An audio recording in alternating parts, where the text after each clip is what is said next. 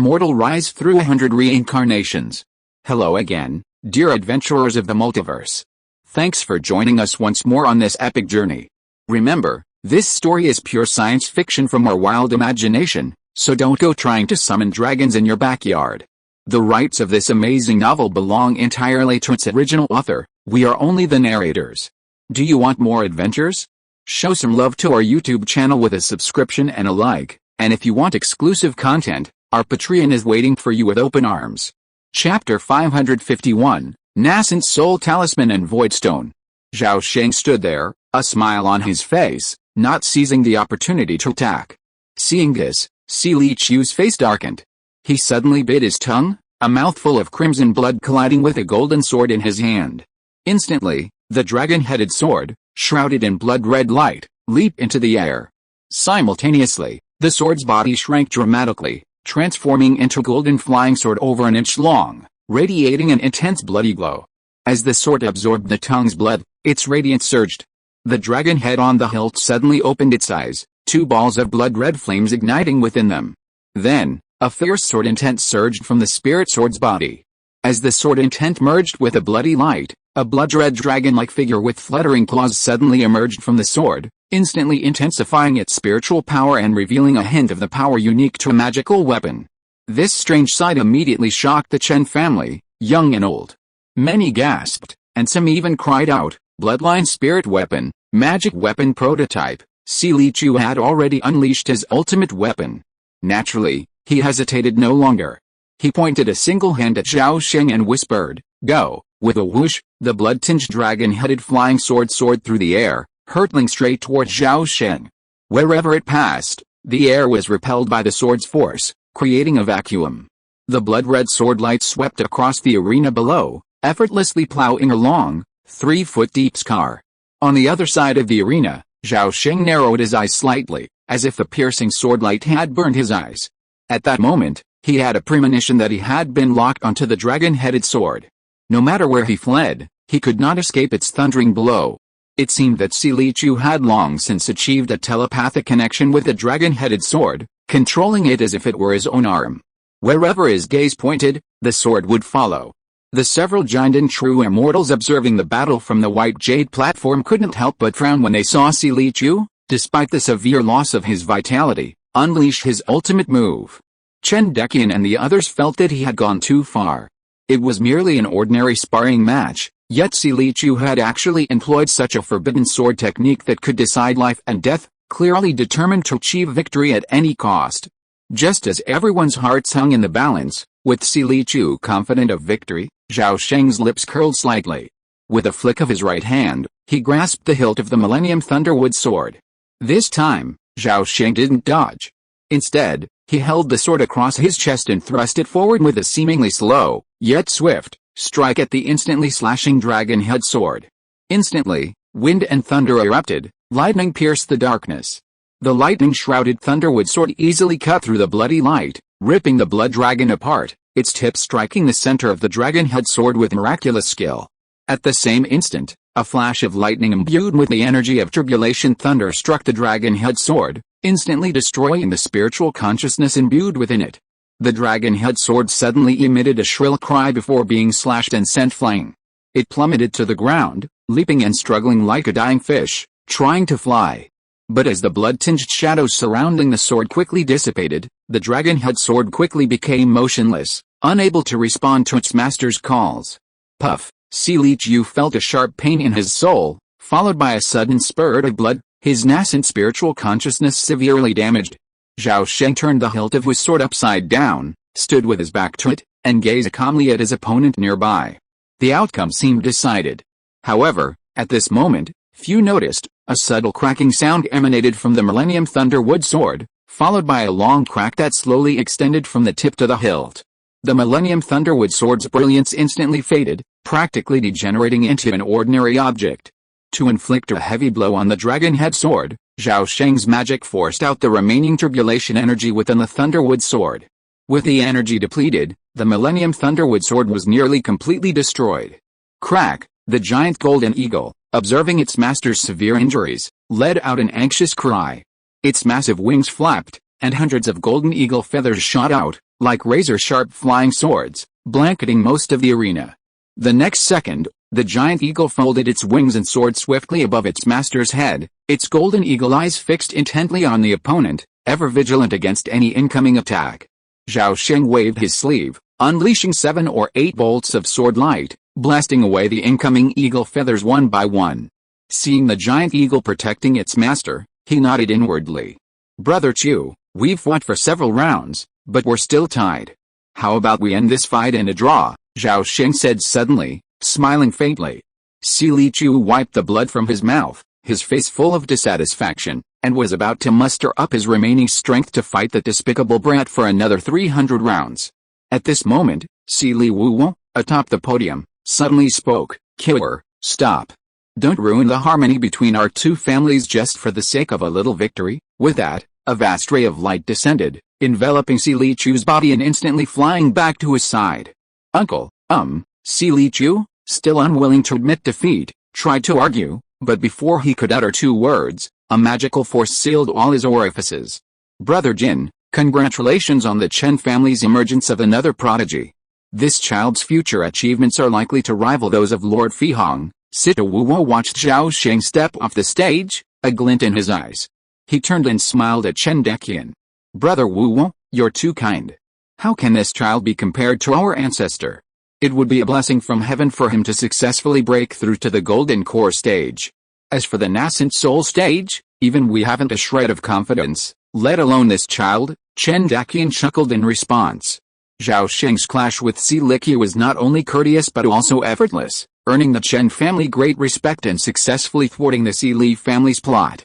HMPH, Chen Deqian couldn't help but snort at the words. Although the patriarch, for the greater good, didn't want to offend the Li family, Chen Deqian had a deep grudge against Li and Wu, and he knew he would surely pay back when the time came. Li Wu coughed lightly and smiled faintly. Kidor just wanted to show off his skills and interrupted the Chen family's family competition. "To express my apology, I will give up the disputed spirit stone mine. Brother Jin, what do you think?" "Haha, Brother Wu is really generous. No wonder the Li family is recognized by the world as the #1 family in this world." Chen Deqian laughed and couldn't help but praise. Upon hearing this, Li Wu raised his eyebrows slightly and waved his hand, saying, "Brother Jin, you are exaggerating. Think about this Hulubi family and the Bai Bishan family. Both families have true lords of transformation in charge. Both families have been prosperous for more than 10,000 years. Their overall strength is 3 times stronger than that of our Li family. Therefore, the saying that this family is the first is already yesterday's news and there is no need to mention it anymore." Having said this, Li Wu changed the subject and said, "Brother Jin, my disappointing nephew's soul has been damaged. I am going to take him back to heal his wounds and will not stay here long.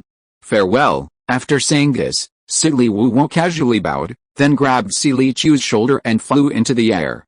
In an instant, he turned into a stream of light and flew into the sky, disappearing. Chen Deqian looked at the 2 people going away, and the smile on his face gradually faded.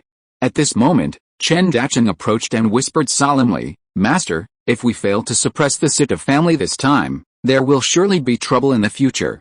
We must be on guard. Also, Mixi has already shown his prowess in front of outsiders. We must be more vigilant in the future to prevent him from failing prematurely." "Brother Chang, you have a point. But don't worry too much. I will make the arrangements. When you return, tell Mixi not to leave the house until he has broken through to the foundation establishment stage." "Okay, we'll discuss the details later. Now it's time to announce the results of the competition." After Chen Deqian finished speaking, he put on a smile again and slowly walked to the front of the podium. Looking out at the thousands of Chen family members, he said in a clear and unhurried voice, "I declare." The 3-day family competition finally came to a close amidst the cheers of the crowd. There was no doubt that Zhao Sheng had not only achieved instant fame but was also the ultimate winner. Besides the top-grade foundation establishment pale and the supreme spiritual weapon, the 10,000-year Thunderwood sword, awarded as prizes, he also won in nearly 6,000 mid-grade spirit stones from the dealer, instantly becoming wealthy. The day after the competition, Zhao Sheng was taken by Chen Deqian to the ancestral cave abode to meet the white-eyebrowed child.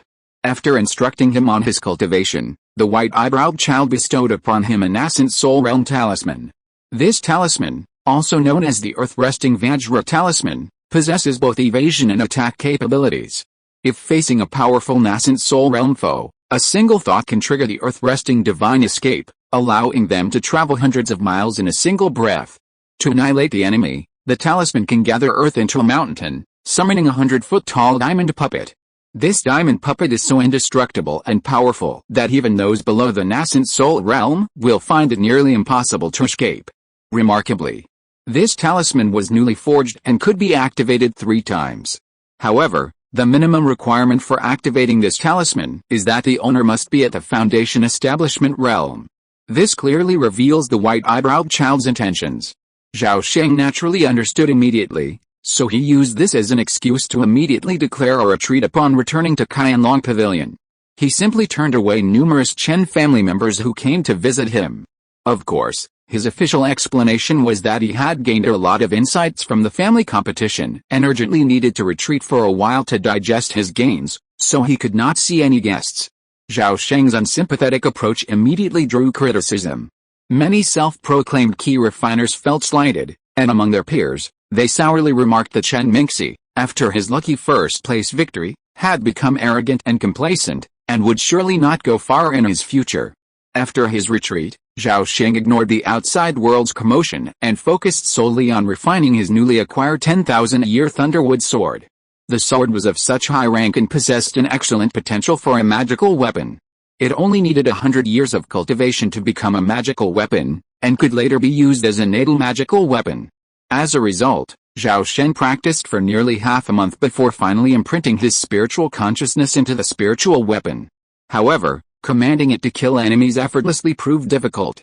He would have to break through the Foundation Establishment stage, experiencing a surge in both his spiritual consciousness and spiritual power, before he could even begin to achieve this feat.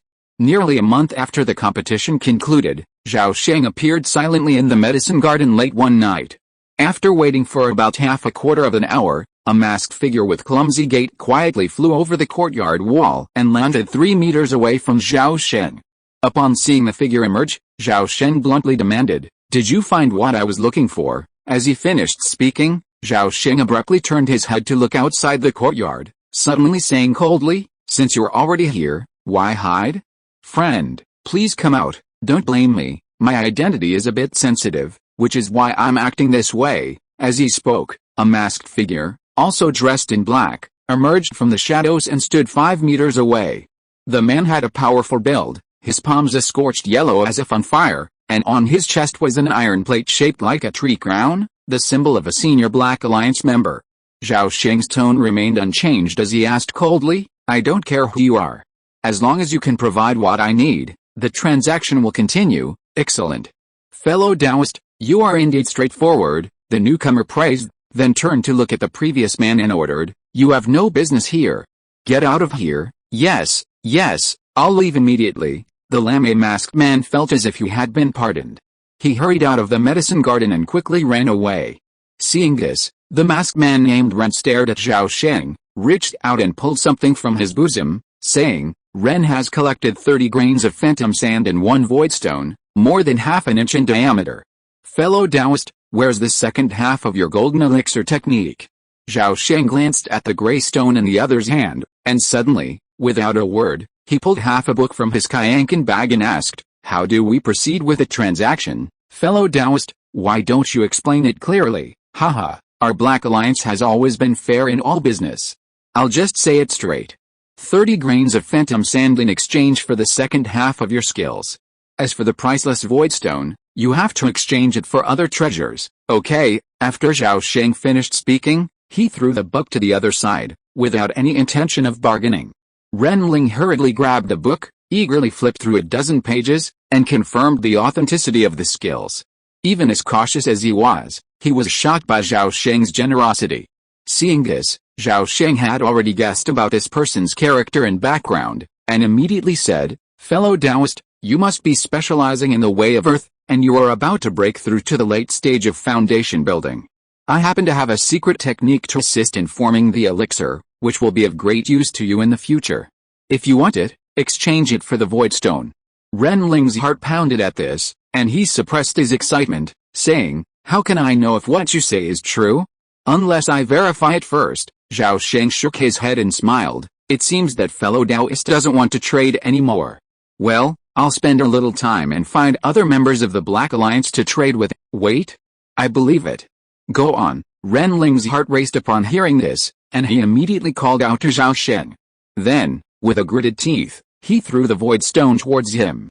Zhao Sheng stretched out his hand and sucked the void stone into his hand. After carefully examining it several times, he confirmed that it was exactly the same as described in the book. Excellent. This is a good start. Zhao Sheng put away the void stone and took out a blank jade slip. He engraved the secret method to assist in forming a pill into it, and then tossed the jade slip into Renling's arms. As Renling was checking the secret method's authenticity, Zhao Sheng continued, I need more void stones, shadow sand, Kongtong snails, and other treasures that contain the power of time and space. As long as you can find this kind of treasure, I will accept no offer and guarantee your satisfaction. By then, I will be able to obtain even the golden core formation technique, not to mention the mere secret core formation technique. Renling was startled by the man's tone, but soon became very excited.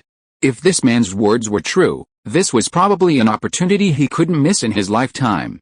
Chapter 552, Yu Kuangxenshan. Okay, it's a deal. Renling was taken aback by these words.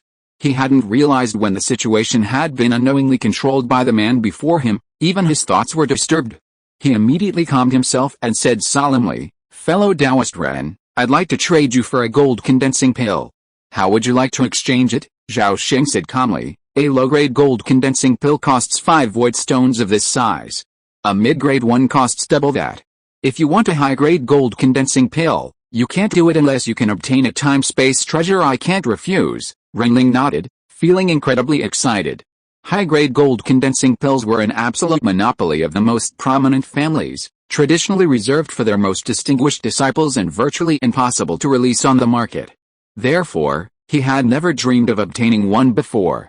Now, Renling was even more certain that the man before him must be a powerful figure within the cunning leopard Chen family, otherwise, he wouldn't be so arrogant.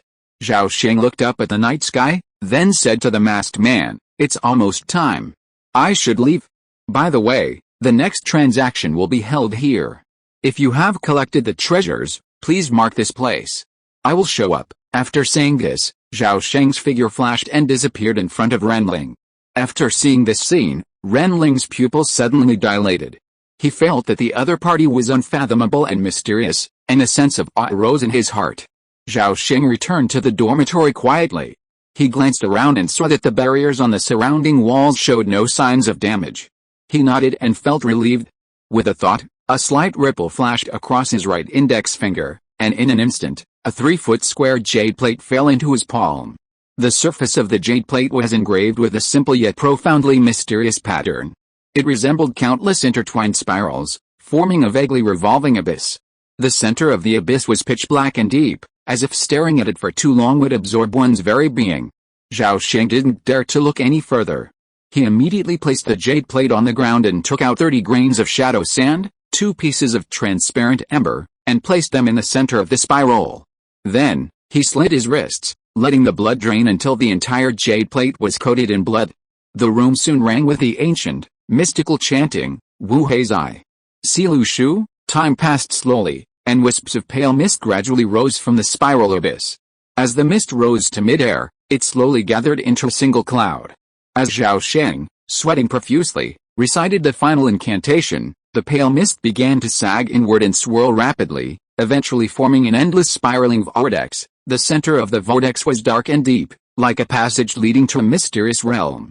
After chanting the last note, Zhao Sheng suddenly had a sudden realization. Before me lies a portal of space and time, a gateway to the ethereal heavens of the universe. Now, with a single thought, he could pass through the portal and enter the mysterious and unknown ethereal heavens of the universe.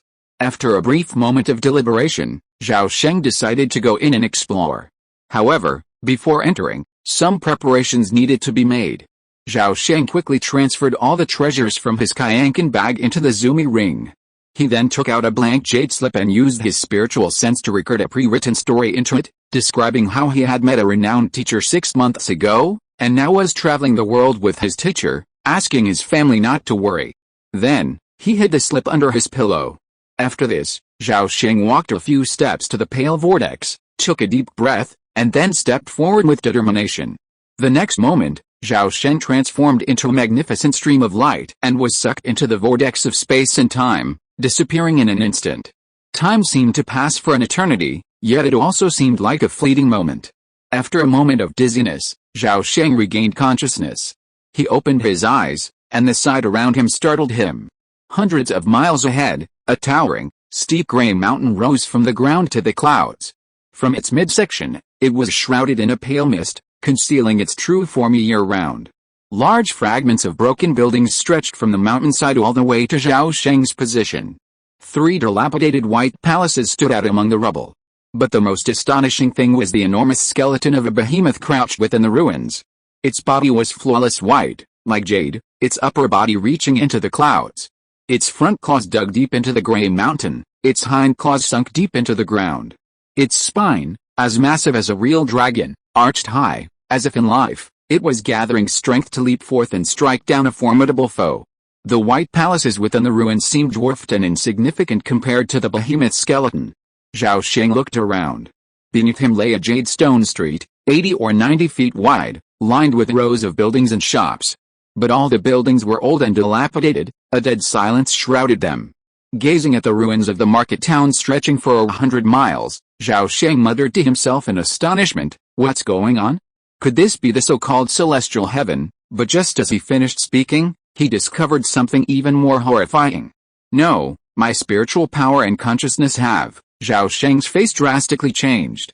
Not only could he no longer sense the spiritual energy of this world, but his spiritual power had become stagnant, and even his consciousness was imprisoned by some force, unable to leave the purple palace between his eyebrows. This world seemed to possess some unknown law, relegating him to mere mortals. After repeated attempts, Zhao Sheng had to accept this bleak reality. After a while, Zhao Sheng walked back and forth along the 700-foot-long street several times, but still found no living creature. He didn't leave the street, for every time he stepped outside, he felt a chill run down his spine, a sense of immense danger lurking beyond. Just as he reached the middle of the street for the third time, Zhao Sheng suddenly saw a pale vortex suddenly appear in the distance ahead, followed by a streak of light and form. The vortex dissipated, and the light coalesced into a white-robed elder with a face as pale as snow and brows as red as blood. The elder opened his eyes, caught sight of Zhao Sheng, and a startled expression crossed his face. Then, a kind smile appeared on his face, and he said, "Young man, you're quite early." Zhao Sheng's heart skipped a beat. He could actually understand what the other person was saying, but the lip movements didn't match at all. The man was clearly speaking an unknown language. Zhao Sheng's mind flashed, and he bowed, saying, "I am Taoist Ziming. Nice to meet you, fellow Taoist. May I ask your name? And where is this place?" The white-robed elder's eyes flashed, and he smiled. "My Taoist name is Bai Lin." He then added, "Young brother, this must be your first time here. I warn you, never tell anyone about your world or your real name. From now on, use a pseudonym when you speak to others. Just make up a name when the time comes." Zhao Sheng's face lit up with gratitude, and he bowed again. "Thank you for your guidance, senior. I'll use Bai Mei from now on. You are a teachable boy." The white-robed elder nodded in satisfaction. At that moment, a pale vortex formed again near the two men. Soon, a third figure appeared before them. He was cloaked in a black robe, his features completely obscured. As soon as the man appeared, he suddenly cried out in terror, "Where has my cultivation gone? Green cloud, come out to me." However, no matter how he called out, the green cloud he spoke of never appeared. "My friend, please stop shouting. This place is forbidden to spirits and gods. Anyone who enters will lose all their cultivation. Once they leave, their cultivation and spiritual consciousness will return to normal." "Don't worry," the white-robed elder, clearly very enthusiastic, immediately reminded him. The black-robed man suddenly became quiet. He then crossed his arms over his chest and said in a deep voice to Zhao Sheng and the other man, "I am Irking. May I ask you two friends if this is the legendary fairyland?" Upon hearing this, the white-robed old man clapped his hands and laughed uncontrollably. "Haha, you are another deceived person. Look at the environment here. How does it resemble the legendary fairyland? Although this place is not the fairyland, It is also an indescribable mysterious world. This is where all living beings in the heavens gather. You, I, and this little brother should come from 3 different worlds. The black-robed man also noticed that his lip shape was wrong. He suddenly realized and nodded quickly. You are right. I thought I could ascend to the fairyland, but I didn't expect to be deceived. When I go back, I will definitely slaughter the entire Qinghai clan. The white-robed old man waved his hand and said, this is your private matter and has nothing to do with outsiders. I only care about whether you have any treasures that can be traded. Zhao Sheng's heart skipped a beat when he heard this, but before he could open his mouth, the black-robed figure spoke first. This is my first time here, and I know nothing. I hope you can teach me. Even if you don't ask, I'll still explain. It's just basic common sense, so it's okay to share it with you. With that, the figure began to explain the local rules and precautions in front of the 2 of them. A moment later, Zhao Sheng's eyes flickered, and he had already gained a preliminary understanding of this place. From the white-robed elder's words, it was clear he knew nothing about the Yuquang's ancient heaven. He only knew that it was a special place where beings from different worlds could travel through time and space to reach it through rituals. The special laws of this world meant that any creature entering here would lose all their magical powers, even those at the level of a true immortal. Of course, the white-robed elder had heard this from a senior once before, and he himself had never come into contact with an immortal. Because of this unique place, it naturally became an ideal trading venue. Every time beings from different worlds set foot here, they bring with them countless treasures from all over the heavens and realms, as well as a variety of magical weapons, cultivation techniques, elixirs, and other unimaginable treasures. Imagine how precious and rare a place where all the heavens and realms can exchange what they have. Even immortals would probably covet this place and flock to it. According to the white-robed elder, whether it's barter or other transactions, the rule is that once you've made a purchase, you can't go back on your word. And aside from not being able to physically assault someone, there are virtually no restrictions here. Being deceived is your own fault, not anyone else's. Every time I come here, my stay varies, depending on the amount of space-time power contained in my offerings, and of course, a little on my own strength. The black-robed man suddenly interrupted. Elder, my divine power is sealed, and I can't open my stored ring. How can I trade without my treasure? The white-robed elder shook his head and smiled. It's your first time here, after all. Forget it this time. Remember to bring the treasure you want to trade with you next time you come in. Okay, if you 2 have any more questions, I'll charge you. According to the rules of the trade, 1 grain of space-time sand can be used to ask 1 question. But the more valuable the answer, the more space-time sand is required. Zhao Sheng's heart moved at this. He reached into his arms, and when he returned, he had a piece of amber in his hand. 5 points of light flickered faintly within the amber. Senior, is this the space-time sand you were talking about? The white-robed elder's eyes lit up, and he nodded. Yes, this is space-time sand. There are actually 5 grains. Little brother white eyebrows, come and see. As he spoke, he pulled out a fist-sized, crystal-clear spirit stone from his bosom. Judging from its quality, it must be of the highest quality. However, this place is a place where spirits and gods are forbidden, and all transcendental beings have fallen silent. It's impossible to verify the spirit stone's authenticity based solely on its appearance. Little brother, this is a top-grade spirit stone. It's more than enough to exchange for your 5 grains of space-time sand. Do you want to trade? The white-robed elder said proudly. Zhao Sheng shook his head. Senior, please forgive me. I'd like to wait a little longer. As he finished speaking, the black-robed elder called out eagerly, Elder, I have a piece of 10,000-year-old flame jade. Can I trade it for your top-grade spirit stone? He reached into his robe and pulled something from his waist. It was a palm-sized, exotic, fiery red jade tablet. The jade token was 3 fingers thick, a hazy red glow coursing within, making it clear it was no ordinary artifact.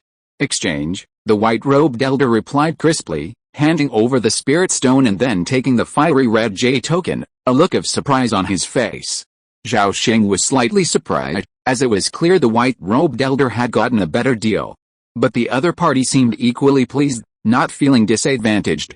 Zhao Sheng suddenly felt a subtle repulsion emanating from the surrounding space. This indescribable repulsion was so subtle. It seemed to repel him from this world. Zhao Sheng's eyes flashed, and as he recalled the elder's words, he immediately understood what was going on. Little brother, well, there's another one coming. As the words fell, a portly old man, less than 5 feet tall and with a full beard, flew out of the pale vortex and landed in front of the 3 men.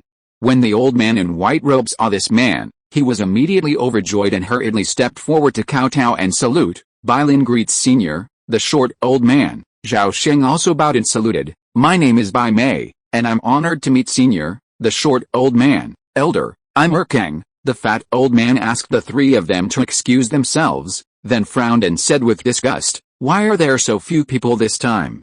It's not easy for the old man to come here, isn't it a great loss now? While speaking, the man's eyes fell on Zhao Sheng's hand, and his voice suddenly stopped. If you are listening to this novel on a channel other than Fanfic World, it means it was downloaded and re-uploaded without effort. We warmly invite you to visit our channel, Fanfic World. There you will find the original version of this story and many other novels of various genres. We look forward to seeing you dive into a world of incredible novels. Chapter 553, Breakthrough Marriage and Audience with Patriarch Fi Hong. Seeing the man's eyes fixed on the space-time sand in his hand, Zhao Sheng's heart stirred, and he said, Senior, are you interested in these 5 grains of space-time sand? The dwarf came to his senses and nodded decisively, white eyebrow, I want all 5 grains of space-time sand. With that, he flicked his sleeve, and out flew 5 high-grade spirit stones. As if they had eyes, the 5 high-grade spirit stones flew precisely towards Zhao Sheng. Zhao Sheng, observing this, waved his sleeves, instantly collecting the spirit stones. Then, with a flick of his right hand, he tossed the amber to the man. After accepting the amber, the dwarf couldn't help but look at Zhao Sheng with a different eye. He explained, don't worry. I won't let you suffer any loss. Here, time, space, sand and high-grade spirit stones are essentially equivalent, their value is almost the same. It's just that treasures imbued with the power of time and space are very rare in my world. Therefore, every time I come here, I have to go to great lengths to find them. So, you understand, don't you? Junior understands, Zhao Sheng replied with a smile. He glanced at the white-robed elder beside him, seeing no trace of embarrassment on his face. The dwarf's arrival was like a signal. In a short while, one after another, visitors from another world, traveling through endless time and space, successfully arrived at this celestial ruin. These people were clearly not new here. Upon arrival, they set up stalls on the street, and in a blink of an eye, their stalls were filled with a wide variety of items. Unfortunately, due to the constraints of this land's laws, both divine objects and priceless treasures were reduced to ordinary items, appearing like ordinary, mundane objects. Zhao Sheng walked around the street and noticed that the stall owners were all sitting cross-legged, pretending to sleep, waiting for customers to approach. After a while, Zhao Sheng approached a stall and looked at the ore of various sizes and colors. He suddenly squatted down, pointed at a piece of gold as big as his head, and whispered, Senior, how much is this ore? The stall owner opened his eyes and, upon seeing the customer, maintained an inscrutable expression. He said calmly, this is Xianshan Zhengjin, weighing 136 jin. If you want it, exchange it for 10 grains of time and space sand or a treasure of equivalent value. Zhao Sheng tentatively asked, can I have it? The stall owner nodded. Yes, and not just here, but all the other stalls will. But once the transaction is completed, there is no going back on your word. This has always been the rule here. Zhao Sheng smiled, picked up the gold with both hands, and examined it carefully. After rubbing it for a while, he put the piece of Xianshan Zhengjin down. It's truly top-quality Xianshan Zhengjin. It's just a shame the purity isn't enough. Zhao Sheng shook his head with deep regret, then stood up, seemingly about to leave. A flicker of surprise flashed in the stall owner's eyes, and he quickly called out, don't go. The price is negotiable. How about 9 grains of space-time sand? Zhao Sheng smiled, but said nothing. Well, all right. To get things off to a good start, 8 grains will do. It can't go any lower, the stall owner said with a look of resignation. Zhao Sheng shook his head and turned to leave. As more and more people arrived, Zhao Sheng gradually realized that a few weren't there to trade. By now, he had seen 2 people exit the street, heading toward the Grey Mountain. Their figures quickly disappeared behind the ruins. Zhao Sheng also noticed that both the men possessed formidable physiques. One's muscles bulged like iron, his dark fists as large as baskets. The other was covered in silver-white bone armor, which had grown from his body. Just then, a white-robed elder approached Zhao Sheng.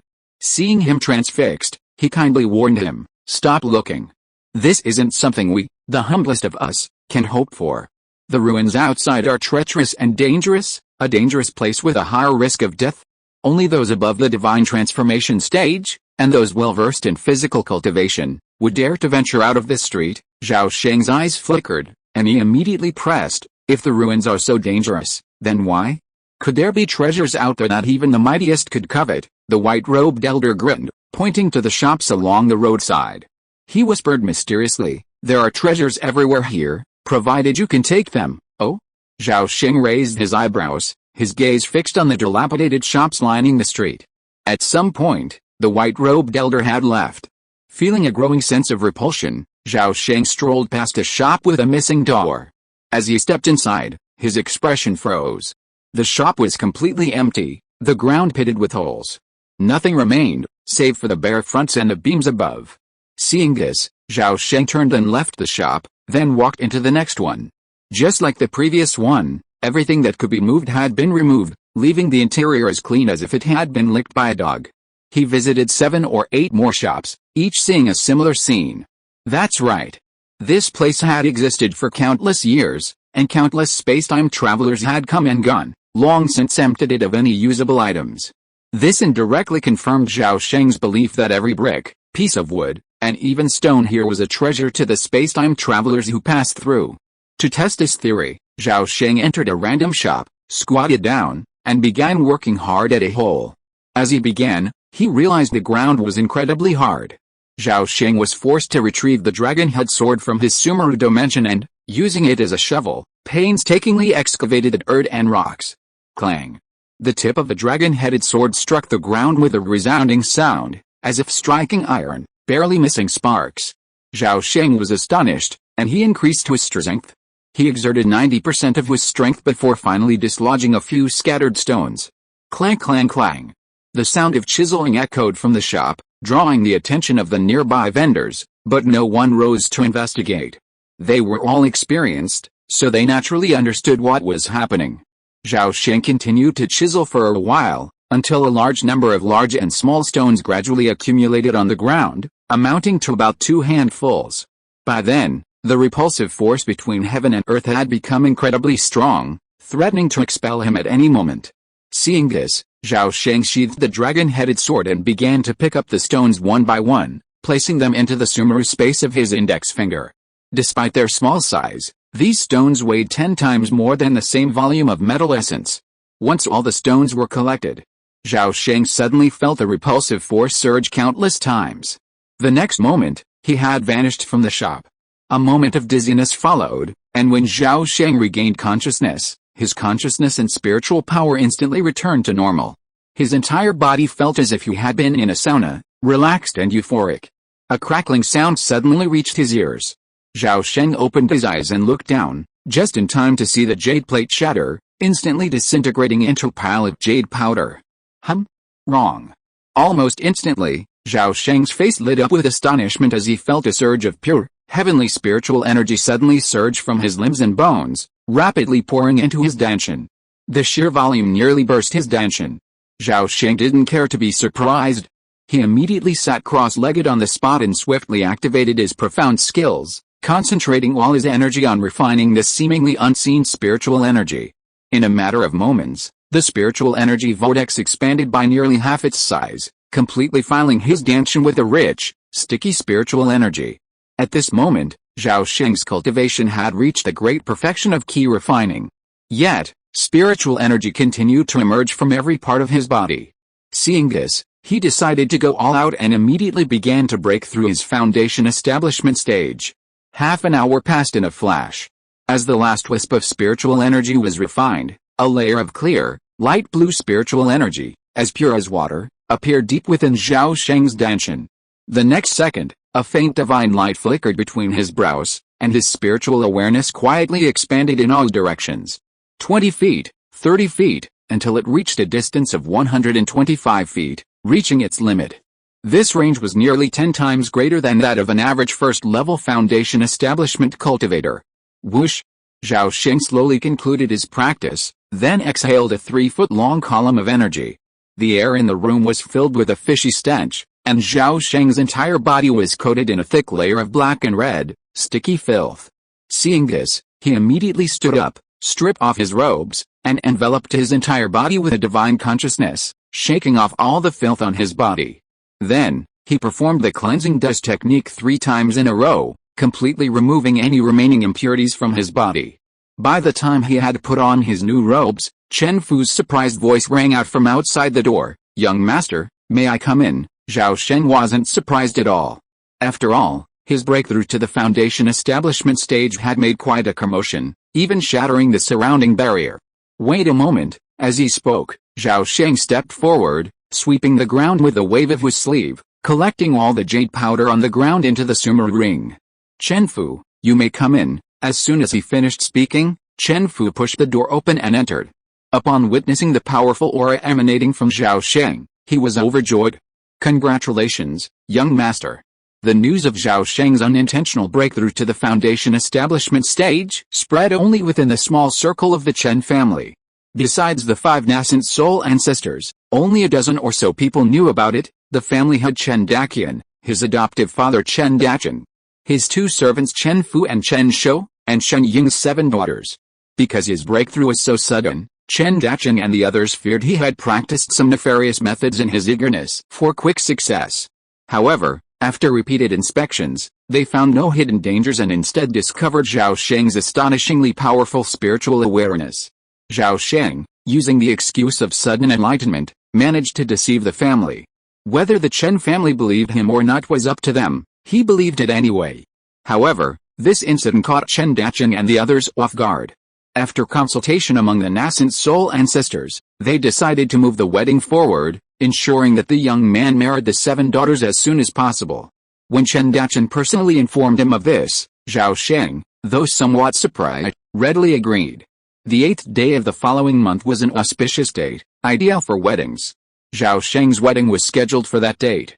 According to Dacheng tradition, Chen Ying and the 7 daughters of Chen Qi were forbidden from meeting the groom before the wedding. Chen Ying and the 7 daughters quickly moved out and returned to their parents. Zhao Sheng, on the other hand, was also kept busy. Someone soon arrived to instruct him on the etiquette and regulations surrounding the wedding. Meanwhile, Chen Dacheng and his wife began preparing the betrothal gifts. Everything went according to plan, without a single fuss. In less than 3 days, Zhao Sheng, overwhelmed by the myriad etiquette and regulations, was forced to retreat, claiming his unstable realm required him to recuperate. This news quickly reached the white-eyebrowed child. He flew into rare rage, summoning Chen Daqian for a stern reprimand. He then ordered the wedding to be kept simple and secret, with no publicity. On the 8th day of the 9th lunar month, the sky was clear and sunny. Near noon, a magnificent carriage, towed by 6 majestic cranes, arrived from afar and landed in front of the Qianlong pavilion. The gate slowly opened, and Zhao Sheng, clad in a crimson brocade dragon robe and a crown adorned with a celestial spirit, emerged. He walked a few steps to the carriage. The charioteer stepped aside, offering the crane whip with both hands. Zhao Sheng took the whip and sat in the charioteer's seat at the front. With a crack of the whip, the 6 majestic cranes spread their wings, dragging the chariot into the air. In a flash, they soared into the clouds, bounding towards a dwelling somewhere within the canopy of the great chun tree. Zhao Sheng spent half an hour collecting Chen Ying and the other 7 women aboard the carriage. Then, instead of returning to the Qianlong pavilion, he piloted the chariot to the entrance of a large tree hollow halfway up the great Chun sacred tree. Zhao Sheng dismounted the chariot with the 7 women and, with a solemn expression, entered the hollow. This tree hollow was actually a cave, neither large nor small, but shrouded in mist and a spiritual energy so dense it seemed almost liquefied. As Zhao Sheng and the 7 girls entered the depths of the tree, a voice, neither male nor female, suddenly rang out, gentle and elegant. "Children, come here." The voice seemed to emanate from the deepest recesses, and Shen Ying and the other girls were instantly overwhelmed with excitement. Zhao Sheng gathered his thoughts, turned his head, nodded, and led them deeper. After walking a dozen steps, the view suddenly opened up. At that moment, a young man with emerald hair and beard, and fair, rosy skin, emerged halfway from the tree wall. His emerald eyes gazed at Zhao Sheng a few steps away, a hint of smile and admiration in their gaze. Upon seeing this person, Zhao Sheng immediately bowed and kowtowed. "Mixi, I greet our ancestor Fi Hong." I wish you a long life." Chen Ying and the other 7 girls followed suit, bowing and kowtowed to greet the Chen family's ancestor. "Everyone, rise. I do not like to see people kneeling." With a wave of his hand, Patriarch Fihong swept in an invisible undercurrent, easily lifting Zhao Sheng and the others to their feet. Patriarch Fihong was the Chen family's stabilizing force. He rose to fame 3,000 years ago. After reaching the nascent soul stage, he successfully forged a covenant with the spirit of the Dacheng sacred tree, becoming a rare tree lord. Now, Patriarch Fihong's cultivation had reached the pinnacle of the nascent soul, just half a step away from breaking through to the divine transformation stage. Unfortunately, this half step proved incredibly difficult. Only if the Dacheng sacred tree successfully survived its third great withering catastrophe could Patriarch Fihong, a fellow tree lord, ascend to the divine transformation stage. For this reason, the Chen family spared no expense to secure a child with a natural talent for thunder spirit roots. It was against this backdrop that Zhao Sheng became a member of the Chen family. One can imagine how crucial he was to the Chen family. Therefore, Zhao Sheng need not worry about his power increasing too quickly. Fihong, Beimei and other nascent soul cultivators of the Chen family were hoping that he could break through to the nascent soul stage as soon as possible so that they could help the sacred tree overcome the tribulation. Chapter 554 This night, Zhao Sheng and the 7 women didn't stay in the tree cave for long. After meeting with ancestor Fihong, they emerged, carrying the treasures bestowed upon them by the ancestor. As the crane carriage soared into the sky, the 7 women's excited chatter filled the carriage, their ladylike demeanor completely forgotten. Zhao Sheng touched the 3 treasures in his arms and thought, no wonder the 7 women were so excited and lost their composure. Truly, the treasures bestowed by ancestor Fihong were so precious. The Chongchun pill was a 3rd grade, top-grade elixir with a single purpose, eternal youth. Most importantly, the elixir's main ingredient was the fruit of the Great Chun sacred tree. The Great Chun sacred tree blooms and bears fruit once every 100 years, and the fruit takes another 100 years to fully mature. This means it takes a full 300 years to produce 9 berries, each of which can be used to refine only 1 batch of Chongchun pills. Furthermore, only berries from Great Chun sacred trees that have endured at least 1 tribulation can be used to refine the 3rd grade Chongchun pill, which promises eternal youth. In addition to the Chongchun pill, Chen Ying, Chen Qi, and Shen Shuang, as co-wives, received a complete set of top-grade spiritual artifact-level phoenix crowns and robes, while the other 4 women did not receive this opportunity. Of course, the 7 women were merely supporting characters. Zhao Sheng was the one most valued by the Fihong patriarch.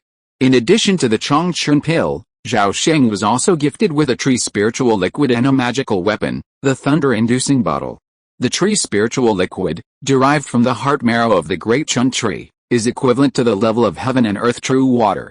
It not only strengthens the spirit and invigorates the soul, cleanses the hair and marrow, but also slightly prolongs life. As for the magical weapon, the thunder-inducing bottle, needless to say, possesses the power to guide, contain, and transform lightning into water. Driving his crane chariot, Zhao Sheng quickly arrived at the cave abode where Chen Dacheng and his wife lived. He then brought the 7 women to meet their adoptive parents. The 8 of them stayed there for about 2 hours. Then, bearing the treasures bestowed by their elders, they boarded the crane chariot and set off for Qianlong Pavilion. Dusk was approaching when they arrived at Qianlong Pavilion. The courtyard was festooned with lanterns and colorful decorations, red silk and satin woven around verted trees and pillars. Celestial music echoed through the air, and clouds and mist filled the courtyard. 7 stunning beauties disembarked from the celestial carriage and shyly retreated to their respective chambers, awaiting their husband's wedding wine. Bringing 3 wives and 4 concubines home on the same day, this is a story that will last through the ages. However, Zhao Sheng was torn. His affections were a blessing, but whose chamber should he enter first? After much deliberation, he finally made a decision. Chen Ying was his adopted father's daughter. No matter what, she would be first in line. A moment later, with a creaking sound, Zhao Sheng pushed open the door and entered. The room was now filled with intoxicating fragrance, the walls adorned with auspicious ornaments. A pair of red dragon and phoenix candles burned quietly on the incense table, their gentle flames illuminating the chamber. Beside the table sat a charming woman, clad in a phoenix coronet and bridal robe, her eyes bright and charming. Chen Ying's cheeks flushed, afraid to look directly at her husband. Her stunning beauty, illuminated by the candlelight, was almost too humiliating to behold. "Yinger, it's getting late. Look," Zhao Sheng said gently, smiling as he approached. Chen Ying's chin nearly touched her chest with shame, and she stammered, "Husband, I haven't drunk yet." Zhao Sheng laughed heartily, picked up the 2 dragon and phoenix wine cups on the incense table, and handed the phoenix cup to Chen Ying, saying with a smile, "Yinger, come and drink this wine with me." With a clink, the cups fell to the ground, about 600 words deleted. That night, the light of the jade pot flickered, and the stars shifted. It can be said, curtains hang down from the embroidered windows, red candles and golden cups illuminate emerald brows. Mandarin duck sashes lace the tent, and dragons dance in the warm brocade curtains. The next morning, Zhao Sheng, looking pale, slowly walked out of the last phoenix chamber, ultimately choosing to sleep in Chen Ying's. The intention was self-evident. The next 3 months were the honeymoon period of affection and love. During these days, Zhao Sheng lived a life of pure bliss. The Chen family's concerned members closely followed the goings-on at Qianlong Pavilion. Seeing the harmonious and sweet relationship between Zhao Sheng and his wives and concubines, they finally put their minds at ease and turned their hopes on Chen Ying's 7 daughters to conceive and bear children as soon as possible. Only by giving birth to children could Chen Mingxi be firmly bound to the Chen family. However, childbirth is always difficult for cultivators, and pregnancy is not easy. Even though the Chen family secretly bestowed various fertility elixirs, such a thing still depends on fate. Zhao Sheng treated them with equal care, but the results were ultimately disappointing. None of Chen Ying's 7 daughters conceived. Seeing this result, Chen Daqian, Chen Dachan, and the others were naturally disappointed, but they could do nothing about it. The autumn air was crisp and clear, the sky clear. Ever since Zhao Sheng's marriage, the Chen family has carved out a secondary branch from the second canopy, marking Zhao Sheng's territory. The canopy of the Great Chen sacred tree resembles a canopy. If spread out flat, it would encompass an area of 70,000 to 80,000 li. The canopy of a sacred tree typically consists of 9 main trunks and countless offshoots. Each main trunk extends outward for hundreds of li, with branches measuring tens of li in diameter, like a horizontal mountain range, typically covering less than 10,000 li. From each trunk, hundreds of secondary branches branch out, most ranging from a few li to several li in diameter, often exceeding 100 li in length. Adding these numerous offshoots, the total area easily exceeds hundreds of li. Some might suspect that all the branches combined far exceed 70,000 to 80,000 li. But remember, the canopy is 3-dimensional, and its total surface area is immense. Even if one were to remove those overly slender branches and those unsuitable for human habitation, the canopy of the Great Chen tree would offer scant space for human habitation and cultivation, far less than one might imagine. Taking the territory granted by the Chen family as an example, the area suitable for large-scale construction projects totals approximately 50 or 60 li. Yet, this vast area is home to only Zhao Sheng, his 7 daughters, and their servants, numbering less than 100 people in total, a truly sparsely populated area. In reality, most members of the Chen family prefer to be practical, rather than basking in the wind and mist. Therefore, the suspended city built around the trunk of the Great Chen tree is where most of the Chen family's cultivators reside. The trunk of the Great Chen sacred tree is over 600 li in diameter, and the suspended city, built around the tree and nestled above the second canopy, appears from afar as a vast, mist-shrouded, and magnificent suspended city. However, the suspended city is not unique to the Chen family. Similar suspended cities can be found on all Great Chen sacred trees, albeit on varying scales. A chill wind blew, and clouds and mist thickened. Within the suspended city, Zhao Sheng walked on a thin layer of frost, following the straight, wide road toward the towering brown tree peaks at the end. 5 colored flags fluttered on both sides of the road, emitting a faint, brilliant light. Soon, a massive tree hollow, over 10 feet high, appeared at the end of the road. The entrance was blocked by a half-broken stone pagoda, its doors tightly shut, and no one was seen entering or leaving. Zhao Sheng approached the door, removed his jade identity card, and presented it to the guardian statues standing on either side. As an invisible divine sense swept across the jade card, the guardian statue's glowing red eyes instantly turned light green. Zhao Sheng put away his jade identity card and stepped into the stone pagoda. This tree hollow was the location of the Chen family's treasure vault, one of the most heavily fortified locations in the city, riddled with traps and arrays, even housing an unknown number of high-level puppets. According to Chen family tradition, every member who reaches foundation establishment is granted a chance to enter the treasury and choose a free treasure from the first 3 levels. Compared to the others, Zhao Sheng was undoubtedly special. Elder Fihong granted him free access to the first 5 levels and the chance to choose 3 free treasures. The Chen family has been established for thousands of years, and the treasures within the treasury are simply countless. But who was Zhao Sheng? Even though the treasury was piled high with treasures and top-grade magical weapons were commonplace, even the former true lord of transformation wouldn't take him seriously.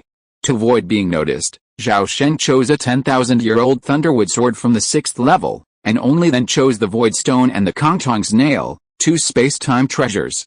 That's right, he didn't choose a defensive spiritual weapon. After his marriage, not only the senior Golden Core True Lord, but also the other 4 nascent soul ancestors bestowed treasures upon him.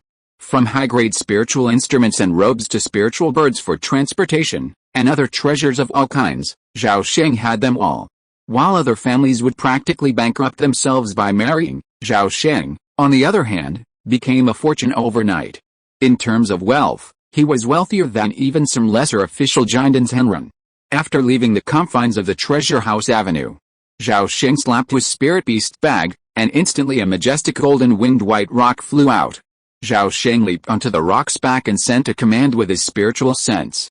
The next moment, a white rainbow rimmed with gold shot up into the sky, carrying its owner across the city and swooping down toward the treetops.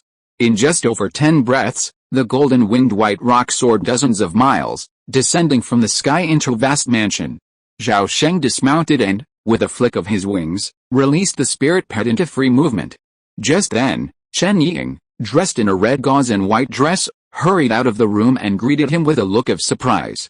"Husband, why are you here today?" Zhao Sheng saw this and deliberately teased, "Why? Yinger doesn't welcome me." Chen Ying stamped her foot in shame and said coquettishly, "Husband, you're teasing me again. According to the rules, you should have gone to Sister Linger's today, haha. Of the 7 of you, I've always loved Yinger the most. That's why I couldn't wait to come to Changying Courtyard today." Zhao Sheng stepped forward and took Chen Ying's hand, saying gently, Yes, husband, you shouldn't look at me like that." Chen Ying blushed as red as a persimmon and murmured like an ant. "We cultivators don't care about trivial matters. Besides, my parents are looking forward to having a grandchild soon." As he spoke, Zhao Sheng had already dragged Chen Ying into the room, and the door slammed shut. Zhao Sheng was not a sex-crazed maniac, nor was he obsessed with lust. His dissolute behavior wasn't just to impress the Chen family, but also to ensure the 7 women conceived quickly.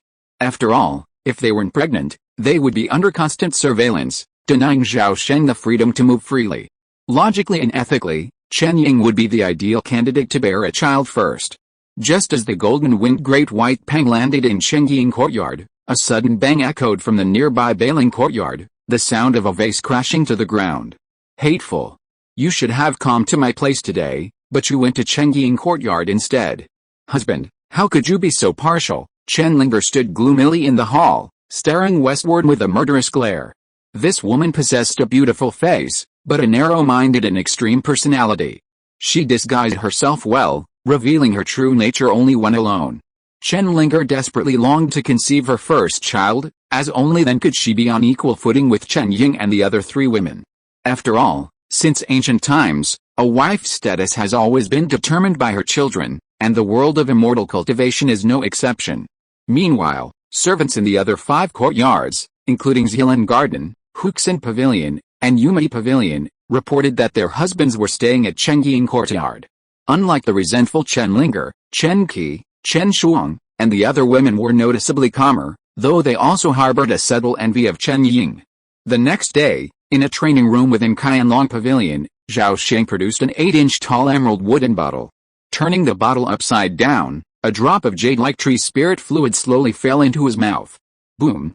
As the spirit fluid entered his stomach, a surge of strange heat erupted, coursing through his limbs and bones in an instant. Zhao Sheng activated his profound energy, allowing his spiritual energy to flow through his meridians, refining and absorbing the medicinal properties. As time passed, a faint rumble of thunder echoed through the room, and traces of filth forced their way out of his pores, a faint, fishy odor gradually filling the air. Near dusk, Zhao Sheng sat cross-legged, his hands constantly forming hand seals. Rays of spiritual energy shot out, striking a 3-foot wooden sword suspended in midair. The 10,000 years thunderwood sword emanated a faint aura, with strands of lightning dancing and flickering across its surface. As invisible spiritual consciousness poured into the sword, Zhao Sheng's mind gradually resonated with his sword, his spiritual imprint gradually imprinted upon the spiritual sword's restrictions. From dusk until dawn the next day, the 10,000 years thunderwood sword erupted with blinding lightning, followed by a resounding hum. Zhao Sheng's eyes lit up, and he shouted, "Conquer!" As soon as he finished speaking, the thunderwood sword instantly transformed into a streak of lightning, swirling 3 times before landing on its owner's knees, the humming fading. Zhao Sheng grasped the hilt of the sword with his right hand and looked up at the rooftop. His piercing gaze seemed to penetrate the rooftop, capturing the vast expanse of sky.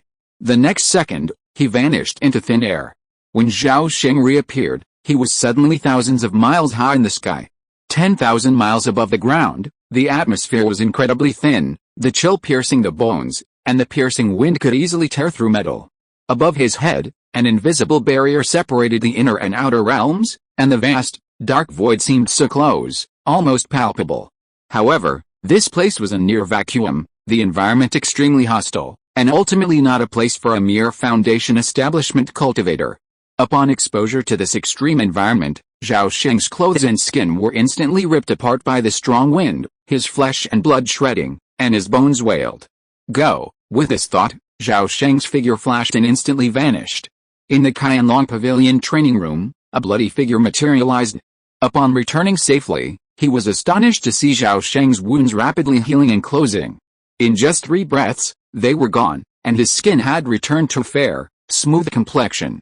Zhao Sheng frowned and performed a cleansing spell to remove the bloodstains on his body. He then cast a spell to destroy all traces, and finally changed into a new set of robes. Chapter 555, Multiple Trainings, Determined Path Ahead. Qianlong Pavilion, Training Room. A circular spiritual gathering array was arranged on the floor of the room, its 64 nodes inlaid with mid-grade thunder spirit stones.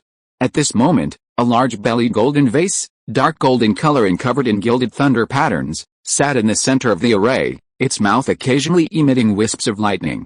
Zhao Sheng sat cross-legged at the edge of the array, his hands placed on his dantian, forming the treasure vase seal. A faint glow shone between his brows.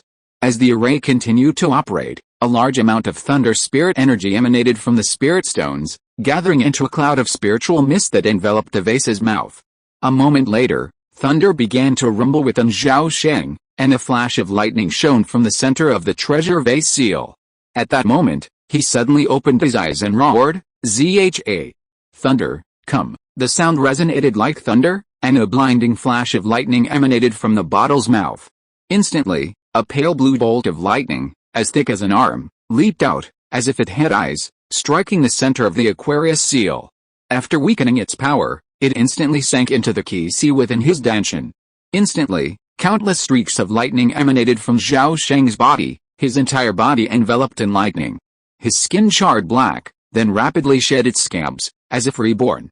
Similarly, his flesh and blood were constantly burned by the lightning, yet rapidly multiplied and healed.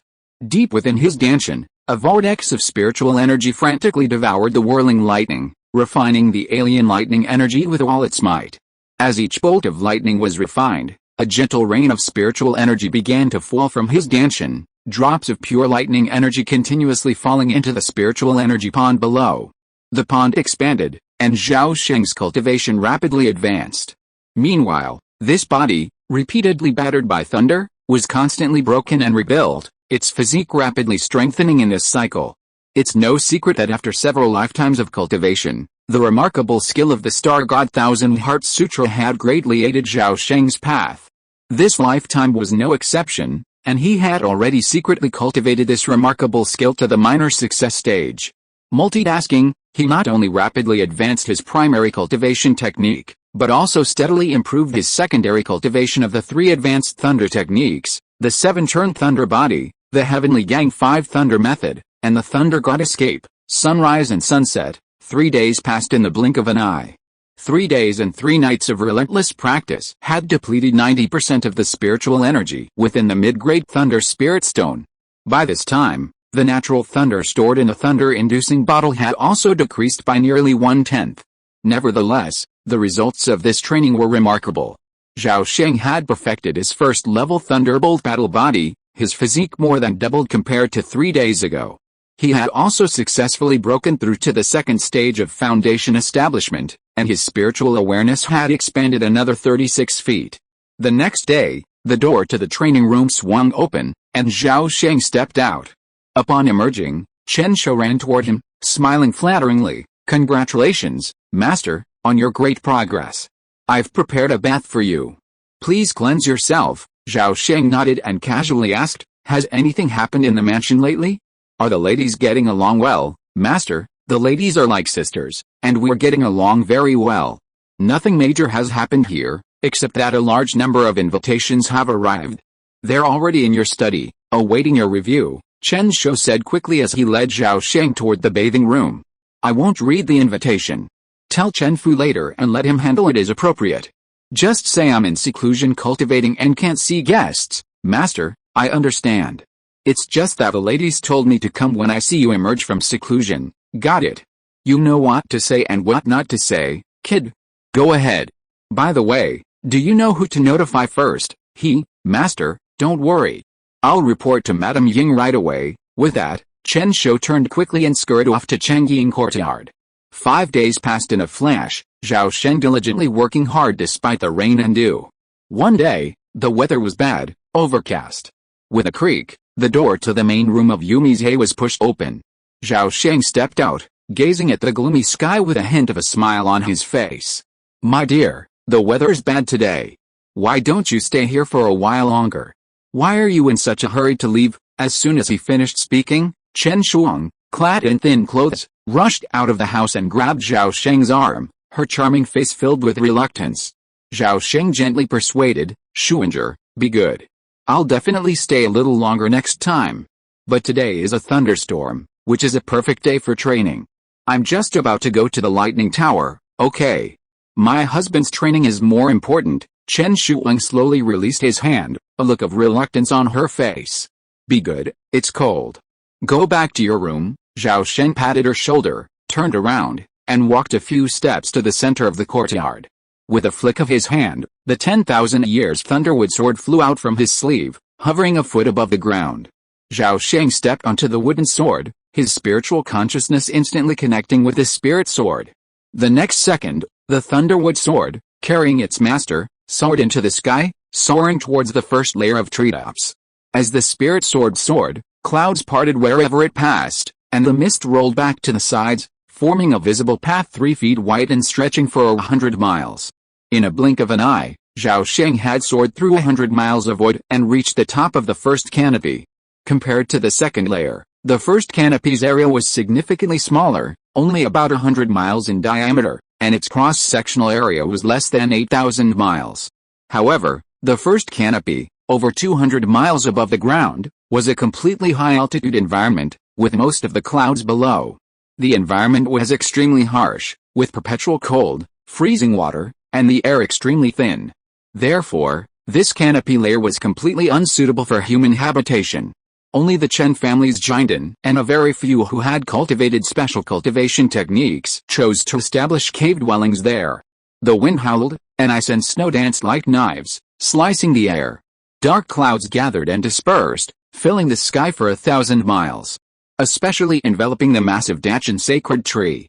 Through the vast shroud of snow and mist, a vast section of trunk could be faintly seen protruding from the treetops, reaching tens of miles in height.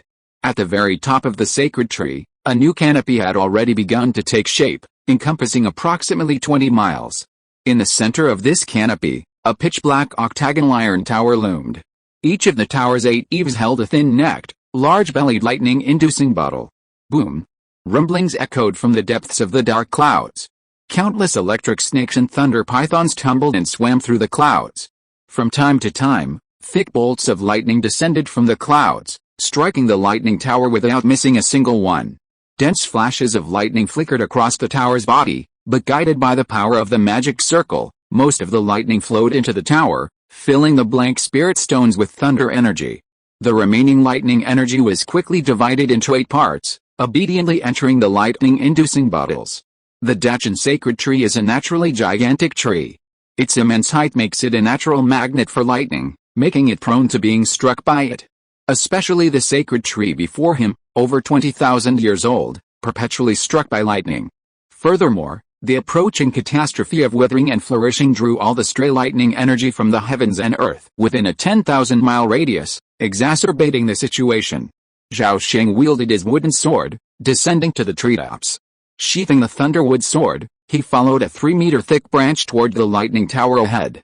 As he approached, he saw a middle-aged man, shirtless and towering, seated cross-legged before the tower's gate.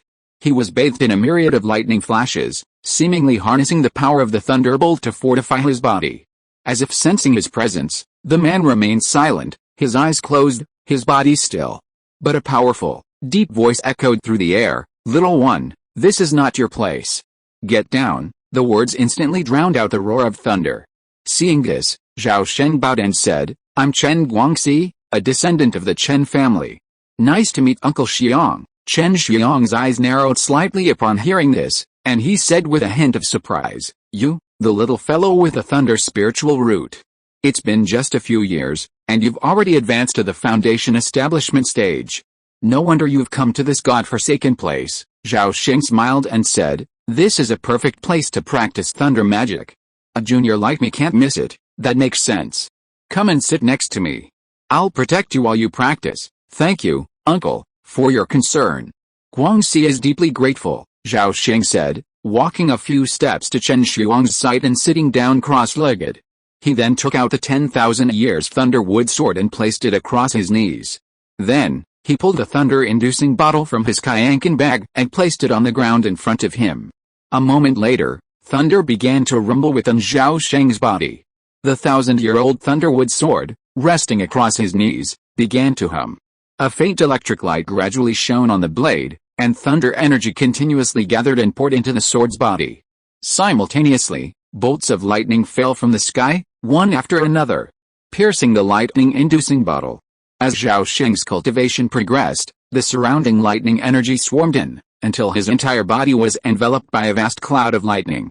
The purest and most refined heavenly and earthly lightning energy continuously flowed into his Danshan Qi, quickly being refined into drops of pure spiritual power. Chen Daxiang, observing this scene from the side, his eyes gleamed with wonder, and he was almost startled by the strange phenomenon Zhao Sheng's cultivation had conjured.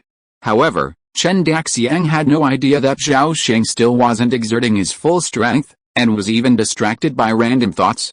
He had originally considered the lightning protection tower an ideal place for retreat, as it was rarely visited and could be hidden from view. But Chen Daxiang's appearance disrupted his plans. With someone watching, he couldn't do anything else in secret.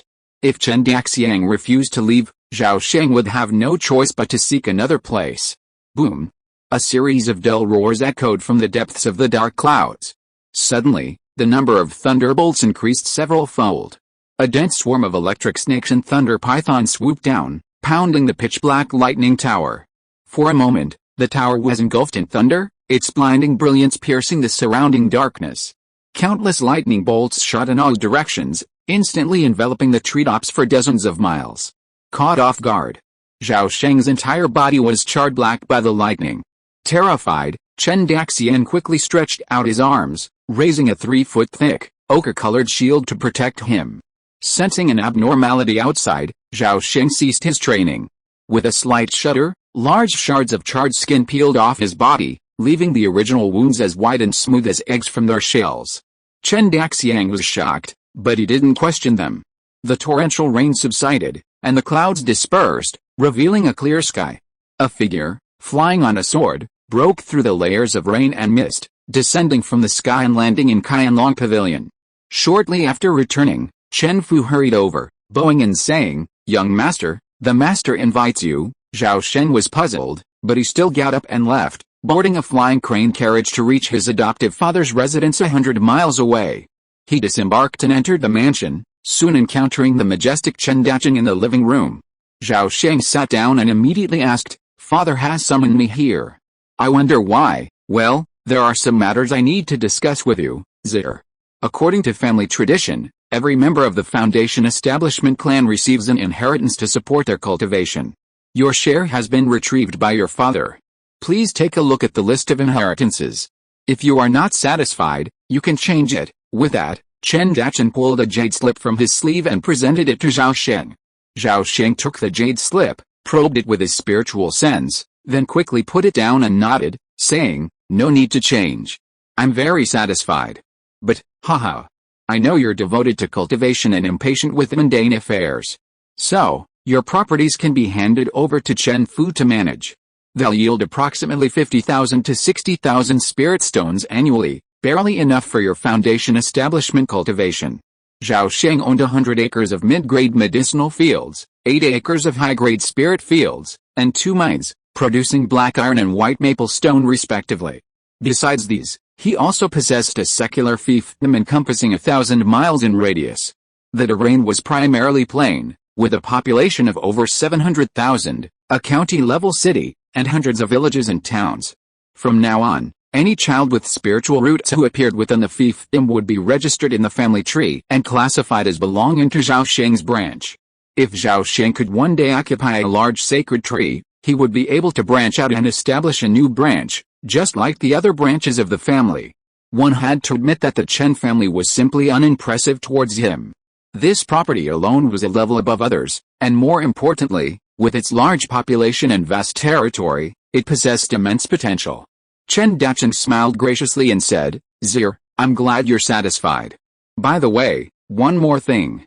Zir, have you chosen which level of heavenly thunder you'd like to cultivate in the future?" Zhao Sheng paused before speaking seriously. "I was just about to tell you, father. After much deliberation, I've decided to cultivate both levels of heavenly thunder, but to prioritize divine heavenly thunder." Chen Dacheng was astonished.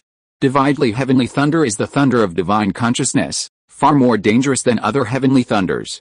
Since ancient times, few have achieved success. Those who have invariably possessed mental strength far superior to their peers, not by a factor of 10 or 20, but at least twice as much. I've reviewed family records and, in the past 10,000 years, there have only been 2 successful cases. However, both ultimately suffered backlash from the thunder, resulting in their own destruction. At this point, Chen Dacheng earnestly advised, "Zir, why don't you switch to another level of sky thunder? In my opinion, cloud sky thunder is perfectly suitable. First, the cloud sky thunder key reserves are vast, making it very easy to harvest. Second, the difficulty of spiritual power transitions is greatly reduced, making it countless times safer than divine sky thunder. Furthermore, I strongly advise against you cultivating multiple powers. You must know that breadth is not as good as concentration. At least before condensing the golden core, a true cultivator never loses focus, they single-mindedly strive for progress. This is the true path of cultivation, father, that's what I taught you. I understand. From now on, I will definitely choose to cultivate cloud sky thunder," Zhao Sheng replied respectfully. However, while he spoke so superficially, he harbored other ideas. No one knew he had already decided to cultivate the 3 levels of cloud sky, divine sky, and purple sky thunder. Furthermore, his primary focus wasn't divine sky thunder, but the unspoken purple sky thunder. In his previous life, he had played with and fondled the purple sky divine thunder for hundreds of years, becoming incredibly familiar with it.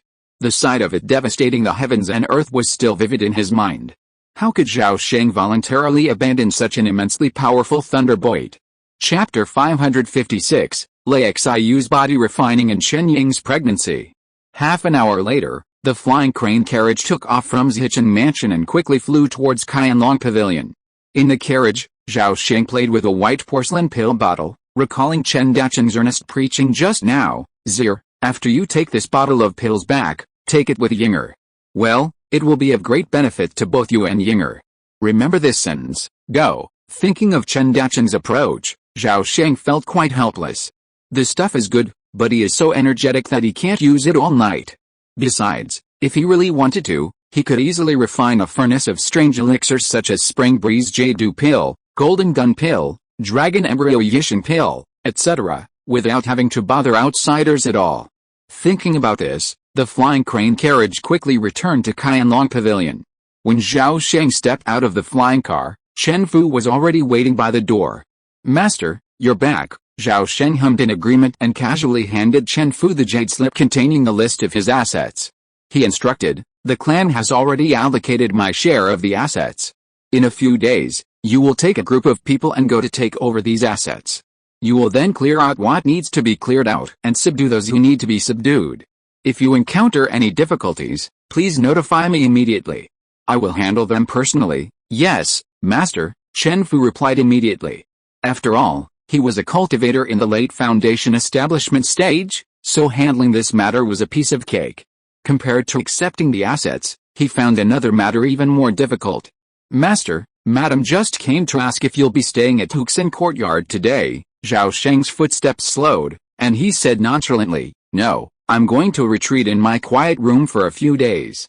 I'll visit my sister when I'm out." Chen Fu immediately bowed and replied, "Okay, I'll tell Madam about this later. Well, go and do your thing. I won't need you here." "Yes, Master." As Chen Fu hurried away, Zhao Sheng vanished from the scene in a flash. Late at night, in the training room, after diligently practicing for most of the day and consuming 2 mid-grade spirit stones, Zhao Sheng's cultivation had improved again. He slowly paused, poured away the blank spirit stone, and with a flick of his hand, a thumb-sized stone suddenly appeared in his palm. This stone looked just like any other stone out there, but in reality, it was several times heavier than the same volume of gold essence. However, as time passed, the stone slowly became lighter, its weight seemingly fading away. Compared to its initial weight, it had already shrunk by nearly half. Zhao Sheng could clearly sense the constant emanation of pure spiritual energy from the stone. Judging by the rate of this emanation, the stone was emitting as much as a low-grade spirit stone. Considering the nearly 100 stones he had retrieved, their combined volume was over 100 times greater than this one. This alone suggests that the spiritual energy concentration in Yuquang's Ayanshan was once incredibly high. However, Zhao Sheng's greatest discovery wasn't this. What astonished him most was that the Sumeru dimension seemed to have undergone some mysterious change, seemingly expanding slightly. However, the magnitude of the change was so slight that he couldn't immediately determine its authenticity.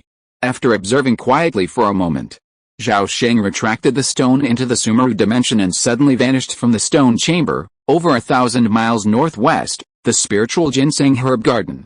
Clusters of green-leaved, red-seeded ginseng seedlings grew neatly in the spiritual field. A dozen steps away stood an ordinary, blue brick courtyard. Zhao Sheng teleported over, landing squarely inside the courtyard. His spiritual awareness silently enveloped the entire compound as he surveyed the surroundings. Suddenly, Zhao Sheng's gaze fixed on a unique symbol carved into the corner of the wall, the agreed-upon trading signal. The symbol's message was simple: trade at midnight daily. For 6 months, Zhao Sheng glanced at the moonlight and saw it was approaching midnight. So, he simply waited for the arrival of someone. After waiting for about a cup of tea, a dark figure emerged from the night, approaching from afar and suddenly landing a dozen steps away. "Fellow Taoist, you've made me wait so long," Renling grumbled, finally seeing a living person. Unexpectedly, Zhao Sheng didn't respond at all, and asked directly, "Where's the thing I want?" Renling paused when he heard this. He originally wanted to take advantage of the opportunity to get some bargains, but the other party didn't fall for it at all. He could only take out a piece of glittering soft jade and 2 pieces of amber from the Kyankan bag in a sullen manner, and said in a muffled voice, "This time I only got 3 taels of cosmic light marrow and 16 grains of phantom shadow sand. How do you want to exchange it, fellow Taoist?" Zhao Sheng's words were as golden as gold. "Cosmic light marrow, 1,000 medium-grade spirit stones. 20 medium-grade spirit stones for 1 grain of phantom shadow sand?" Renling was delighted after hearing this, but he still bargained instinctively. "Fellow Taoist, if you go by your price, I will suffer a great loss. You should know that this cosmic light marrow is what I have worked so hard to get." "Conditional golden pill." Zhao Sheng said only 3 words, and then swallowed the rest of the other party's words back into his stomach. Renling's expression shifted between gloom and brightness. He gritted his teeth. "I'll take this price. But then, as long as you can obtain 300 grains of shadow sand or a space-time treasure of equal value, the golden core will be yours." Upon hearing this, Renling quickly calculated, 1 grain of shadow sand equals 20 mid-grade spirit stones, 300 grains equals 6,000 mid-grade spirit stones, and 600,000 low-grade spirit stones. At the Black Alliance auction, A low-grade golden core typically fetches between 80 and 1 million spirit stones. This conversion saved him a full 200,000 spirit stones. But, fuck, I'm taking a gamble. Fellow Taoist, I mean it, Renling confirmed, staring intently into the other's eyes, a little nervously. Zhao Sheng said calmly, you may not believe it. However, this news will soon reach the Black Alliance's higher-ups. I see you have decent character, so I'm giving you a discount. Those who come after you won't get such a deal. Renling saw this and made a prompt decision, I believe it. I also ask fellow Taoists to give me a few years. After I go back, I will do my best to collect the items for the transaction, be it 3 to 5 years, or even 10 to 20 years. I'm not in a hurry at all. The more time and space treasures you collect, the greater the benefits you will get in the end. Do you want the top-grade golden elixir? As soon as these words came out, Renling's face flushed with excitement. Seeing this scene, Zhao Sheng smiled slightly, stretched out his hand to take off the Kyankan bag, counted out 1,320 medium-grade spirit stones, put them into a small Kyankan bag, and threw it over. Renling took the bag in a hurry, and then threw out his Haoguangsu and amber. Zhao Sheng waved his long sleeves and put the 3 treasures into his sleeves. Okay, I'm leaving. We have a long way to go. See you later. As soon as the voice fell, the other person disappeared from Renling's perception like a ghost. 10 days later, the sky was covered with dark clouds, thunder was continuous, and a heavy rain was about to come. At this moment, an ancient bronze palace was floating in the depths of the dark clouds. Dense and thick lightning bolts bombarded down, causing the entire palace to burst into a blinding white halo, looking like a thunder palace in the sky. At this time, a large amount of free thunder energy rushed into the interior of the thunder palace frantically. When the thunder energy came into contact with the spiritual clouds in the palace, it immediately and continuously transformed into balls of strange thunder spiritual energy. Zhao Sheng sat upright in the spirit-gathering magic circle, pinched a thunder seal with each hand, and thunder roared in his body. A large amount of thunder spiritual energy was constantly attracted and poured into Zhao Sheng's Danshan Qi Si, and in the blink of an eye, it was refined into drops of cloud thunder power. According to the 12 Heavens Disaster Prevention Sutra, the 12 Heavens thunder energy is widely distributed between heaven and earth, and most of it exists in a free state. If classified by altitude, from lowest to highest, they are rainbow sky, cloud sky, blue sky, clear sky, and purple sky. There are also special powers such as divine sky, jade sky, nether sky, and spirit sky. In this world, rainbow sky thunder energy is usually found below the cloud layer, while purple sky thunder energy is the highest, existing only near the boundary membrane. Not only is it scarce and ephemeral, but it is often untouchable. For this reason, since ancient times, almost no one has chosen to cultivate purple sky thunder power, not because they are unwilling, but because they cannot. However, Zhao Sheng is an exception. Thunder rumbled, and heavy rain poured down. A vast mist quickly filled the sky and the earth, making everything hazy and blurry. In Zhichen Mansion, a beautiful woman looked out the window at the pouring rain and asked worriedly, "Husband, can the child successfully cultivate cloud sky thunder power?" Chen Dachin, standing nearby, immediately teased, "Madam, don't you look down on Zher? Why are you so concerned about him? You are so heartless. Yinger even married him, now we are even closer. I don't care about his path, so why should I care about you?" Chen Sen stretched out her hand and twisted her husband, cursing angrily. Seeing this, Chen Dachin quickly surrendered and said with an apologetic smile, Okay, I know I was wrong. Madam, don't worry. If Zher can't practice it, then no one in this world can practice Yangxia Olili. Just as Chen Dachin and his wife were discussing Zhao Sheng's progress in cultivation, he had already vanished from the ancient bronze thunder hall. At the apex of the sky, over 10 miles below the boundary membrane, a bloody, mangled figure lay exposed, unprotected, in the celestial aura. Countless gusts of wind, many times faster than the speed of sound, swept through Zhao Sheng, instantly ripping him apart. Flesh and blood flew everywhere, exposing numerous wide joints. Due to his potent gift of flesh regeneration, the terrifying, massive wounds covering his body grew, closed, and healed at a visible rate. Then, this flesh was repeatedly ripped apart by the gusts of wind, its blood frozen by the extreme cold. Meanwhile, the cloud-like thunder power within his Danshan dwindled dramatically, yet its purity steadily increased. Zhao Sheng repeatedly attempted to activate his thunder battle body, only to be repeatedly shattered by the gusts of wind. However, he remained calm and composed, refining the elixir's potency while methodically channeling his spiritual energy through his limbs and bones, striving to withstand the harsh and hostile environment. As he cycled through the cycle of destruction and creation, his physical strength increased at an astonishing rate. Enduring an hour in this extreme environment was equivalent to a year of diligent physical cultivation for an ordinary person. A quarter of an hour, 2/4 of an hour. In the blink of an eye, half an hour had passed. Just then, the dark clouds below gradually dissipated. Seeing this, Zhao Sheng suddenly grinned and instantly teleported back to the Thunder Hall. Then, he expertly performed the cleansing technique, removing the bloodstains from his body. He simultaneously retrieved a bottle of second-level yuan replenishing pills, poured the entire contents into his mouth, and swallowed. Once his injuries healed, he immediately donned his robes and sat cross-legged in meditation, quietly restoring his vitality and depleted spiritual energy. After about an incense stick of time, the Thunder Hall's doors were pushed open, and a towering, mountain-like giant, 8 feet tall, stalked into the hall. As if sensing Chen Daxiang's arrival, Zhao Sheng slowly opened his eyes, a smile playing across his face. He said, "Thank you, Uncle Xiang, for your protection.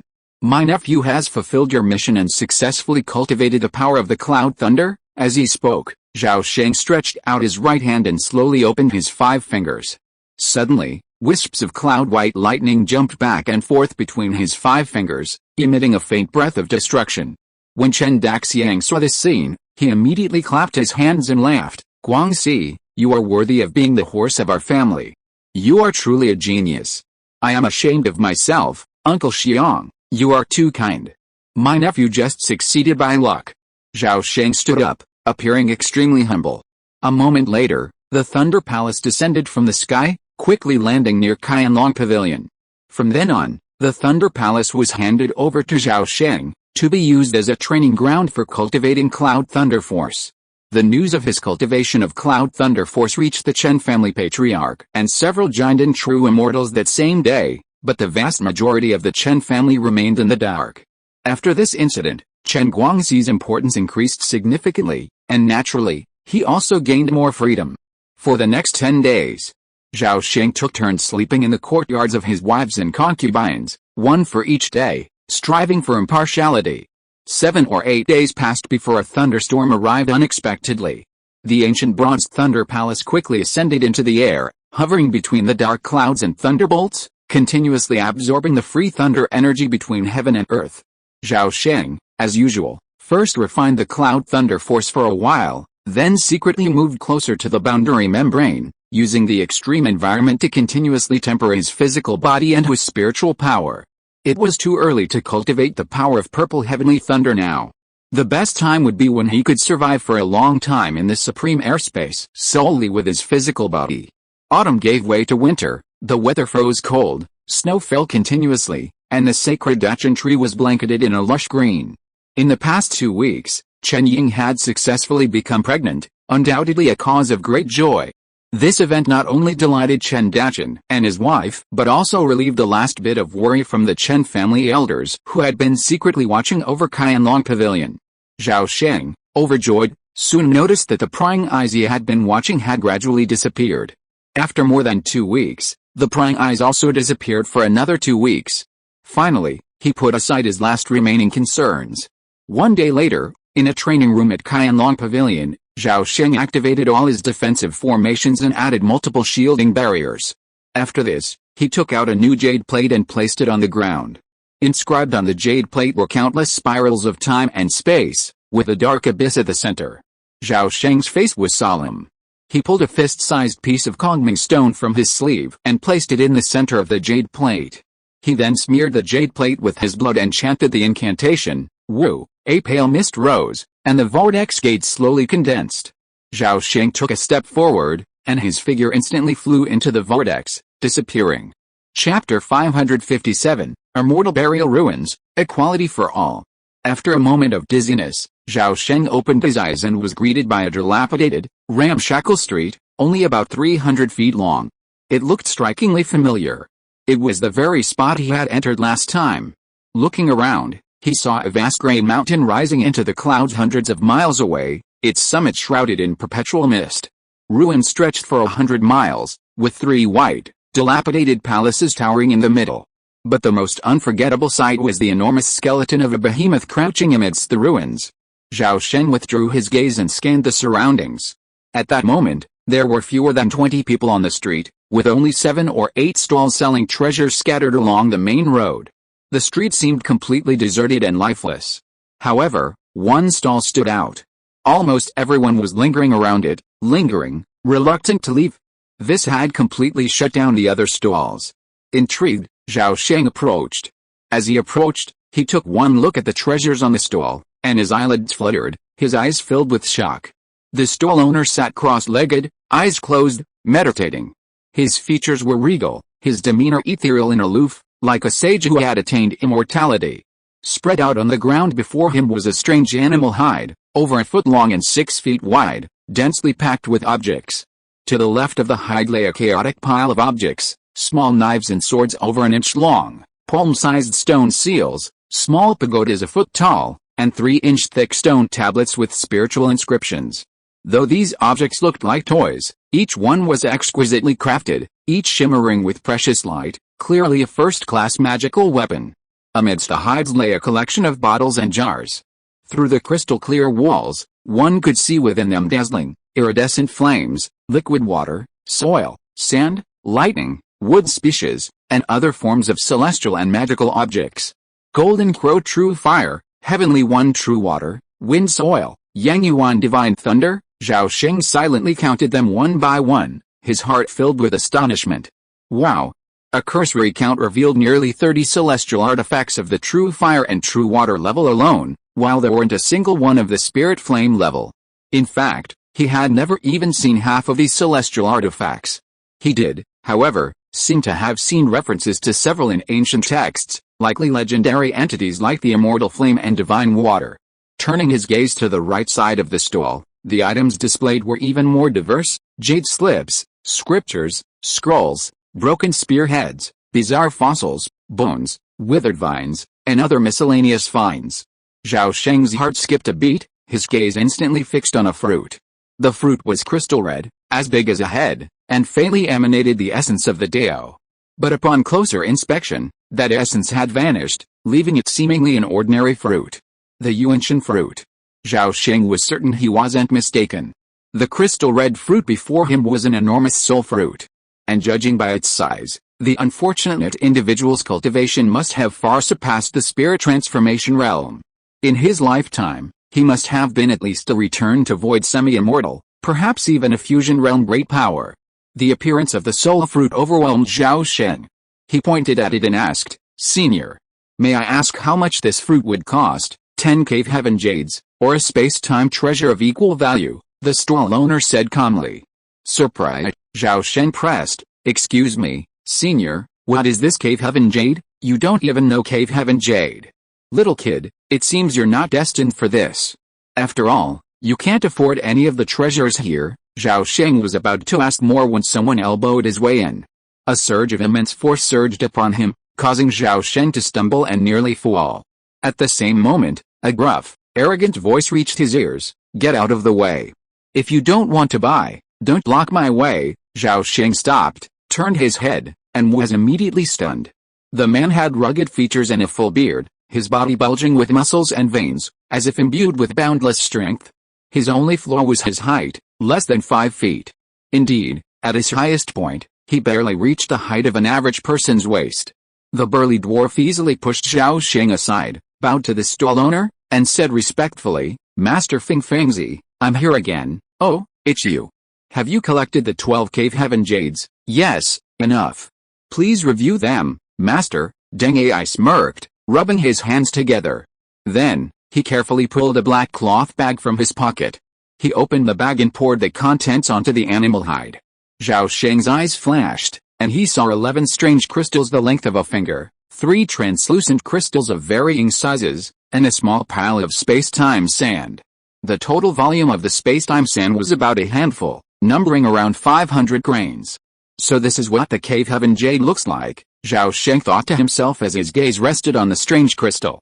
The stall owner, Feng Fengzi, examined it briefly, nodded with satisfaction, and with a flick of his sleeve, the cave heaven jade and a host of other space-time treasures instantly soared into the air, disappearing into his sleeves.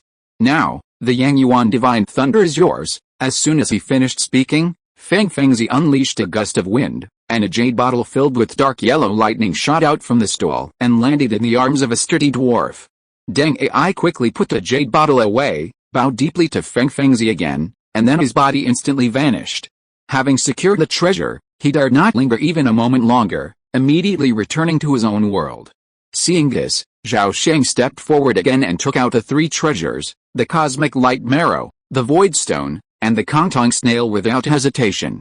At the same time, he bowed his head and said, "May I ask Senior Feng Fengzi, can these three treasures containing the power of time and space be exchanged for one of the treasures on the stall? Haha, you little rascal. I'm in a good mood today, so I might as well teach you a lesson. Since ancient times, wealth has not been revealed to outsiders, let alone in a lawless place like the burial of Immortal's ruins. If you were not next to my stall, I'm afraid you would have been beheaded by now." Hearing this, Zhao Sheng really sensed 3 or 4 murderous gazes falling on him from behind. Zhao Sheng showed no fear and smiled confidently. "Junior believes that I know some fists and feet, and I am confident that I can beat and kill a few fools." Feng Fengzi looked at him twice and said without comment, "I was also very confident when I was your age. After experiencing several life and death, I won't say that." Having said that, he turned back to the main topic. "I am not lying to you. The three things can barely be equivalent to a piece of time and space crystal. Well, you can pick any one from this pile of scrap metal on the left." Zhao Sheng's eyelids twitched when he heard this. Looking at the pile of magic weapons on the left, he was secretly amazed. What kind of cultivation level is this person at, and why is his vision so high? It is obviously a first-class magic weapon, but he calls it scrap metal. Thinking of this, his eyes swept back and forth over the many magic weapons, and finally fixed on a 3-inch thick gray-white stone tablet. The surface of this stone tablet was engraved with over 100 Tai spiritual characters. The handwriting was extremely ancient, the writing style plain and vigorous, yet it evoked an indescribable charm. Zhao Sheng only recognized a dozen or so characters, he had never seen the rest, and his curiosity was piqued. He pointed at the stone tablet and said, "Senior, I wish to obtain this treasure." "Good eyes, little boy. This is the Hideo steel. It was a piece of cake for me back then. I'll give it to you today." As he spoke, the spiritual stone tablet soared into the air, flew in front of Zhao Sheng, and he grasped it, carefully placing it in his arms. It looked like he was placing it in his arms, but in reality, he had already stored it in the Sumeru dimension. "Thank you, Senior, for the gift. I am deeply grateful." Zhao Sheng bowed again. "Let's go.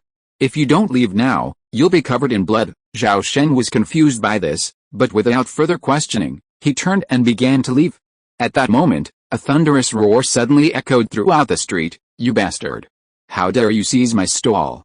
Die, heavy, massive footsteps clattered rapidly from afar. Just as the words had fallen, a massive golden giant, 3 feet tall, suddenly leaped up from 7 or 8 feet away. With a roar of thunder and wind, he twisted his body in midair, bent his knees, and clenched his fists into hammers, smashing down hard on Feng Fengzi's head.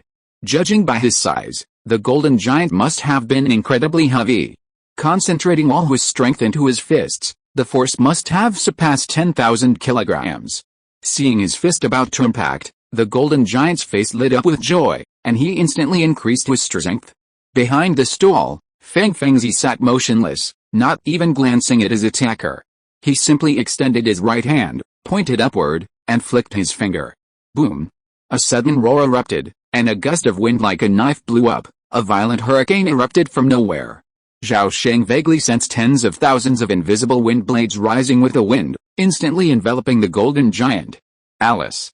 A scream abruptly ended as the golden giant was chopped into pieces in the blink of an eye. Flesh and blood shattered into pieces, scattering across the surrounding ground in a hurricane's whirlwind. Countless body parts littered the ground. The street fell silent at this scene, everyone staring in amazement, their faces filled with fear. Zhao Sheng stood in front of the stall, spotless and unstained. But as his gaze fell on the pile of shredded meat, his eye twitched slightly. The pieces appeared to have a golden texture, clearly extremely dense. The broken bones shone like the finest jade, their surface shimmering like jade. Even more horrifying was the sudden, cascading mass of blood that, upon falling to the ground, transformed into thumb-sized, crimson beads that rolled back and forth, attempting to regroup. Though these beads quickly disintegrated and dissolved into a pool of blood, this horrifying sight remained etched in everyone's minds, forever unforgettable. After a brief silence, someone suddenly cried out in utter horror, "Golden flesh and jade bones, spiritual essence in blood. It's a return to void semi-immortal." This statement was met with an uproar. Everyone was horrified, their gazes fixed in awe. As if performing a trivial act, Feng Fengzi waved his hand, and a gust of wind suddenly materialized, sweeping up a bulging gray skin bag and sending it flying back into his hand. Meanwhile, Zhao Sheng silently took a few steps, crouching down amid the splatter of flesh and blood, deftly picking up the scattered flesh and bones. He even, disregarding the filth, cradled the giant's head in his arms. "Stop, wait, I'll come too, hurry and pick it up." Seeing this, everyone rushed forward. How rare is the corpse of a returning void semi-immortal. You must know that when a returning void semi-immortal achieves success in their cultivation, their physical body has already reached the level of a semi-immortal, the legendary golden muscles and jade bones. At this level, the body of a returning void semi-immortal is almost a treasure of heaven and earth, with countless uses. The mere chance of glimpsing the path to higher realms from a semi-immortal corpse is enough to drive countless cultivators below the returning void realm crazy. A tall, middle-aged man in green armor ran in front of the crowd. He didn't bother to pick up the corpse. Instead, he rushed directly at Zhao Sheng, roaring, "Boy, put down what you're holding, and I'll spare your life." As soon as he finished speaking, he suddenly leaped up and charged at him. This move clearly relied on his armor's invulnerability, deliberately exploiting Zhao Sheng's frailty. Unexpectedly, the man's vision blurred, and the boy vanished from his sight. The next moment, his head felt light, and his vision flew upwards. After a dizzying spin, he plummeted to the ground, then fell into eternal darkness, losing all consciousness. To the others, Zhao Sheng's blurry form suddenly appeared behind the armored figure. A faint flash of swordlight was seen, and a large head soared into the sky. Only a headless corpse remained, blood spurting from its neck like a column a foot high. The rules of the celestial immortal realm are like the iron laws of heaven, all is normal, and all are equal. No matter how powerful you may be in the outside world, you are still just an ordinary person here. Here, the vast differences in realms are almost eliminated, and everyone relies on only one thing, physical strength. Therefore, many powerful beings at high levels often fall prey to mere carelessness, ultimately falling at the hands of mere ants. It's truly unfortunate. Zhao Sheng's attack didn't frighten anyone. In a flash, three men joined forces and attacked. Seeing this, Zhao Sheng considered returning to the Dachan realm. But he immediately realized that it would take a split second to cross back. That small window of opportunity offered a high probability of a fatal blow. With a flash of thought, his expression calm. He suddenly withdrew, swerving, and hid inside a shop. Kill him, and divide the property. With that, the three men rushed inside. A moment later, Zhao Sheng emerged, covered in blood. By this time, the fight over the half-immortal's corpse was over, the ground as clean as a dog's lick. Feng Fengzi watched the excitement for a moment, grinning, as if the whole incident had nothing to do with him. When Zhao Sheng reappeared, Feng Fengzi turned his head, his eyes clearly brightening as he looked directly at the child for the first time. With his keen eyesight, he could tell the man before him was definitely under 20. Furthermore, this boy's physical body was quite good, not much worse than the younger generations of the immortals in Tai Immortal Palace. Even more remarkable was that, at such a young age, he had mastered such superb martial arts. His martial arts talent was truly astonishing. Chapter 558, Xiangqiang's Henren's appearance and Chen Mingzi's birth. After the scramble ended, the crowds on the street suddenly dwindled by 90%. Most people immediately disconnected after grabbing their share, but 3 or 4, feeling their skill and daring, lingered. Zhao Sheng, clutching the giant's head in his arms, strode up to Feng Fengzi and calmly asked, "I'm about to leave, but before I do, I'd like to ask how I can possibly meet you here again in the future." Feng Fengzi replied calmly, "For the past 1,000 years, I frequented Grey Mountain, Black Desert, and Endless Tower. If we're destined to meet, we'll meet again. If not, it's all fate." Zhao Sheng, perceptively at the words, pointed to the Grey Mountain hundreds of miles away and asked, Gray Mountain? Are you referring to this place? Indeed, Feng Fengzi nodded. Zhao Sheng's thoughts raced, having deduced more from the other person's words. The burial immortal ruins he was referring to must be the Yuquang immortal heaven. It's just that they don't know the truth, so they use the burial immortal ruins as a proxy. Furthermore, the location after the time travel isn't limited to this one, perhaps countless other time-space gathering points like Gray Mountain exist simultaneously. Just as Zhao Sheng was lost in thought, Feng Fengzi suddenly waved his sleeves, and a jade slip shot out from a pile of treasures, flying towards him. Zhao Sheng, startled awake, immediately reached out and grabbed the slip, looking at Feng Fengzi with a hint of surprise. Little boy, I see you have quite a bit of potential, so I'd like to establish a bond with you. This a record of all things in time and space is given to you, Feng Fengzi said. Zhao Sheng's face lit up, and he quickly bowed his head in greeting. Elder, I dare not refuse. Senior, your gift of treasure, I will always remember it. As the two spoke, pale vortices gathered and emerged, and the long street quickly became filled with several new time travelers. Zhao Sheng, noticing the growing crowd, bid Feng Fengzi farewell. Just as everyone was about to make a move, he suddenly began to fade, then vanished without a trace. Qianlong Pavilion, training room. A pale vortex suddenly appeared in midair, and then Zhao Sheng's figure solidified from intangible to solid, instantly solidifying into a living being. Returning to the real world, he immediately stored the giant's head and the fragments of flesh and bones into the Sumeru space. Then he removed his robes, performed a cleansing technique, and finally, skillfully changed into a new set of robes. At the same time, a vast amount of pure spiritual energy surged from his limbs and bones. With his previous experience, Zhao Sheng remained calm. After sweeping away the jade powder on the floor with a wave of his sleeve, he sat cross-legged and methodically absorbed the spiritual energy, skillfully refining it into drops of foundation-building spiritual power. After an unknown amount of time, when the last wisp of heaven and earth spiritual energy was successfully refined, his cultivation level had improved slightly, almost reaching the peak of the second stage of foundation building. At this time, the top-grade tranquilizing incense in the incense burner had almost burned out. Zhao Sheng's eyelids twitched, then slowly opened. After a long exhale, his right index finger suddenly shimmered, and the Hideo steel appeared out of thin air, landing in his palm. As soon as this treasure appeared, a burst of precious light shot up into the sky.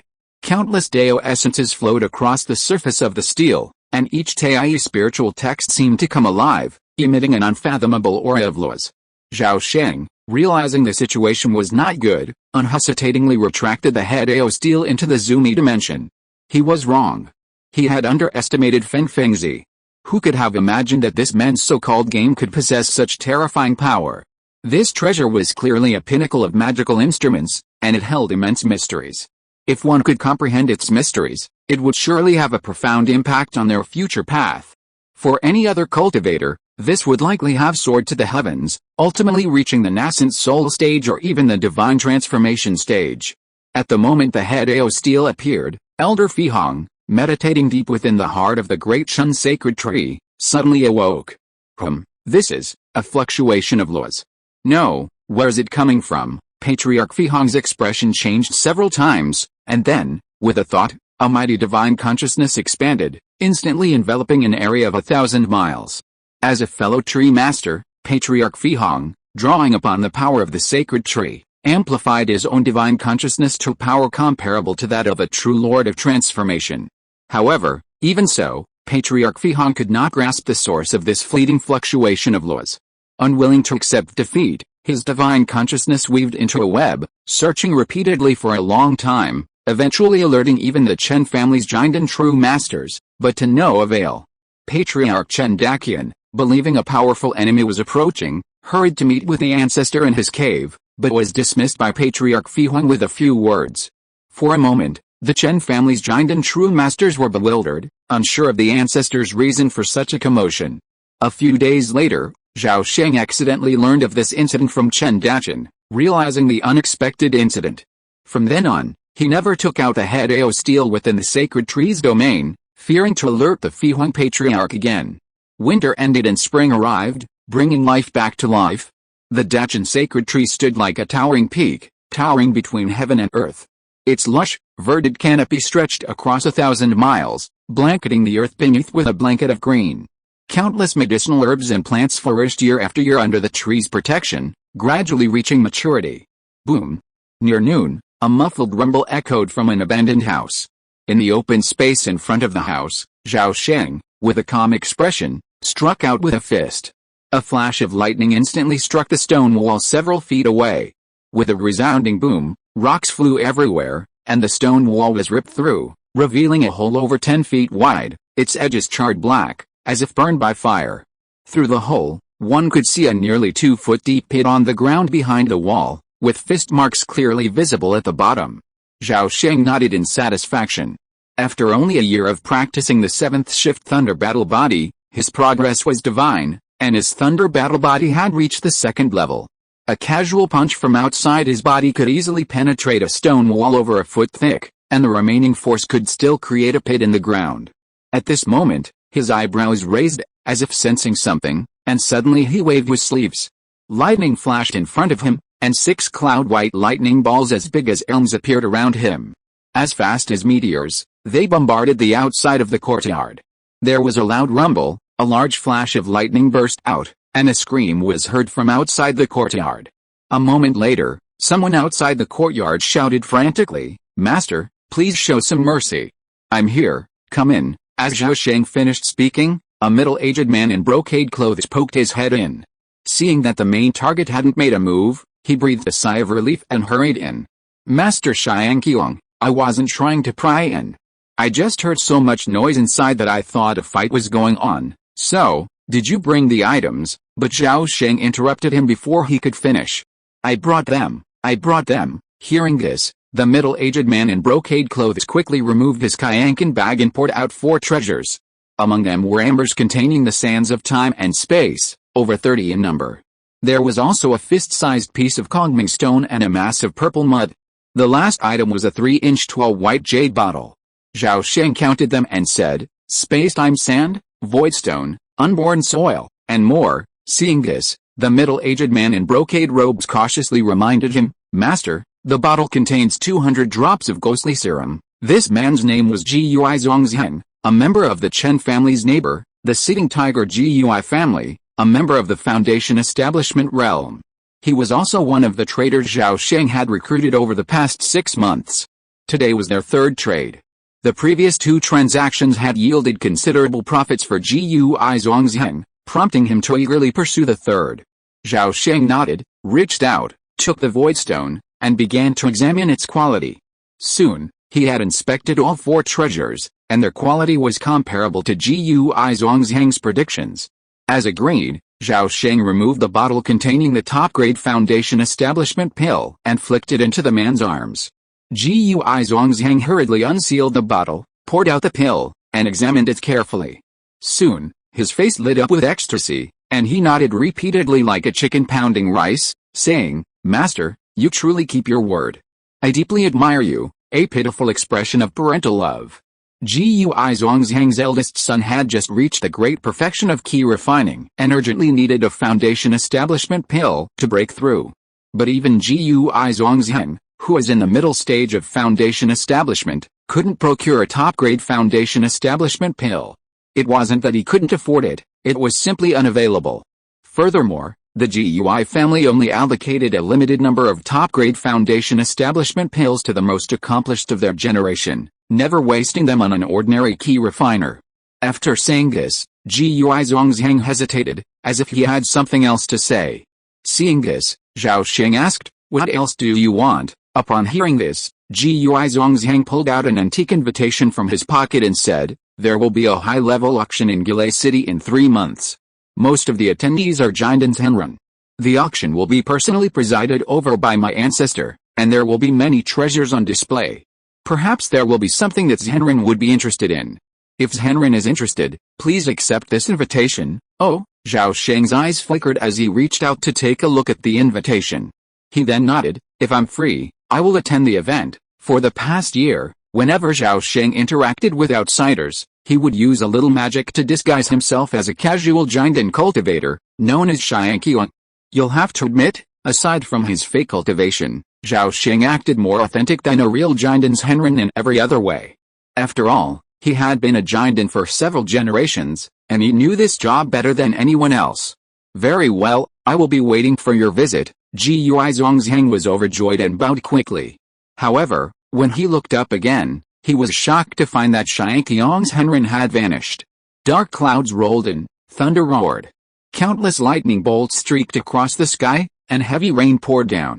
At this moment, an ancient bronze palace floated up and down within the thunder clouds, attracted by the thunderbolts that thundered from the sky, and bombarded the palace with thunder.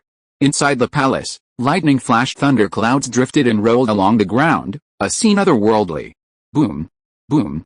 Under the swirling thunder clouds, Zhao Sheng stepped into the Yu step, his body stretched out, and slowly practiced a set of boxing techniques. His boxing moves were simple and unadorned, yet they exuded a sense of spontaneous movement and natural artistic conception. With each punch and kick, the sound was like thunder, and the surrounding air twisted and liquefied into water. Behind Zhao Sheng, a vague human figure loomed. At the same time, a vast amount of cloud thunder ki surged from every pore in his body, flowing through his limbs and bones. Then, flowing through his meridians and spiritual energy, it flowed into the ki sea in his danshan, ultimately being refined into droplets of cloud thunder power. At this moment, if Zhao Sheng had the will, he could instantly transform his spiritual energy into cloud thunder power, effortlessly completing this transformation. However, he despised the common cloud thunder power and instead considered purple thunder power the target of his spiritual power's ultimate transformation. After a long while, the heavy rain suddenly ceased, the thunder gradually subsided, the dark clouds slowly dissipated, and bright sunlight streamed down upon the earth. Zhao Sheng put away his fists, a faint smile on his face. After half a month of diligent cultivation, he had finally broken through to the third level of foundation establishment. Even at this moment, the lingering thunder ki in the air continued to flow into his danshan. In fact, at this level, whether walking, sitting, lying down, or even sleeping, he was constantly cultivating, and it had almost become an instinct. This kind of cultivation instinct is a god-level gift unimaginable to millions of immortal cultivators, yet deeply desired. Chen Dacheng entered the hall and immediately noticed something unusual about Zhao Sheng. After carefully sensing it, his expression suddenly became incredibly vivid, or perhaps even speechless with shock. "Father, don't be alarmed. I've only made a small discovery," Zhao Sheng said casually. "How could I be alarmed? I was simply distracted by something." Chen Dacheng, despite his stubbornness, refused to admit being frightened by Zhao Sheng's performance. "That's right," he quickly changed the subject. "Yinger's due in the next couple of days. You, the soon-to-be father, why don't you go to Changying courtyard and keep watch?" Zhao Sheng's expression suddenly turned serious. "I'll rush to Yinger's place upon my return and never leave her side." "Well, that's more like it." Chen Dacheng's expression softened, and he nodded in satisfaction. A moment later, the ancient bronze thunder palace emerged from the clouds and slowly descended upon the perimeter of Qianlong Pavilion. 2 days later, at midnight, a sudden panic erupted in Changying courtyard. Madame Chen Ying suddenly experienced excruciating abdominal pain, and the placenta ruptured, releasing amniotic fluid. 2 experienced midwives rushed into the delivery room and performed a spell to smooth the labor. Aided by the magic, Chen Ying felt no pain and soon gave birth to a daughter. Zhao Sheng was overjoyed at the birth of his daughter. Chen Dacheng, standing by, was somewhat disappointed, because it wasn't a son. While a daughter was wonderful, she would eventually marry into another family, becoming an outsider. In the Dacheng realm, the custom of favoring sons over daughters is long-standing and deeply ingrained, even in families of immortal cultivators. However, Zhao Sheng ignored these outdated customs and treated his daughter as a treasure. Soon, their eldest daughter received her own name, Chen Zhi. A day later, after a spiritual root test, the entire Chen family was overjoyed. Chen Zhi had inherited her parents' talents, possessing the dual spiritual roots of thunder and fire. That night, Patriarch Fihong secretly came to Changying courtyard and checked everything. The next day, Chen Zhi was entered into the family tree with the full name Chen Mingzi. Chapter 559 Return City Auction. 2 months passed in a flash. Summer had arrived, and the weather was getting hotter by the day. However, Qianlong Pavilion was always cool and pleasant like spring. At this time, in a garden in the mansion, a group of beautiful women surrounded the eldest wife Chen Ying, looking at the child in her arms with envy. "Sister, "Look at this child, she is so fair and tender, and so beautiful. Zhir will definitely be as beautiful as you when she grows up." The woman who spoke was as beautiful as an angel, and it was Chenlinger, one of the 4 concubines. After giving birth to the child, Chen Ying's figure became slightly plumper, and she was even more charming and beautiful. She pretended to sigh and said, "Alice, it's a pity that it's a daughter, not a son." As soon as these words came out, the other wives and concubines felt sour, and some of them were even cursing in their hearts. A trace of resentment crossed Chen Shuinger's face, and she smiled wryly. "Sister, please stop joking. We sisters want a child too, but unfortunately, we can't conceive. By the way, where's my husband now? I haven't seen him for the past 2 weeks. Which courtyard has he been staying at recently?" Chen Kier, dressed in a bright red palace dress, looked stunning, but a hint of resentment lingered in her words. "I don't know, my husband hasn't been to my Huxin courtyard for 10 days, HMPH, he's not here." Upon broaching this sensitive topic, the women began to deny it. Finally, Chen Ying had the final word, calmly stating, "Sisters, there's no need to argue. My husband has been in seclusion since Zhir's full moon banquet, cultivating, and he hasn't emerged since." The women lost interest in talking for a moment. Meanwhile, in a training room in Qianlong Pavilion, luminous stones embedded in the walls illuminated the room like daylight. Zhao Sheng stood quietly before a jade table, his right hand gripping a spiritual talisman brush, suspended in midair. The tip of the brush emitted wisps of cloud-white lightning. Spread out on the jade table was a pre-cut second-grade thunder frog skin, 8 inches long and 3 inches wide. Its surface was pure white and smooth, yet faintly etched with countless fine lightning patterns. The next second, Zhao Sheng gently wielded the talisman brush with truly flowing grace. As the brush moved, a stream of radiant talismans flowed from the tip, gradually forming a complex, winding, and shimmering light symbol. Under Zhao Sheng's pen, the extremely difficult, second-grade, supreme-grade Thunder Escape Talisman was seamlessly completed in one go. However, Zhao Sheng didn't stop writing. Instead, he began again from the beginning, creating the same smooth, flowing, and uninterrupted flow. 2, 3, and only after completing the 12th layer did Zhao Sheng slowly lift the brush and retract the tip. At this moment, the original light talisman had become layered, its edges enveloped by circles of white light, emitting a soft yet cold glow, resembling a bright pearl suspended in midair. At this moment, there was only one step left before the talisman was truly complete. Zhao Sheng formed the thunder seal with his hands, a divine light flashing between his brows. He whispered, "The talisman is complete," shocking the spirits and gods. "Return to the accurate points, seal, and fall." Instantly, the bright pearl fell, disappearing into the thunder frog's skin, transforming into a complex, twisting, irregular talisman pattern. Zhao Sheng once again raised his brush, channeling the power of the celestial thunder into the tip. With a single stroke, he drew several sealing runes on the 4 corners of the talisman, sealing the Thunder Escape rune. Only then was the 12-fold Thunder Escape talisman finally complete. Zhao Sheng raised his brush and smiled with apparent satisfaction, feeling that his talisman skills had recovered 50%. He quickly put away the Thunder Escape talisman and spread out a new Thunder Frog skin. After a moment of breathing exercises, he began to draw the second Thunder Escape talisman.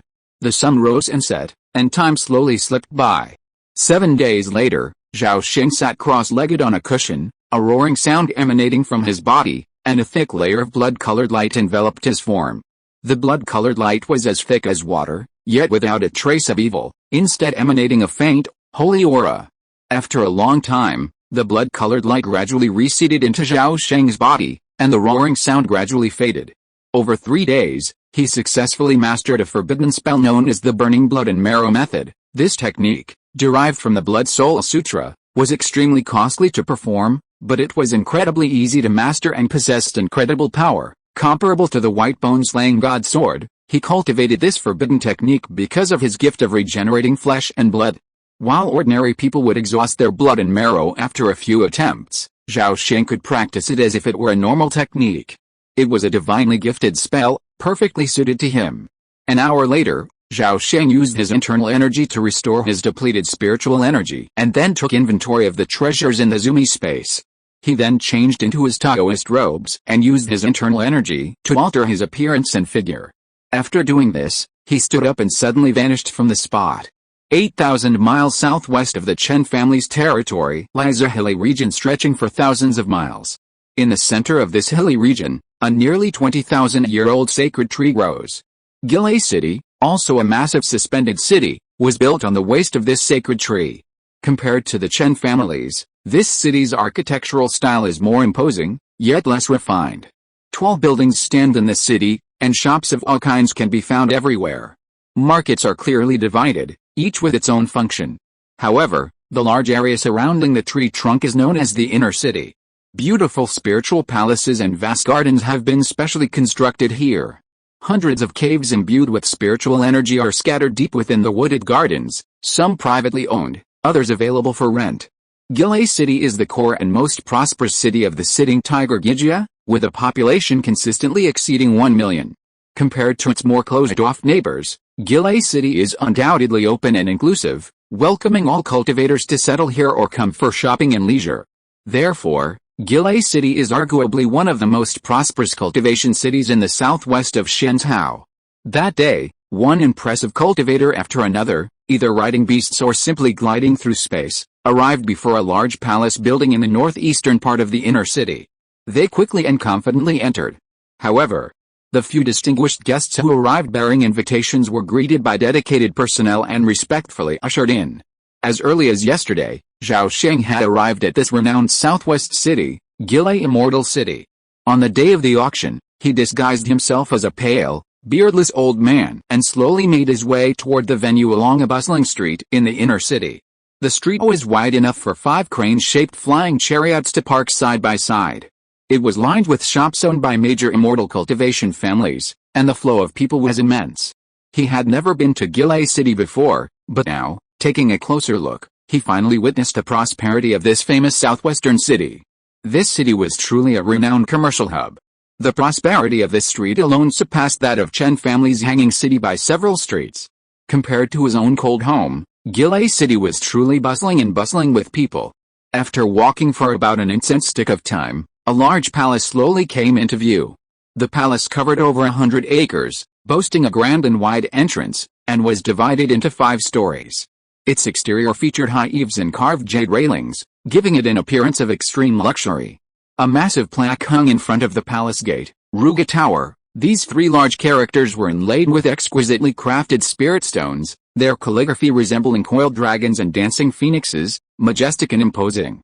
Zhao Sheng glanced at the plaque, his eyes flickering with a strange light.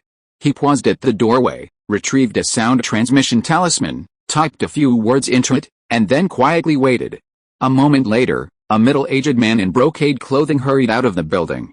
Seeing Zhao Sheng nearby, he was overjoyed and hurried forward to greet him. "Master, your presence has arrived. I apologize for not welcoming you in person." Gui Zongzhang bowed respectfully and spoke. Zhao Sheng waved his hand. "It's all right. I took the time to come here, and I hope this auction won't disappoint me." Gui Zongzhang smiled confidently. "I guarantee that this auction will leave you satisfied. Master, please come in." With that, he leaned over and made a gesture of invitation. Zhao Sheng nodded slightly and followed Gui Zongzhang into Ruga Tower. Guided by Gui Zongzhang, Zhao Sheng ascended smoothly to the 3rd floor and entered a private room. Walking to the innermost part, Zhao Sheng peered through the transparent crystal windows, revealing a large, circular venue. The venue, covering dozens of acres, was arranged in a terraced pattern. Each level held nearly 100 J tables, with the number decreasing and the spacing increasing as one went down. In the center, a circular platform afforded a panoramic view of the entire venue. A temporary auction was currently underway, serving as a pre-event warm-up. Around 100 people sat scattered across the steps, and the sound of bids rang out from time to time. "Master, this is Ruga Tower's main auction room. It's usually closed to the public and only used during special occasions, such as this once-in-a-decade auction," Gui Zongzhang explained. Zhao Sheng nodded, scanning the venue for a few moments before quickly withdrawing his gaze. Seeing his lack of interest, Gui Zongzhang quickly said, "Of course, the high-end auction isn't held here, but on the 4th floor." Zhao Sheng listened and said calmly, "Take me up now." Gui Zongzhang agreed and immediately led him out of the private room and up the stairs. The 4th floor auction venue was a vast and spacious hall. A glance revealed an even more elegant and luxurious decor. The low tables were each carved from a single piece of Chinese tun wood, and the cushions beneath were woven from rare, thousand-year-old silkworm silk. Each table held several plates of spiritual fruit and a pot of spiritual tea with teacups. In the corner of the table, an apricot yellow jade slip rested. At that moment, only a dozen or so people sat in the hall, each possessing an extraordinary demeanor and a distinguished demeanor. Each emanated a faint aura of intimidation. They were all golden core true immortals. Gui Zhongzhang paused at the door and whispered, "True immortal, I can only see you here." "Please proceed." Zhao Sheng nodded and stepped inside. As soon as he stepped through the doorway, he immediately caught the attention of the assembled true masters, and a flurry of meaningful glances descended upon him. A wave of inexplicable pressure washed over him. Zhao Sheng, accustomed to grand occasions, didn't care about the probing attempts of a group of Jinden juniors. He simply ignored them, casually walked to an empty low table, and sat down. He leisurely poured a cup of tea, then casually picked up a jade slip and examined it with his spiritual sense. As expected, the slip contained a list of treasures for the auction, not just those here, but also those from the third-floor auction. Upon spotting one of the treasures, Zhao Sheng's eyes flashed, and he thought to himself, "Immortal devouring silkworm eggs." In that instant, he was determined to secure it. No one else could stop him. Soon, Zhao Sheng discovered 7 or 8 more treasures that captivated him, and if the situation allowed, he would take as many as he could. Time slipped by as he waited. In a blink of an eye, Zhao Sheng poured himself a drink, half a pot of spiritual tea already gone. By then, most of the low tables in the hall were occupied, and over 50 Jinden true immortals were seated. Among them, Zhao Sheng spotted Chen Daxin and Chen Delin, 2 Jinden elders of the Chen family. A moment later, a clear bell chime suddenly echoed throughout the hall, and the seated true immortals suddenly calmed down, their conversations pausing. Just then, a flash of fire suddenly flew in from the doorway, landing on the innermost platform. The flames dissipated, revealing a tall, elderly man with red hair and a curly beard, his face radiant with ruddy light. This man was none other than Gui Menglai, the Yuanying ancestor of the Gui family, revered in the world of immortal cultivation as the Heavenly Fire Ancestor. The Heavenly Fire Ancestor surveyed the crowd, laughed heartily, and declared in a voice like a bell, "On behalf of the Gui family, I welcome all of you Jinden Daoists to this auction. Enough small talk, the auction begins now." With that, he clapped his hands. Just as the applause began, a procession of beautiful women emerged from behind the scenes, gracefully carrying jade plates in their hands. Each plate held a shimmering treasure. The Skyfire Patriarch introduced them. "These 10 treasures are all described in detail in the jade slips. I won't waste any more words. Once you've verified their authenticity, the bidding will officially begin." It had to be said that the Skyfire Patriarch's straightforward and forthright approach was undoubtedly just what Zhao Sheng wanted. Other auctions were full of eloquence, eager to exaggerate the treasures.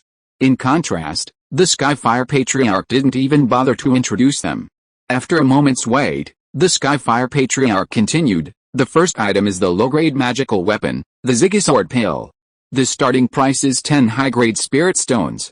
Each bid must be no less than 1 high-grade spirit stone. Begin." As soon as he finished speaking, a giant and true person shouted, 20 high-grade spirit stones, 21, 22. The voices echoed in the hall, and the price quickly rose to over 30 high-grade spirit stones. This showed that the Dachan realm's spiritual stone resources were far richer than those of the Xiansu realm. The Jinden true persons were even more wealthy. However, it also showed that the value of magical weapons in the Dachan realm had greatly depreciated compared to the Xiansu realm, where even a low-grade magical weapon could easily cost millions. Soon, the Ziggy Sword Pill was sold to a skinny old man for 34 high-grade spirit stones. The second item is the 1,000 spirits and 100 birds net, a low-grade magical weapon. Starting price, 12 high-grade spirit stones. Bidding begins, 25 high-grade spirit stones, 26. The auction proceeded in an orderly fashion, each treasure drawing a scramble from the crowd of Jinden true immortals, with a final price often reaching several or even dozens of times the price. This showed that all the auction treasures were rare treasures carefully selected by the Gui family. If you are listening to this novel on a channel other than Fanfic World, it means it was downloaded and re-uploaded without effort. We warmly invite you to visit our channel, Fanfic World. There you will find the original version of this story and many other novels of various genres. We look forward to seeing you dive into a world of incredible novels. Chapter 560, Dead Eggs? Legend of Moonlight Cave. As time passed, round after round of auction items came on stage, becoming increasingly rare and valuable as each item passed, naturally driving up the bids. The highest price yet achieved was over 100 high-grade spirit stones, for a 3-flower-gathering spirit pill, a detoxifying treasure. In the blink of an eye, more than a minute had passed, and the auction entered its second half. The atmosphere in the hall grew increasingly heated with each new item, but the truly precious treasures were yet to come. A moment later, a yellow-robed maid arrived at the stage, holding a white jade box. Seeing this, the true immortals perked up, knowing the main event had just begun. They eagerly waited for the Skyfire ancestor to reveal the answer. Could it be that thing? It should be. After all, there are only a few of the grand prizes left, the true immortals whispered to each other from the audience. At this moment, Zhao Sheng set down his teacup and slowly sat up straight. Haha, it seems you've all guessed it even without me saying it. That's right, the next treasure is the legendary, long-extinct eggs of the immortal eating silkworm. As soon as the Skyfire Patriarch finished speaking, he extended his hand, and a piece of translucent petrified amber, the size of a head, flew out of the jade box. Inside the amber was a pale, wrist-length bone, riddled with bits, the bottoms of which were surprisingly densely packed with black spots. It's petrified to slag. Could it really be immortal eating silkworm eggs? It should be. If we don't trust our own eyesight, we should trust the eternal reputation of the Gilei Tower. Haha, they've been petrified for who knows how many years. I'm afraid they've become a pile of dead eggs. How could they possibly hatch alive, friend Mo? If they could easily hatch, they would have been scooped up by the GUI clan's own people. How could such a good thing ever come to you and me? Upon seeing the true appearance of the object, the hall erupted in a buzzing discussion. Upon seeing this, the Skyfire Patriarch coughed softly. Instantly, the hall fell silent. This nest of immortal eating silkworm eggs was unearthed from Yuhu Cave Heaven 3 years ago. After being authenticated by the Grand Court Honorer, it was confirmed to be immortal eating silkworm eggs. There's a reasonable chance of hatching live silkworm larvae. The starting price is 40 high-grade spirit stones. Bidding begins. The man finished speaking, but the hall remained silent. For a moment, no one raised a bid. Seeing this, the Skyfire ancestor immediately sensed something was amiss. He thought, there are too many clever people these days, not enough fools. It looks like this item will go unsold again. If this continues, I'm afraid it'll just end up in my hands. Just as the auction was about to fizzle out, a lazy voice suddenly broke the silence. 41. Hearing the bid from a fool, dozens of giant and true immortals turned to look at the speaker. This fool, in everyone's eyes, was naturally Zhao Sheng. Zhao Sheng ignored the glances, sitting calmly and waiting for the treasure to arrive. However, things don't always go so smoothly. Just when he thought the outcome was settled, someone suddenly appeared to disrupt the situation. 42. The second big fool appeared, an old man with a stern face, a shaved beard, and a crane cloak. Zhao Sheng glanced at him and suddenly realized that he had repeatedly bid high prices, but had only managed to win a few treasures. Well, case closed. This person was a shill hired by Rugi Tower. Zhao Sheng deliberately remained silent for a long time, until the Skyfire ancestor showed a hint of impatience and was about to set the bid. Then he quietly uttered a number, 43. As expected, the old man in the crane cloak dared not raise the price again. In the end, the immortal devouring silkworm egg was sold by Zhao Sheng for 43 high-grade spirit stones. The old man in the crane cloak seemed to have received a hint and remained silent. Soon, a girl in purple came to the front of the stage, carrying a jade tray. Everyone, this next treasure is also the most valuable item in this auction, said the Skyfire Patriarch, brushing away the white veil covering it. A translucent black jade bead, slightly oblate, emanated from within, a dazzling starlight, like a fallen star. This item is an unknown treasure. The consignor said it came from the outer void, formed from a fragment of a star's core after its disintegration. Not only is it heavy and hard, but it also possesses unique special properties, making it truly unique. The starting price is 44 high-grade spirit stones, said the Skyfire Patriarch. Ruga Tower's auctions always announce the details of all items in advance. While this star bead's origins and purpose are unknown, it must be extremely valuable to be among the treasures at the bottom of the treasure chest. Anyone with a discerning eye can tell. 45. A hoarse voice rang out. It was Chen Daxon who spoke. 46. Before he even finished speaking, someone began to compete for it. 47, 49. In just a few breaths, the crowd had shouted over a dozen times, instantly driving the price up to nearly 70 high-grade spirit stones. Compared to the previous treasure, which nearly went unsold, the competition this time was clearly fierce. The atmosphere in the hall grew increasingly tense. The bid for the Star Pearl had already surpassed the previous high, reaching a staggering 136 high-grade spirit stones. This price was enough to buy a top-grade magical weapon, or even a lesser-known ancient treasure with minor flaws. Although Zhao Sheng was also envious of the treasure, his limited funds forced him to withdraw early. Perhaps, apart from the two giant and true immortals who still refused to give up their bid, Zhao Sheng was the only one who knew what this treasure was. This item had long been recorded in the records of all things in space and time, and its true name should be Star Soil. Most of these items originated from the Second Nether Ruins Divine Palace Heaven, remnants of the Cave Heaven's collapse. In addition to possessing the properties of space and time, most of the Star Soil still retains traces of Dao laws within it. This is the manifestation of the Cave Heaven's master's understanding of the Great Dao.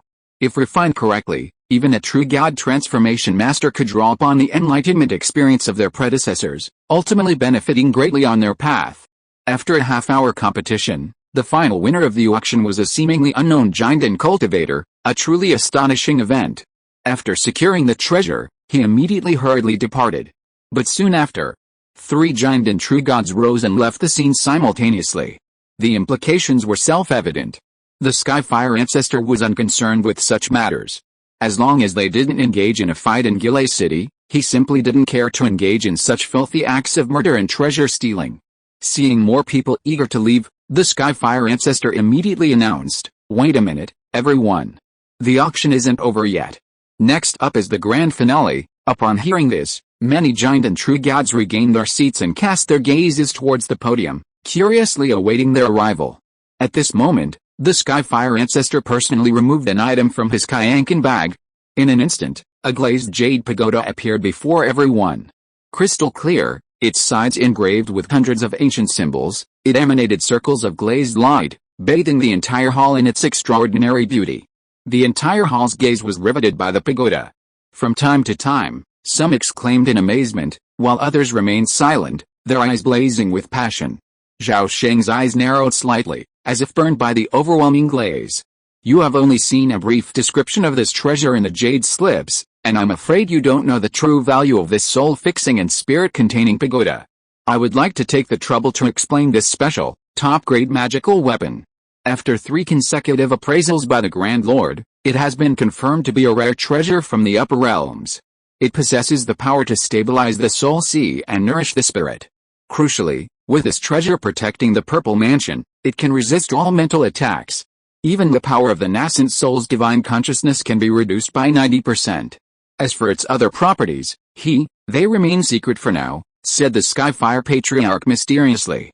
As soon as these words were spoken, everyone present erupted in excitement, their heart racing. In the Dachan realm, any magical weapon that protected the Purple Mansion and the Divine Soul was a highly sought-after possession. Setting aside other factors, the most crucial factor was the Moonlight Cave Heaven. Indeed, the Moonlight Cave Heaven was arguably the Dachan realm's most valuable treasure.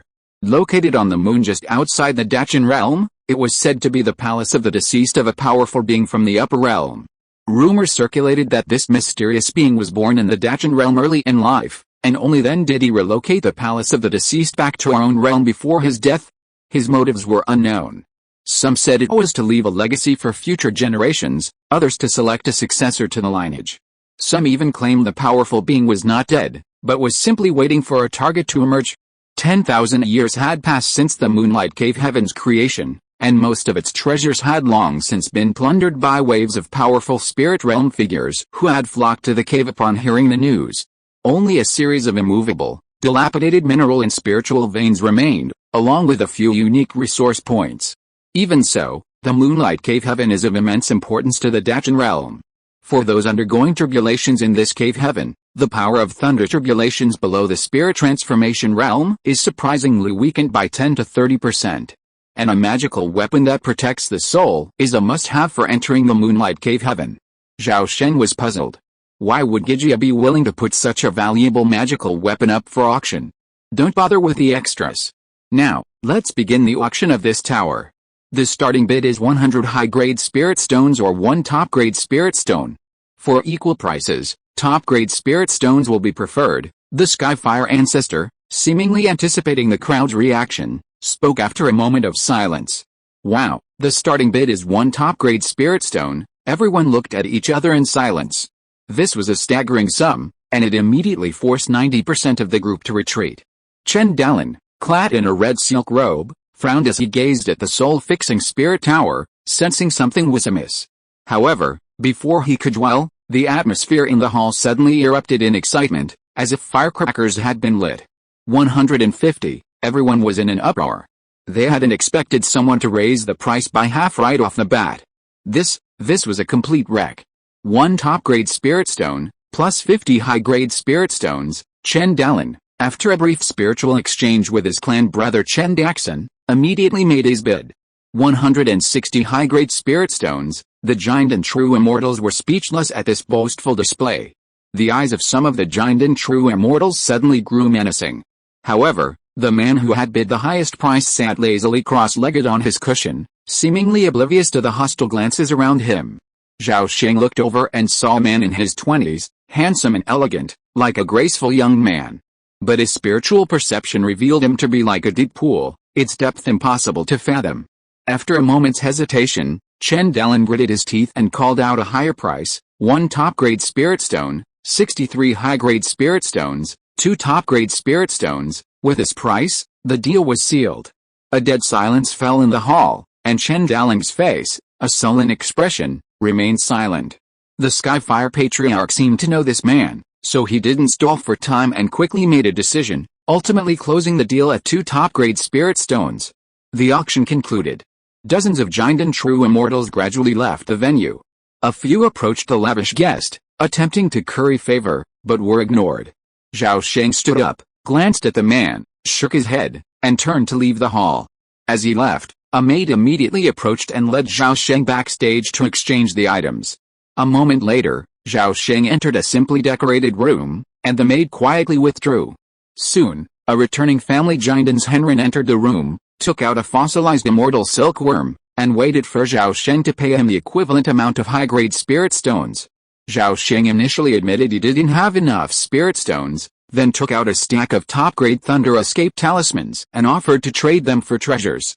This man was accustomed to Zhao Sheng's behavior. Ruga Tower did indeed have a tradition of trading treasures for treasures. The man took the talisman and asked to verify its authenticity, so he temporarily left the room. Zhao Sheng understood he was seeking the talisman's authenticity and an estimate of its price. After waiting for about a quarter of an hour, the returning family's Henrin returned with a smile and readily agreed to his request. In the end, Zhao Sheng sold 22 Thunder Escape talismans for a total of 44 high-grade spirit stones, at the price of 2 high-grade spirit stones per talisman. Thus, Zhao Sheng not only didn't pay a penny, but actually earned a high-grade spirit stone from Rugi Tower. A moment later, Zhao Sheng politely declined his fellow monk's farewell offer and walked out alone. After crossing 2 streets and twisting and turning several times, he turned into an alleyway. His figure flashed and vanished in an instant. The next day, he returned to the west of the city, to Yushu Street. This was the inner city's busiest street, as famous as the auction street in the east. Looking out, the street was bustling with people, and shops lined its sides: treasure houses, spiritual medicine shops, alchemy shops, gourmet shops, and equipment refineries. Almost every shop was packed with customers, and business was booming. Most of the pedestrians emanated varying levels of spiritual energy, revealing them to be cultivators with advanced abilities. Zhao Sheng disguised himself as a young man and briefly strolled around the street. It didn't take him long to discover the most luxurious and impressive shop, Yushu Pavilion. This pavilion belonged to the Silly family, the most powerful immortal cultivator clan in this world. Like Rugi Tower, Yushu Pavilion was located in a prominent position on the entire street, but it was larger in size and scale, attracting more traffic. Zhao Sheng found a nearby tea house and sat by the window on the second floor, secretly observing the Yushu Pavilion several hundred feet away. After a moment, he stood up and left the tea house, turning a few steps to the street next door, Baoiao Street. Although just across the street, it was noticeably less popular than Yushu Street.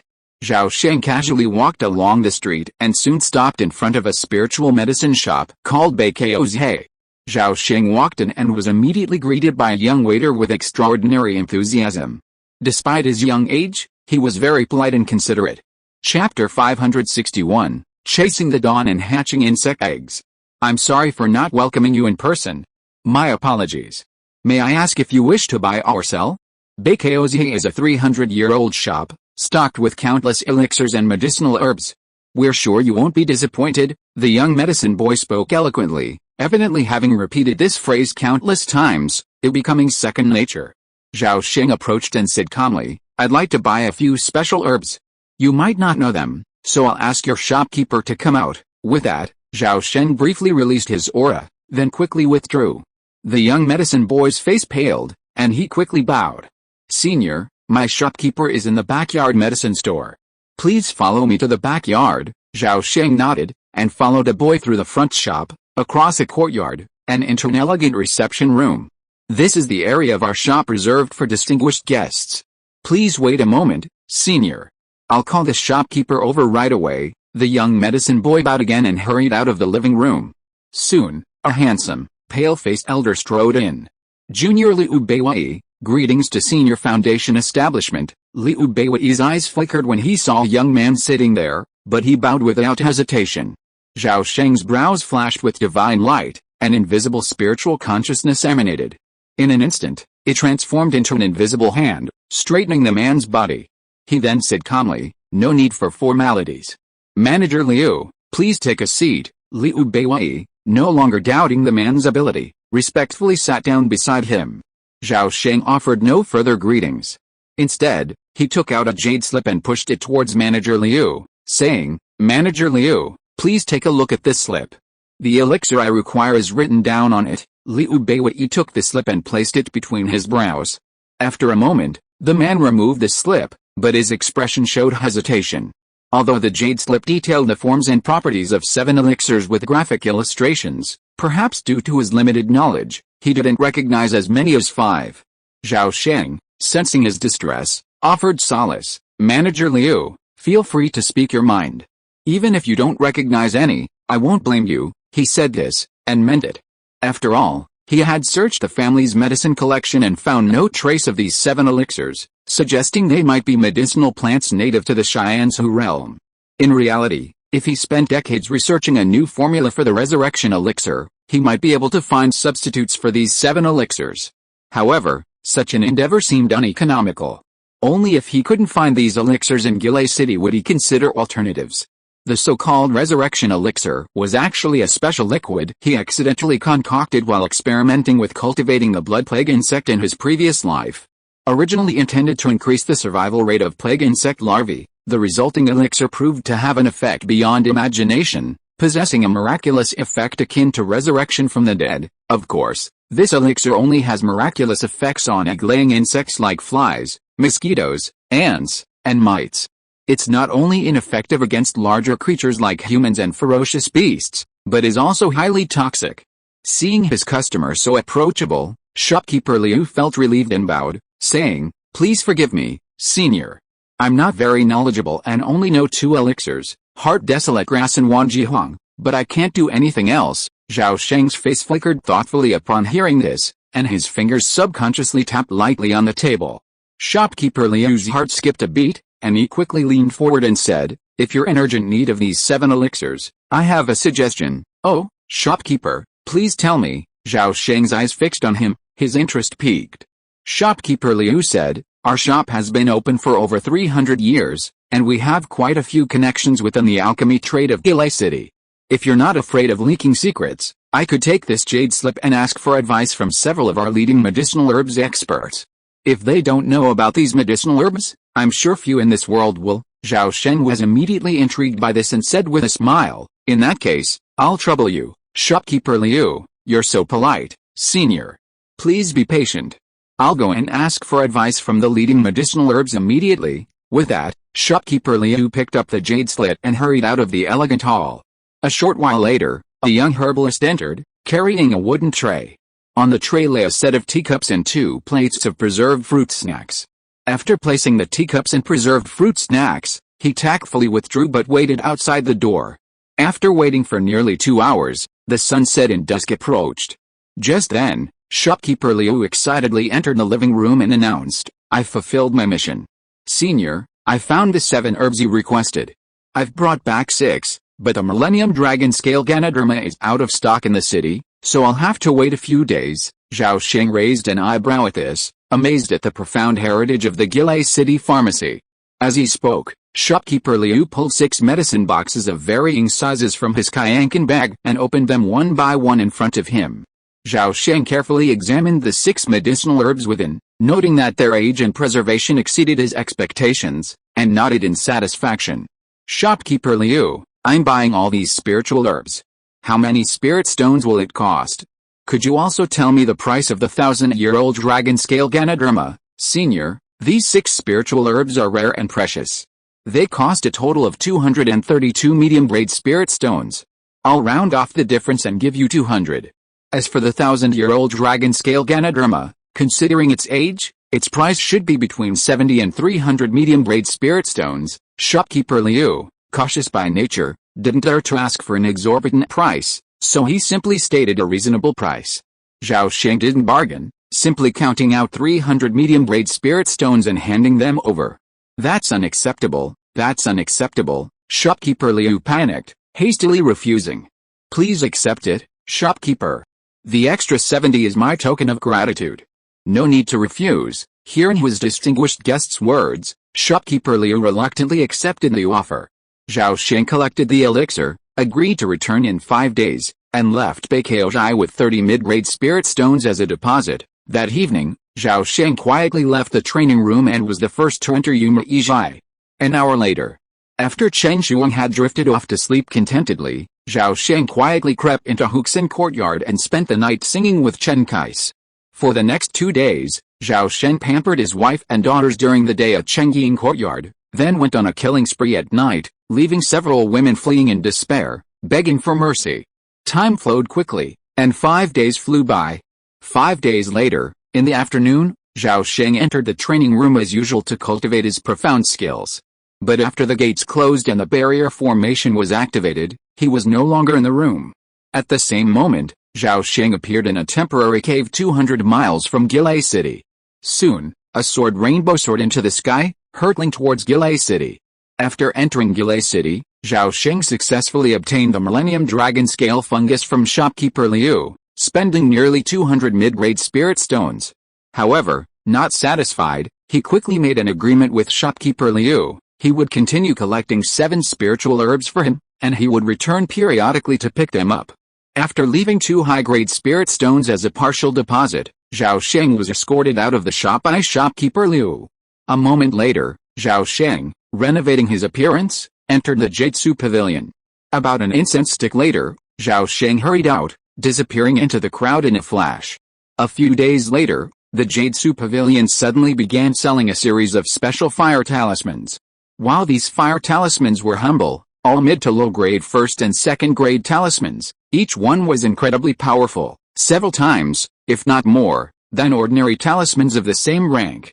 Of course, the price was also prohibitive, prohibiting countless key refining cultivators from even considering the price. At the same time, a small number of top-grade talismans were offered at a high-end auction held by the Jade-Su Pavilion. These talismans primarily consisted of thunder and fire talismans. Though only of the 2nd rank, their power was astonishingly powerful, almost rivaling that of ordinary 3rd-rank talismans. After a brief lull in popularity, these exceptional talismans quickly became incredibly popular, sparking a scramble among Foundation establishment cultivators, with supply completely outstripping demand. By the time the Jade-Su Pavilion's leaders realized what was happening and desperately sought to locate Zhao Sheng, they discovered they had found no trace of him. He had vanished from the face of the earth, remaining unseen for a long time. At the quarter past the hour of yin, the night was at its darkest. From the zenith, a powerful wind howled, and vast clouds, sometimes thousands or even tens of thousands of miles across, flew past from below, seemingly slowly but swiftly, reaching the very edge of the sky. At that moment, a pitch-black cloud platform stood suspended in midair, quietly hovering dozens of miles below the boundary membrane. The cloud platform was enveloped in a thick layer of light, at least 50% lessening the force of the gale and the extreme cold. At the center of the cloud platform, Zhao Sheng sat cross-legged in the center of the formation, facing east, shirtless, patiently awaiting the arrival of dawn. Time slipped by, and the sky gradually began to lighten. Before long, a crimson sun suddenly peeked out from the edge of the sea of clouds, casting its crimson light across the sea, tinting half of it a fiery crimson. As pale golden sunlight fell on the cloud platform and onto Zhao Sheng, the darkness above slowly receded, and wisps of purple energy emerged. Compared to the surface, the amount of constant yang purple energy near the boundary membrane was over 10 times greater. At that moment, Zhao Sheng closed his eyes and unleashed his full spiritual awareness, instantly enveloping an area of 200 meters.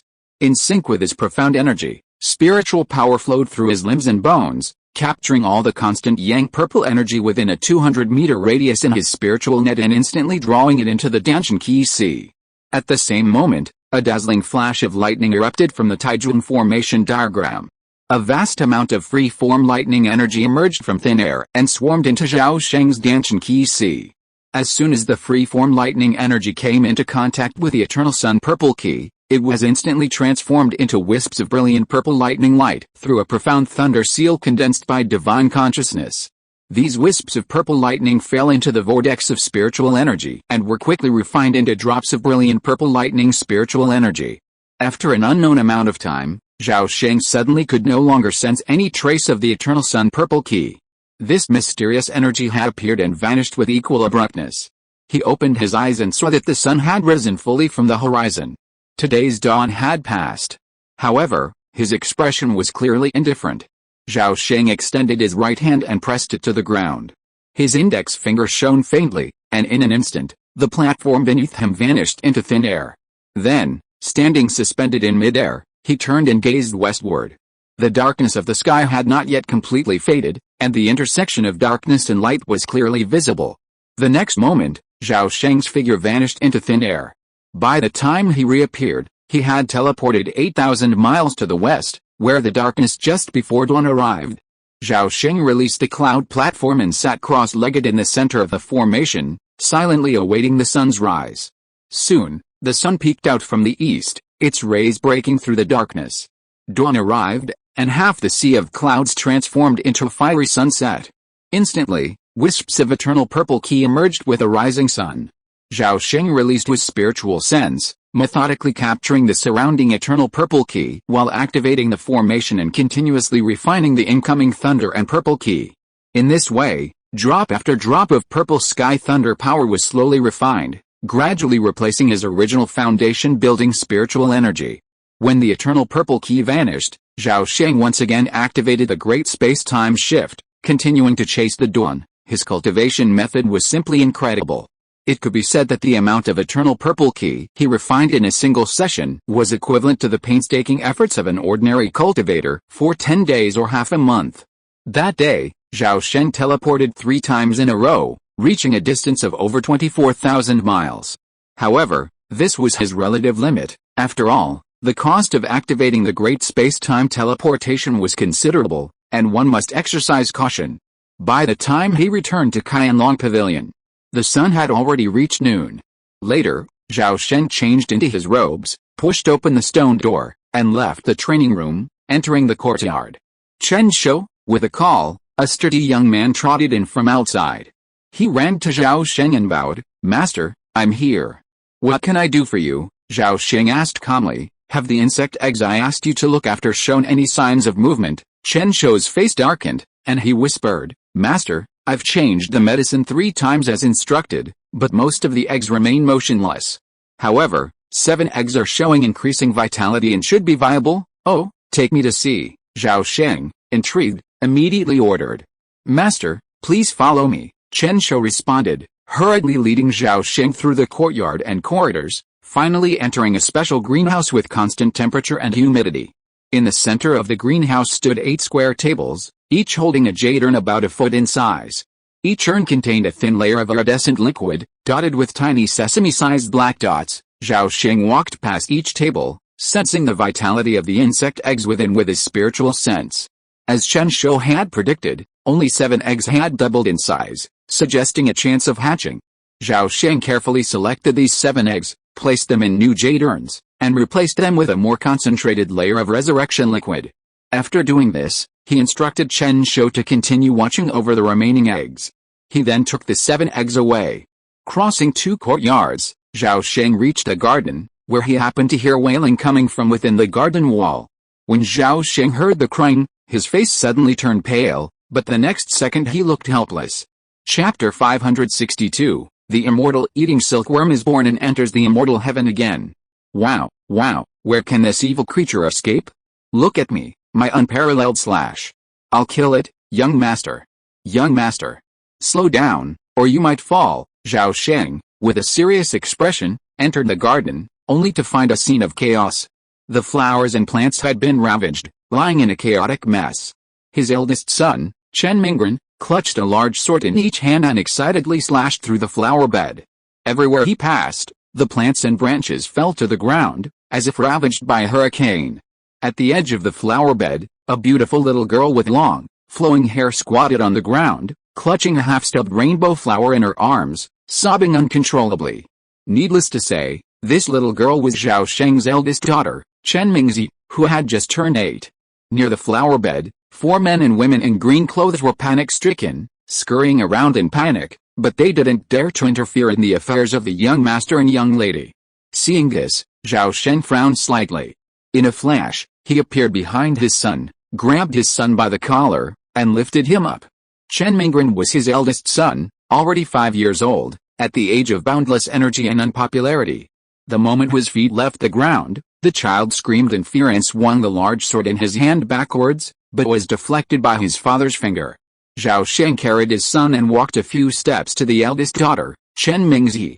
He put him to the ground and scolded him sternly. Apologize to your sister, master, I'm so glad, master, I'm so glad. Zhao Sheng's sudden appearance frightened the 4 servants so much that their faces turned pale and they quickly bowed in greeting.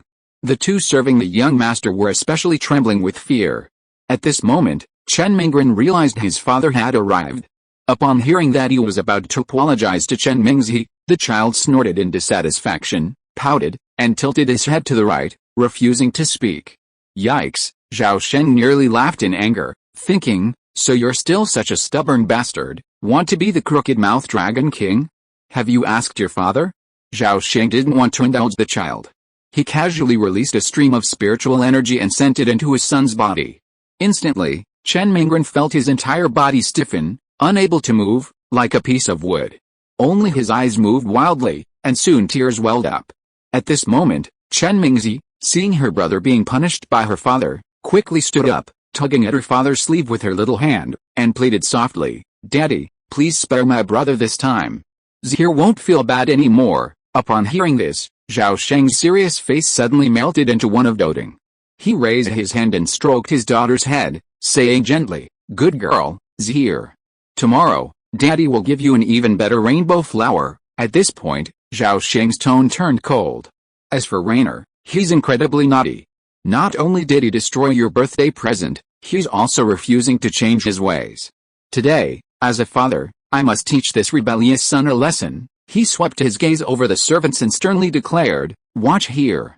No one can remove the restraints on this rebellious son. Today, I'll punish him by making him stand in the garden all day. Let's see if he dares to act so recklessly again. He had barely finished his words when a woman's urgent voice rang out from the garden gate. Rainer, your mother is here. What's wrong? Before the words had even finished, a graceful figure darted in from the gate and scooped Chen Mingren up into her arms, her pretty face filled with anxiety. It was none other than Chen Ling, one of the 4 concubines and the mother of his eldest son. Master, what terrible sin did Rainer commit that you have to torture him like this?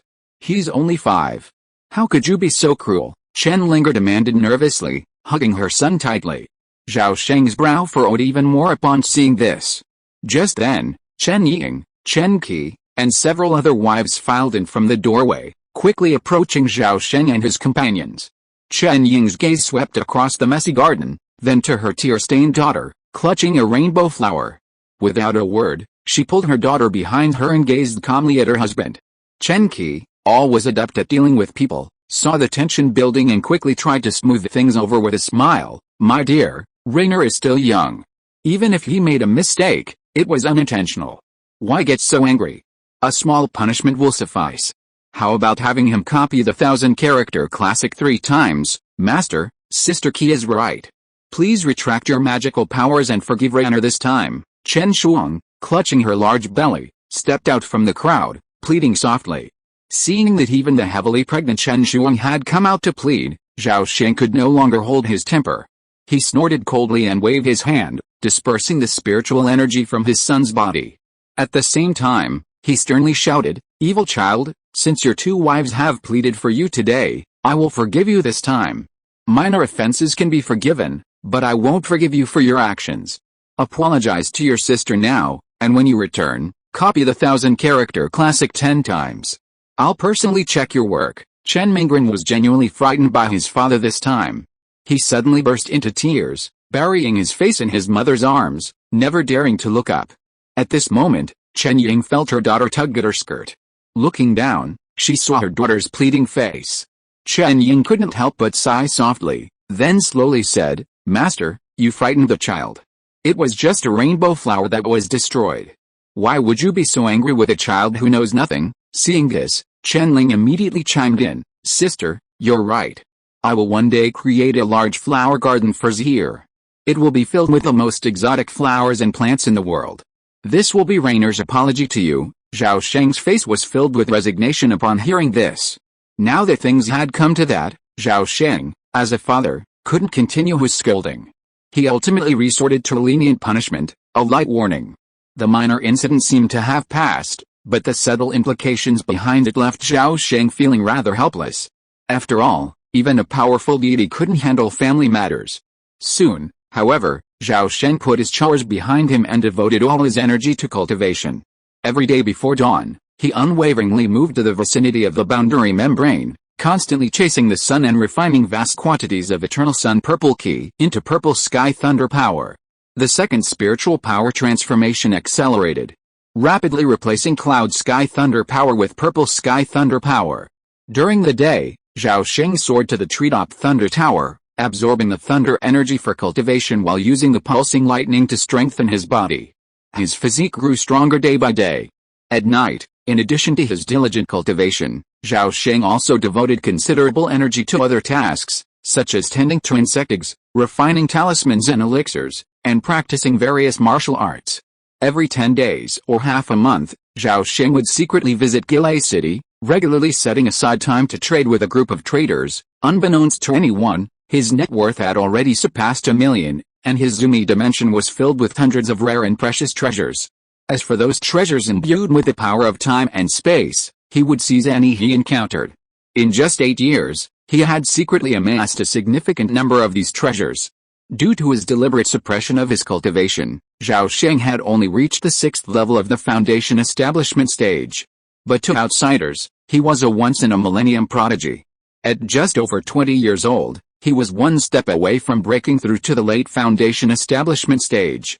This record was truly unprecedented, shocking everyone who knew about it. To Patriarch Beimei, Patriarch Fihong, Chen Dachin, and others, the legendary reincarnation of a banished immortal was likely nothing more than this. For this reason, Patriarch Fihong summoned Zhao Sheng, repeatedly admonished him to conceal his weaknesses, and bestowed upon him a supremely powerful secret technique for concealing his spirit and breath. Zhao Sheng readily embraced advice, quickly raising his aura to around the 2nd level of foundation establishment. He even lived a secluded life, enjoying a carefree life of pampering his wife and children. His low profile nearly forgot even within the Chen family, let alone outsiders. Zhao Sheng's perpetual ignored behavior surprised Chen Daqian and the others. This man, a prodigy, yet contentedly remained anonymous. He acted not like a youthful and energetic young man, but rather like a reclusive master. Could he truly be content with a life of mediocrity? To prevent dampening Chen Guangxi's fighting spirit, the family head, Chen Daqian, consulted with Chen Dachin and others and began assigning family duties to Zhao Sheng. These tasks included patrolling key locations within the territory, such as cities and spiritual veins and mineral deposits, and slaying murderous demonic beasts and lead cultivators. Zhao Sheng naturally paid no attention to these minor matters, completing each task promptly, only occasionally making minor oversights to satisfy Chen Deqian and the others' desire to teach. Ordinary days passed one after another, and before he knew it, another year had passed. At the end of the cold winter, Zhao Sheng unsurprisingly broke through to the late foundation establishment stage. The entire breakthrough process was smooth and seamless. That same year, his second son, Chen Mingyi, also celebrated his first birthday. Compared to his eldest daughter, Chen Mingzi, Chen Mingyi's aptitude was inferior, possessing only 3 spiritual roots: thunder, wood, and earth. However, this child's aptitude was comparable to his eldest son's. Chen Mingren also possessed 3 spiritual roots: thunder, gold, and wood. Zhao Sheng sometimes found it strange that all 3 of his children possessed thunder spiritual roots. Probably speaking, the chance of this happening was far less than 1 in a million, so it couldn't be a coincidence. There must be some hidden secret behind it. Bang! The stone chamber was dim, accompanied by a series of muffled thunderclaps. Sharp sword beams swirled around the room like a school of swimming fish, then, like lightning, slashed down at Zhao Sheng, standing in the center. Zhao Sheng stood still, his entire body wide open, offering no defense. Hundreds of sword beams rained down upon his head, chest, abdomen, limbs, and even his entire body, but none of them could harm Zhao Sheng. Wherever the sword beam struck, a flash of lightning instantly erupted, easily shattering them. For a moment, Zhao Sheng's entire body was surging with lightning, as if he were the living Lord of Thunder.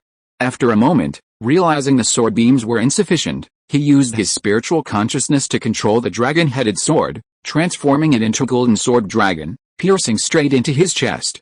With a resounding boom, the dragon-headed sword stopped abruptly after penetrating an inch of flesh.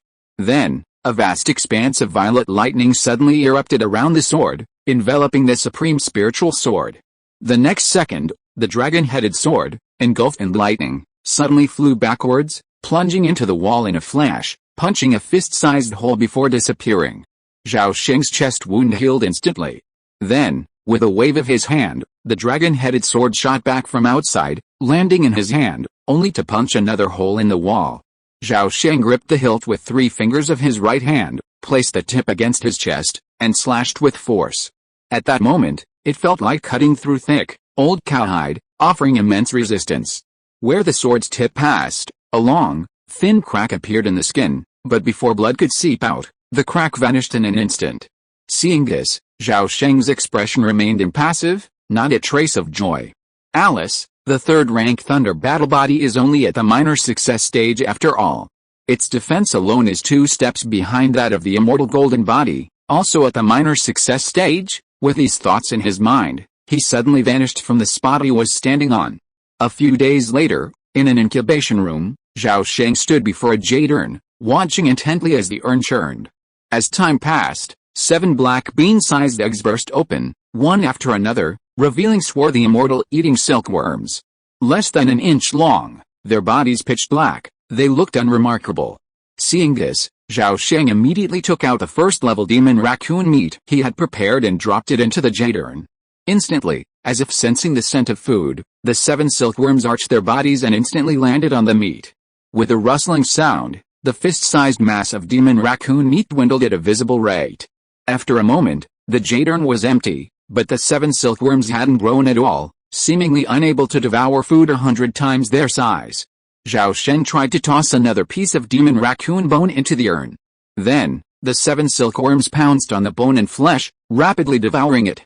Over the next hour, Zhao Sheng tossed in 5 pieces of demonic catfish meat. Their combined volume exceeding that of an average human head, but the immortal devouring silkworms devoured them completely, even the bones. Only then did the 7 ancient insects finally show signs of growth, each exceeding an inch in length. That same day, Zhao Sheng summoned Chen Shou and handed him a Kyankan bag filled with demonic beast meat. He instructed him to carefully care for the young silkworms and feed them the jar regularly. More than half a month later, Zhao Sheng traveled to Gilei City and exchanged all his spirit stones for high-grade spirit stones, a total of 47. That night, in the stillness of a training room at Qianlong Pavilion, all the barriers, formations, and other defensive measures were activated. Within the room, Zhao Sheng leisurely tied a bulging animal hide bundle around his waist. The next moment, he retrieved the jade plate of the space-time spiral from the Sumeru dimension and placed it on the ground. He then placed a piece of void stone in the center of the spiral. He then slashed his wrists, smearing the blood, and chanted a mysterious incantation. After completing the entire process, the familiar pale mist vortex emerged again. Zhao Sheng tightened the bag around his waist, stepped into the vortex, and disappeared in an instant. Chapter 563, Stall Frustration, Exchange of Divine Skills. Mist obscured the sky, yet the immortal ruins remained unchanged. After many years, Zhao Sheng once again stepped onto the long street, only to find the shops lining it utterly smashed and shattered. The ground was pitted and cratered, with over a dozen large craters scattered across the street, a truly horrifying sight. It was clear that this long street had witnessed a terrifying battle. Zhao Sheng took a few steps, bent down, reached out, and with force, picked up a fist-sized stone from the ground, placing it into a sumeru space. The street was now deserted, a dead silence. What has happened here?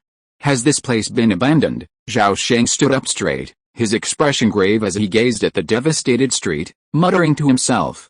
He then measured his steps, slowly circling the long street. The devastation he witnessed reinforced his conviction that a terrifying battle had taken place here. Since his time traveling through time, Zhao Sheng hadn't seen anyone arrive, and he couldn't help but wonder. After a moment's thought, he casually strolled into the ruins of a shop and began picking up the scattered bricks and wood. Fortunately, his Izumi cave heaven could hold a mountain, otherwise, facing a mountain of treasure, he would have returned home with regret. After a cup of tea, a small portion of the ruins had been cleared, and the shop was much cleaner. Zhao Sheng prioritized picking up the larger, better preserved bricks and wood. After 7 or 8 breaths, Zhao Sheng suddenly stopped what he was doing and looked outside, just in time to see a pale vortex emerge from thin air in the middle of the street. The next moment, a sinister-looking old man in a green robe passed through and landed in the middle of the street. Zhao Sheng's eyes flashed, and he dropped the stone in his hand and stood up from the ruins. The old man immediately noticed him and gave him a cold look. Zhao Sheng smiled faintly, stepped out of the ruins, and then calmly walked a dozen steps away from the old man and stopped. "Fellow Taoist, please come in. What is this place?" Suddenly, 2 voices rang out almost simultaneously. Zhao Sheng, upon hearing these words, instantly understood, this person is new. Looking at the wary old man in green robes, Zhao Sheng spread his hands, signaling that he was safe, and said with a smile, "Don't be nervous, fellow Taoist. This is the burial of Immortal's ruins, where all beings from heaven gather. This must be your first time here." The old man's expression eased slightly, but then a sudden panic struck him. Zhao Sheng, observing this, immediately said, "Fellow Taoist, don't panic. The laws of the burial of Immortal's ruins are very special. Here, all extraordinary powers are silenced, and all beings return to ordinary life, even the true immortals." As he spoke, another pale vortex emerged, and a third figure quickly appeared before Zhao Sheng and the other 2. Zhao Sheng looked up, his face suddenly lit with joy. The newcomer was an acquaintance. This person, dressed in a white robe, his eyebrows blazing red, was none other than the white-scaled old man who had once mentored him. At this moment, Bailin also spotted Zhao Sheng and was instantly overjoyed. He tapped the ground lightly with his toes, leaped up, and landed beside Zhao Sheng. "Haha, brother Bai Mei, we meet again. What a fate." Zhao Sheng nodded and smiled. "It's been a while. Senior Bailin, you're still as charming as ever." No. Bai Mei, you're the one with the most distinguished style." Zhao Sheng and the white-robed elder echoed each other, exchanging several pleasantries before finally taking a moment to explain some of the established customs of the immortal burial ruins to the newcomer. Soon, Zhao Sheng and Bailin chose a clean spot in the middle of the long street and set up their respective bundled food stalls side by side. Meanwhile, pale vortices occasionally appeared, and the street gradually became more crowded, with more vendors setting up shop. In front of Zhao Sheng lay an 8-foot square of silk cloth, upon which were laid out a variety of treasures, including an 8 golden essence, 1,000-year-old spiritual ginseng, the supreme spiritual weapon dragon-head sword, elixirs, jade talismans, jade slips, and so on. His style emphasized a small but comprehensive selection. Since this was his first time setting up a stall, he was testing the waters to see what kind of treasures the celestial visitors preferred. A white-robed elder, upon seeing his display, quipped, "Bai Mei, it seems you've prepared quite a comprehensive collection. This time, I've only brought a few pieces of 10,000-year-old mysterious spirit iron to fill the bill. I wonder if anyone will recognize their treasures later." Zhao Sheng glanced over and saw 4 dark iron beads, ranging in size from an egg to a human skull, placed on his stall. "I think you're confident. After all, in the universe, black iron is one of the most common spiritual objects. If it's truly 10,000-year-old black spiritual iron, unless that person is illiterate, they'll definitely recognize it. Also, I'm grateful for your advice." The white-robed elder smiled smugly and offered advice. "The key to doing business in the burial of immortals' ruins is finding the right customers. After all, this place is extraordinary and quiet. If the customer doesn't recognize treasures, even if you offer a genuine immortal artifact, they won't accept it. So, it's best to look for treasures that are commonly found in the universe, such as spiritual minerals like black iron, bronze, and gold essence, or spiritual herbs like ginseng and ganoderma. As for finished treasures like magic weapons and elixirs, they're often difficult to distinguish between genuine and fake, making them difficult to sell. Do you know what the best-selling item here is?" Seeing the other man's eager to teach look, Zhao Sheng, though already understanding, feigned curiosity and asked, "What is it?" "Haha, of course, it's knowledge about cultivating immortality," the white-robed elder said, then explained the principle in detail. In fact, Zhao Sheng already knew it without any explanation. After all, knowledge is the most difficult to fake and the easiest to distinguish between true and false. Furthermore, those who came here were all the best in their world, each arguing with profound knowledge and exceptional insight, brimming with confidence and fearless of being deceived. Zhao Sheng listened patiently to the other party's story, then suddenly changed the subject, curiously asking, "Senior Bailin, do you know why this street is in its current state?" The white-robed elder, always eager to teach, immediately launched into a torrent of discussion upon Zhao Sheng's inquiry. After a dozen breaths, Zhao Sheng nodded with a look of sudden realization. His guess was correct. A great battle had indeed taken place here several years ago. However, the white-robed elder didn't witness it personally, he had heard of it from others.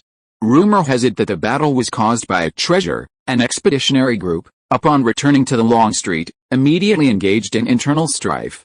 The outcome was exceptionally tragic, and in the end, it seemed there could only be one victor. Rumors also circulated that the protagonists of this battle had all achieved golden-muscled, jade-boned bodies, their true realm at least above return to void. The ultimate winner was suspected to be a powerful being at the Tribulation Crossing realm. As for the appearance of such a precious treasure, no one knew except the ultimate winner. Zhao Sheng, having heard this, fell into deep thought. Suddenly, he thought of the immortal like Feng Fengzi. Could it really be him? Just as Zhao Sheng's thought struck him, a deep voice suddenly rang out, "Stall owner, how much do you want for this?" Zhao Sheng looked up and saw a middle-aged man squatting across from him, his finger pointed at the innate gold essence. Seeing that the sale was about to begin, Zhao Sheng, eager to get a good start, offered a low price, 8 grains of space-time sand. "Stall owner, may I have some?" the middle-aged man asked tentatively. Zhao Sheng, upon hearing this, reached out and took the innate gold essence, offering it to the customer. The middle-aged man reached out his right hand, grasping the treasure and pulling it back. The innate golden essence remained motionless. A flash of surprise crossed the man's eyes, and he immediately exerted all his might and pulled again. What was going on? The innate golden essence seemed to be welded to Zhao Sheng's hand, remaining motionless. The middle-aged man was shocked and horrified, unable to believe that a physical cultivator could have suffered such a crushing defeat. Zhao Sheng smiled faintly and spoke gently, "You may not know the rules here. The rules state that guests may touch and observe the treasure at will. However, no treasure can leave the owner's control for a moment before being sold. As for the reason, I'm sure you understand. I'm not buying it. You can keep it." The middle-aged man released his hand, snorting coldly, and stood up. After saying this, he walked away. At this moment, the white-robed elder turned his head and teased, "How do you feel? Now you understand the difficulties of doing business in the burial immortal ruins." Zhao Sheng nodded, but said nothing. The white-robed elder didn't seem to mind, sighing, "Gaining trust is the real challenge here. That's why most of those who consider themselves powerful don't bother staying here for long. Their goal is the countless rare treasures in the immortal ruins outside. Unfortunately, it's too dangerous out there, it's a life-or-death struggle." Upon hearing this, Zhao Sheng immediately asked, "If you encounter danger out there, Can't you just log off? Log off? The white-robed elder was a little confused, but he understood the implication. He shook his head and said, not outside. Only by returning to this shabby street can you return to this world with a flick of the wrist. Oh, I see. Zhao Sheng's eyes flickered, and he nodded thoughtfully. A quarter of an hour later, only 12 or 13 people remained on the street. Zhao Sheng and his stall had attracted quite a few customers, yet they hadn't sold a single item. He now understood that doing business here was entirely a matter of luck. After all, the number of customers was so small, and trust between buyers and sellers was difficult. Baimei, it seems we've come all this way in vain. How about we trade? The white-robed elder suddenly suggested, sparking Zhao Sheng's interest. Great. How would you like to trade? That's easy. As soon as he finished speaking, the white-robed elder picked up a piece of 10,000-year-old black spirit iron and tossed it at Zhao Sheng's feet. Zhao Sheng raised an eyebrow, immediately understanding his intention. He casually picked up the iron bead, weighed it, and smiled. Senior, what treasure would you like? Haha, you're so open-minded, little brother. I want to forge 1,000 gold armor, but I'm still short of a few pieces of innate gold essence. Zhao Sheng, listening carefully, reached out and picked up the piece of innate gold essence and tossed it at the elder's feet. The white-robed elder carefully examined it, confirming its authenticity. With a flick of his sleeve, a high-grade spirit stone flew out, gently landing on Zhao Sheng's chest, which he plucked. Senior, I'll give you a top-grade spirit stone as compensation. We're even on the same page? Zhao Sheng's liking for the man grew stronger upon hearing this. He thought for a moment, then decided to confide in him a little. Senior, he said, I'd like to obtain a few high-level thunder-based techniques. I'd like to exchange them for techniques of the same level. I wonder if you would. What a coincidence. I happen to have a divine transformation level thunder technique here, the white-robed elder said with a grin. Zhao Sheng, seeing this, smiled and said, I also have several divine transformation level techniques, encompassing all aspects of yin and yang and the 5 elements. Which one would you like? What a boast. Do you have any divine metal techniques? The white-robed elder asked tentatively, though he was skeptical. Yes, Zhao Sheng answered straightforwardly, I have 3 for you to choose from. One is Immortal Golden Body, the second is Galaxy Sword Dao, and the last is the Authentic Cultivation Method Great Sage Golden Light Art. Seeing his assurance, the white-robed elder couldn't help but wonder, really? Could this kid be lying? After pondering for a moment, he said in a deep voice, I possess a righteous thunder sect technique called 6-9 Element Thunder. This technique originates from Lifang Mountain in the spirit realm. It can be cultivated to the highest level of divine transformation. Furthermore, practicing this technique offers another great benefit. What benefit? After ascending to the taking spirit realm, you can easily join Lifang Mountain and automatically become a true disciple of this sect. The white-robed elder finished his words, a smug smile on his face. However, Zhao Sheng remained impassive, unmoved. What the hell is the taking spirit realm? Even if he ascended in the future, he would most likely ascend to one of the 2 spiritual realms, Tei or Teisu, with almost no chance of ascending to the taking realm. Therefore, the great benefits the white-robed elder spoke of were of no use to him at all. Which technique would you like, senior? And how would you like to trade? Zhao Sheng asked bluntly. I've chosen the Immortal Golden Body. Also, let's set a time and divide the technique into 3 parts, upper, middle, and lower. When we return, we'll verify each part one by one. That way, neither of us will be deceived. The white-robed elder was clearly experienced and had a very thorough plan. Okay, let's do as you say. Let's arrange for it to be in 30 days, Zhao Sheng nodded and said. Young brother, you're still inexperienced. We're in different worlds, so how can time flow at the same speed? I'll teach you a method now. At this point, the white-robed elder unexpectedly switched to a secret method of voice transmission. After a moment, Zhao Sheng suddenly realized, and couldn't help but admire the experience of his predecessors. It sounds simple. Simply bring any stone from here back to this world and observe how quickly its spiritual energy dissipates. Once the spiritual energy decreases to the agreed-upon level, they'll immediately initiate the summoning ritual and travel back here, where they'll both be online at the same time. After the 2 of them finalized their plan, Zhao Sheng, seeing no customers, simply closed his stall and bid farewell to the white-robed elder. He then found the ruins of a shop and continued digging for treasure. After working for a while, Zhao Sheng felt the repulsive force of space and time gradually grow stronger. He quickly realized he didn't have much time left. Just then, a cry of surprise suddenly rang out from the end of the street. Zhao Sheng frowned, then suddenly slipped out of the shop and looked up at the end of the street. In an instant, his pupils shrank, and a hint of surprise flashed in his eyes. Chapter 564 Weird. Clang-clang at the entrance of a long street, at the end of the endless ruins, a dull clattering sound echoed continuously. The sky was dim, fog was swirling, and the bluestone-paved street was mostly damaged. At the end of the ruins, two figures shrouded in blood mist staggered towards the long street. They walked side by side, a strange vine, half green and half dead, as thick as an arm, resting on their shoulders. Two yellow gourds dangled from the vine, swaying and occasionally colliding with each other, making muffled sounds. The sound seemed to possess some kind of magical power.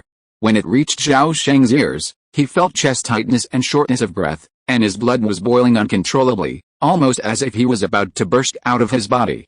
As he drew closer, Zhao Sheng was shocked and saw the two men's strange appearance clearly. With every step, bits of flesh and blood fell from their bodies. But before they hit the ground, the pieces evaporated in midair, transforming into a large stream of blood energy, merging into the surrounding blood mist.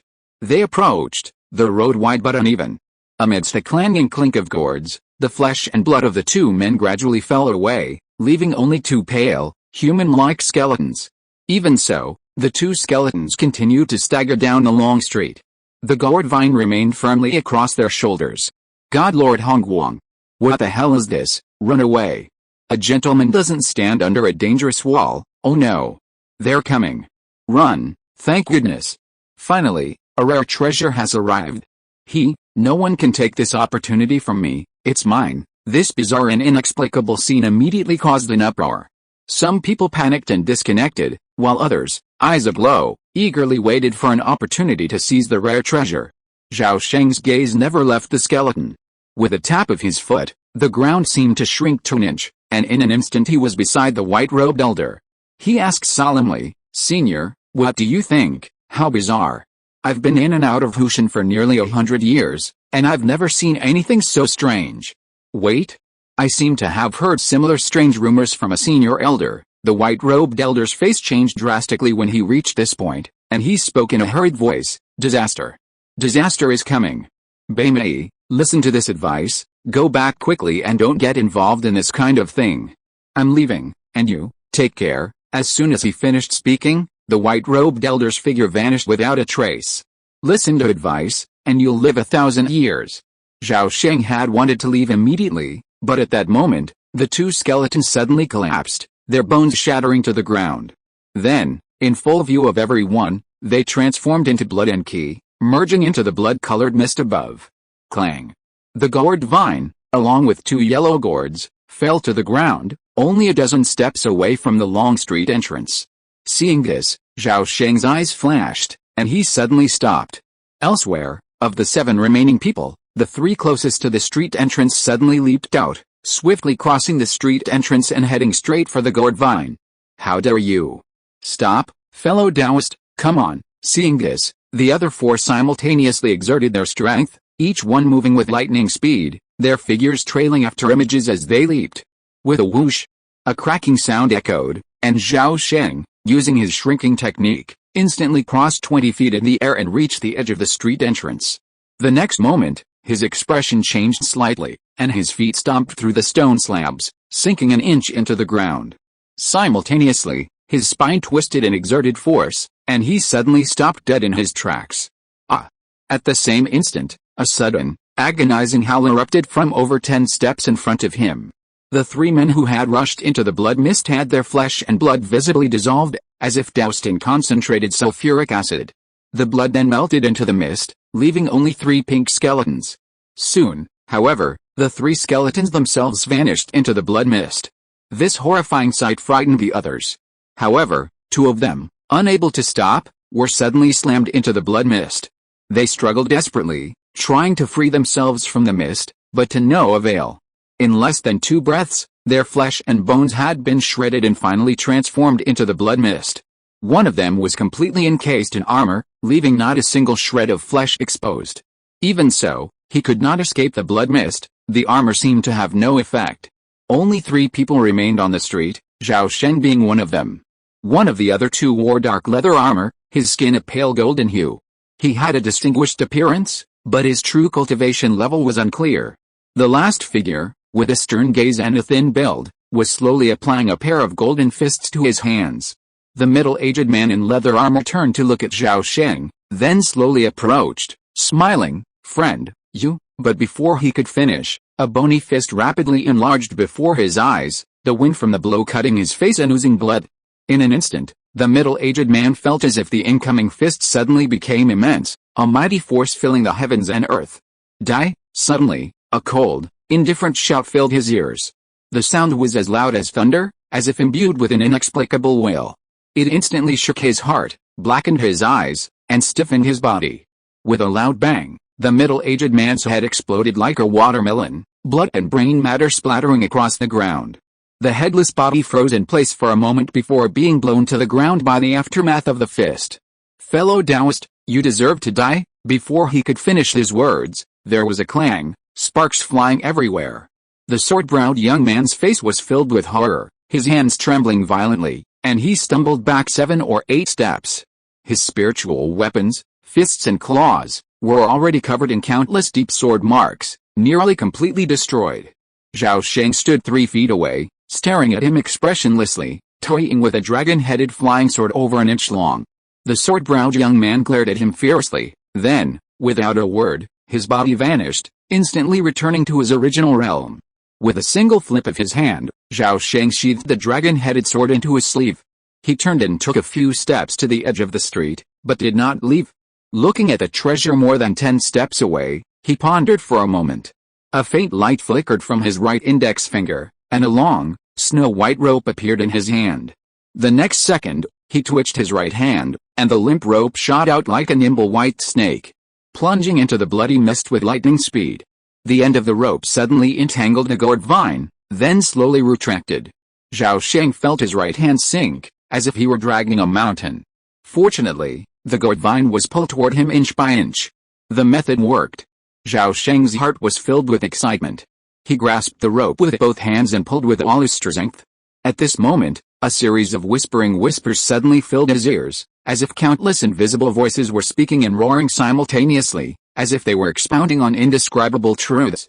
For a moment, Zhao Sheng's eyes became dazed, and his body swayed, as if he was about to take that step. But the next second, he suddenly regained consciousness, his heart suddenly filled with shock and fear, and he was overwhelmed with fear.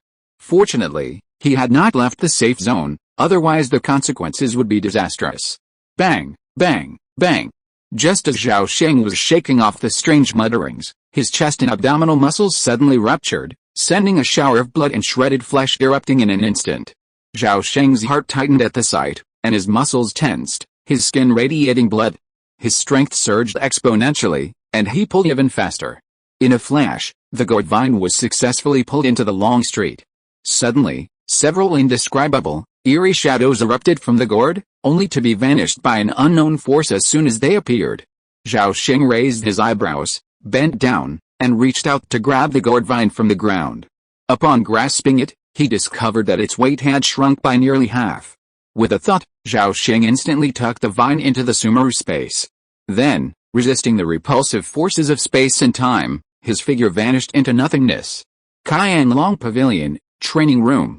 The room was filled with a brilliant light as Zhao Sheng appeared out of thin air. He landed on the ground, his body stumbling violently. Simultaneously, a series of eerie, inexplicable roars suddenly erupted from his chest and abdomen. Zhao Sheng's face darkened with rage. He swiftly raised his knife, the blade flashing as chunks of dark red, rotting flesh fell from his chest and abdomen. Despite this, he continued to slice through the flesh, layer after layer, until the flesh had regenerated 3 times before stopping. A large pile of rotting flesh lay on the ground, roaring like a living thing, while countless tumors suddenly erupted from its surface. The next second, the dense mass of tumors burst open, and dark red tentacles burst forth, dancing wildly in the air, resembling a strange, countless-armed octopus. This bizarre, indescribable scene terrified even the experienced Zhao Sheng. Without a second thought, he activated his profound art. The purple thunder energy within him surged into his palms, transforming into cascading purple balls of lightning that shot towards the rotting tentacles on the ground. Boom boom boom. Waves of thunder echoed through the stone chamber, and vast swaths of purple lightning completely enveloped the rotting flesh.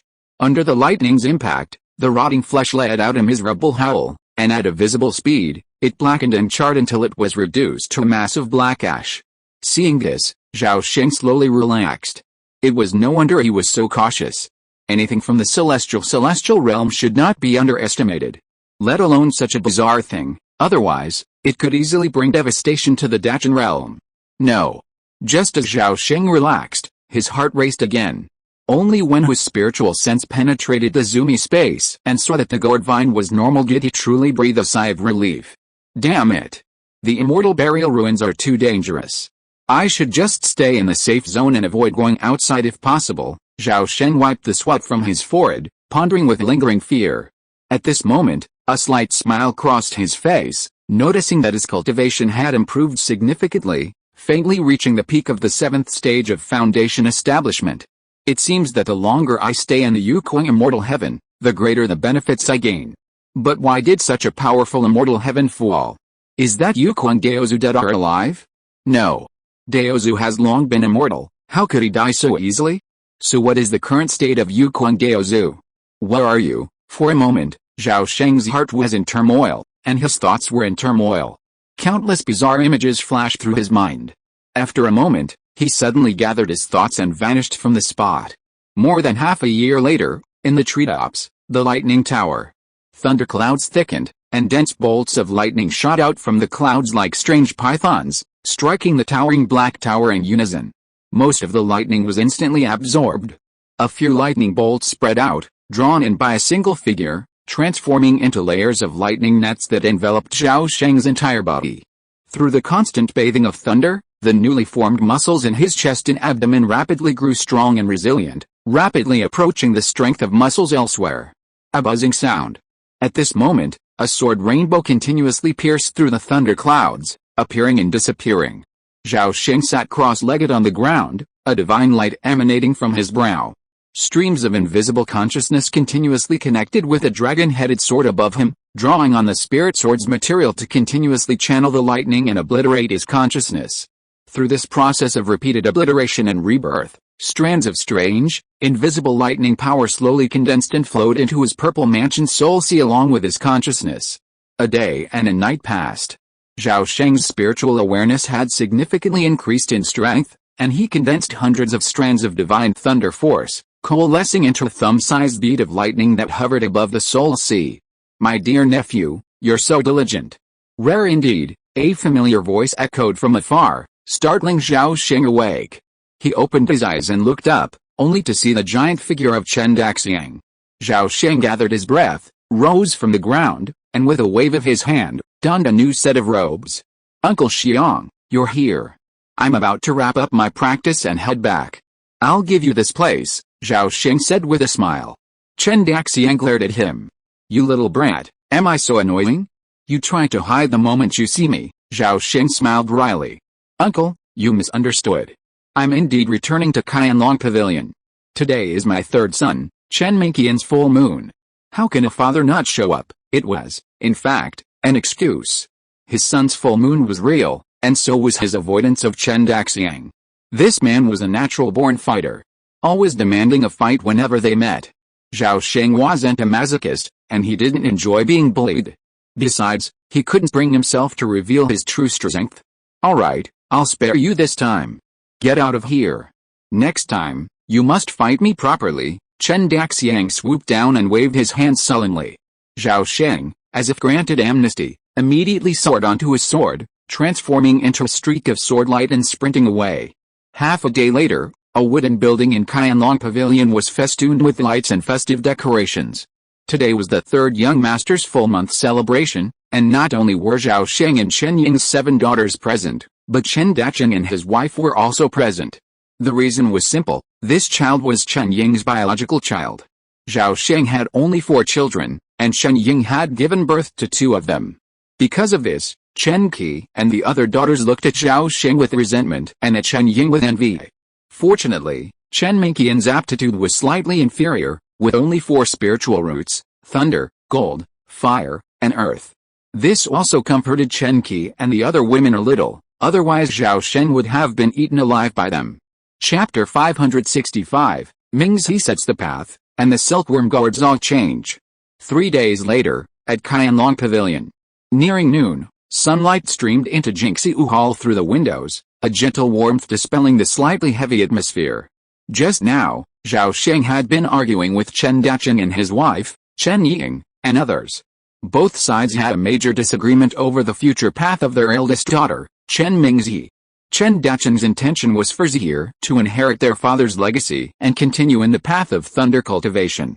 This suggestion was agreed upon by everyone except Zhao Sheng. He firmly disagreed with his daughter practicing thunder magic, and instead wanted her to follow the path of fire and become a master alchemist in the future. Zihir, don't be so stubborn. I'm doing this for Zihir's own good, Chen Dacheng advised earnestly. As soon as he finished speaking, Chen Ying immediately echoed, "Husband, just listen to Daddy. Zihir is a superior talent with dual spiritual roots of thunder and fire. If she practices fire magic, wouldn't it be a waste of her great talent, Guangxi? I'm not saying anything to you. Now even Zihir has agreed, why do you still disagree? Don't you want your daughter to be well?" Faced with the earnest advice of several people, Zhao Sheng looked calm and didn't show any intention of being persuaded. After a short silence, he suddenly turned his head to look at his eldest daughter who was nestled beside his wife. Chen Mingzi, who had just turned 9 years old, opened her big eyes and looked at her father timidly, as if revealing some expectation in her eyes. Zhao Sheng, with a doting smile on his face, suddenly asked, "Zihir, do you like flowers, plants and small animals?" "I like it," Chen Mingzi answered softly.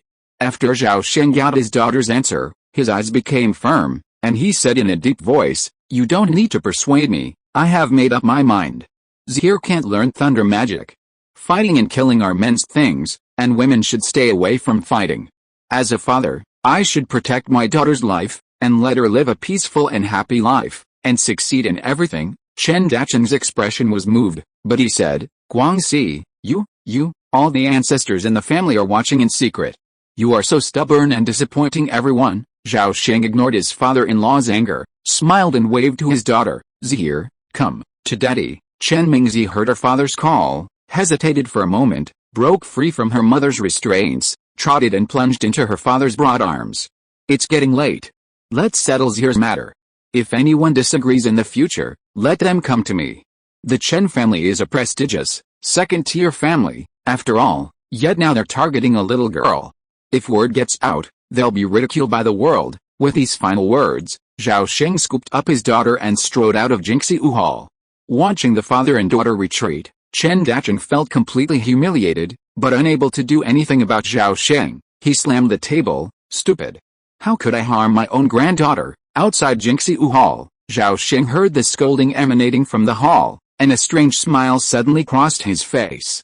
Thinking of the Chen family's scheme, he suddenly said to his daughter, "Zihir, today, Daddy has a gift for you." With that, Zhao Sheng extended his right hand in front of Chen Mingzi and slowly spread his fingers. A flash of light appeared, and a wooden gourd, over an inch tall, appeared out of thin air in his palm. The gourd is lifelike, its surface texture distinct and covered with countless runes, its entire body vibrant emerald green, resembling a jade gourd. The main material for this gourd carving comes from the nameless gourd vine he acquired more than half a year ago. 6 months ago, he quickly discovered that this gourd vine exudes an unimaginable mysterious aura. Although this mysterious aura quickly transforms into a vast amount of extremely pure spiritual energy upon release, Zhao Sheng still senses its miraculous properties. It not only gradually improves physical fitness but also brings peace of mind, clarity of mind like a mirror, a state of harmony between man and nature. 3 months ago, he personally removed a section of the gourd vine and, imitating the yellow-skinned gourd, carved this gourd carving piece by piece. Zhao Sheng hung the exquisite gourd around his daughter's neck and instructed her not to remove it and to keep it away from others. "I understand, Daddy." Chen Mingzi touched the exquisite gourd against her chest, a delighted smile breaking across her face. The 9-year-old quickly discovered the exquisite gourd's miracle. As a cool aura gradually flowed into her body instantly became warm and unusually comfortable. "Come on, Daddy will take you to see the silkworms." With these words, Zhao Sheng embraced his daughter and turned west, heading straight for the silkworm breeding room. The silkworm breeding room was located in a secluded courtyard west of Qianlong Pavilion. Zhao Sheng entered the courtyard, and his footsteps immediately alerted Chen Shou, who was raising the immortal eating silkworm. Chen Shou hurried out and bowed to Zhao Sheng and his daughter. "Greetings, Master."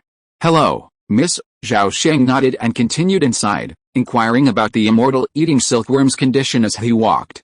Chen Shou, not daring to hide anything, recounted the entire recent breeding process. Overall, the situation was very positive, with the exception of the immortal eating silkworm's voracious appetite. "Master, you don't know.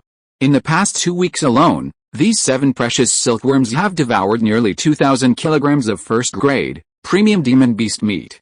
Fortunately, there aren't many of them, otherwise, even the largest family fortune would have been devoured." Amidst Chen Shou's constant complaints, Zhao Sheng entered the silkworm room. The room was small, its roof, floor, and walls constructed of Qingang rock.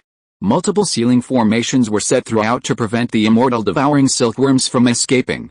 In the center of the room stood a waist-high, iron-green vat, from which a rustling sound could be heard. Zhao Sheng approached and saw 7 plump black silkworms, no longer than the length of an index finger, lying on the corpse of the moon rabbit, devouring it frantically. The tender pink bones of the moon rabbit were visible to the naked eye, and the flesh was rapidly being devoured. Zhao Sheng nodded in satisfaction, but his daughter screamed in fear and quickly buried her head in her father's arms, not daring to look. Zhao Sheng patted his daughter on the back and smiled helplessly. He hadn't expected his daughter to be so timid. He had originally planned to set aside one of the immortal devouring silkworms and personally raise it with his daughter.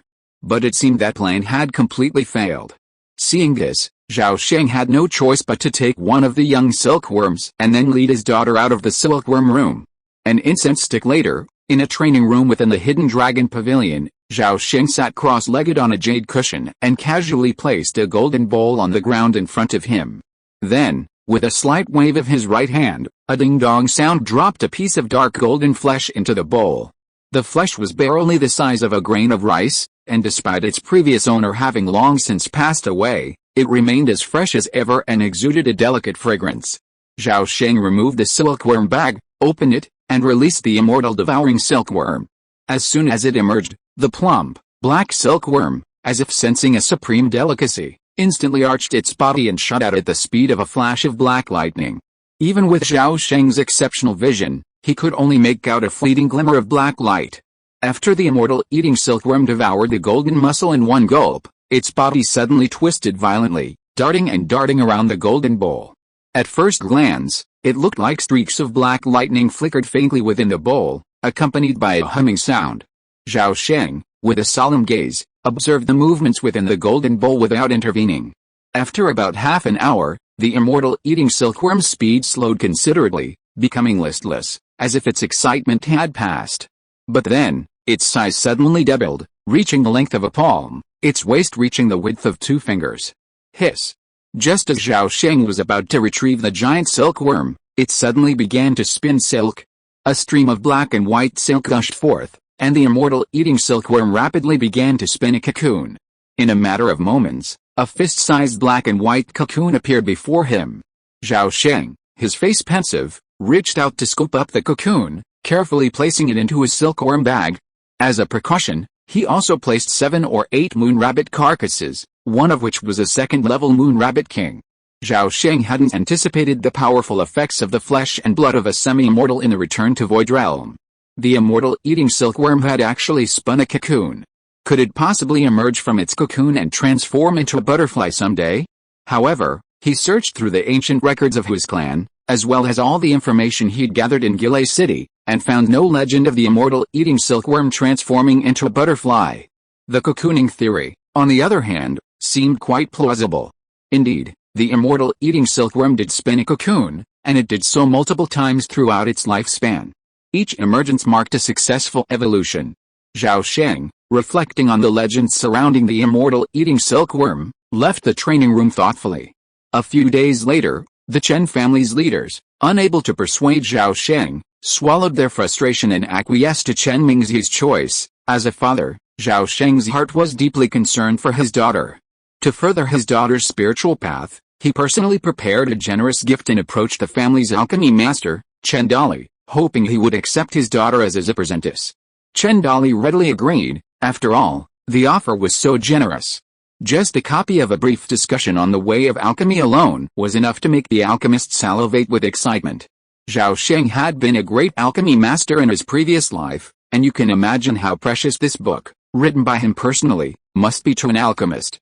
If he weren't concerned about revealing his own strength, he wouldn't have the privilege of a mere alchemy master teaching his precious daughter. Even so, Zhao Sheng had already planned to provide his daughter with a great opportunity. A grand alchemy master's mansion was undoubtedly a rare opportunity.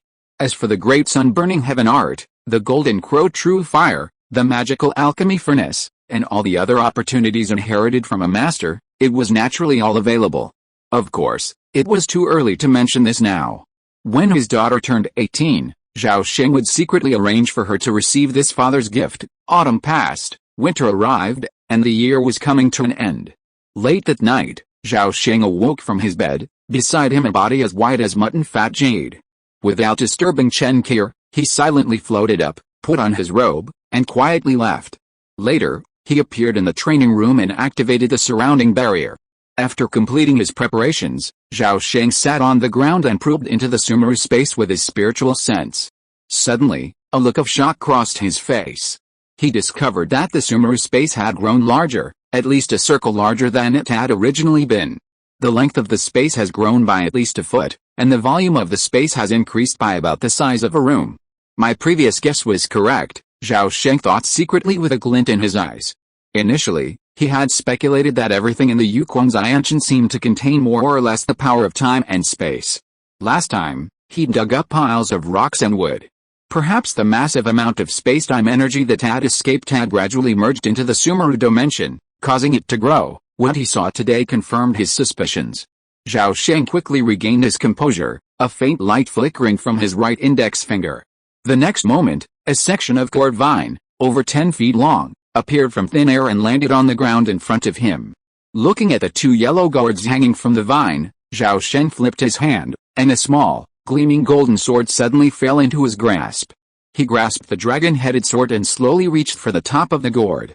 He began to slowly cut along the connection to the vine. Sizzling. Zhao Sheng's cutting was slow, and the resistance against his hand was immense. But after a while, he finally separated a yellow gourd from the withered vine.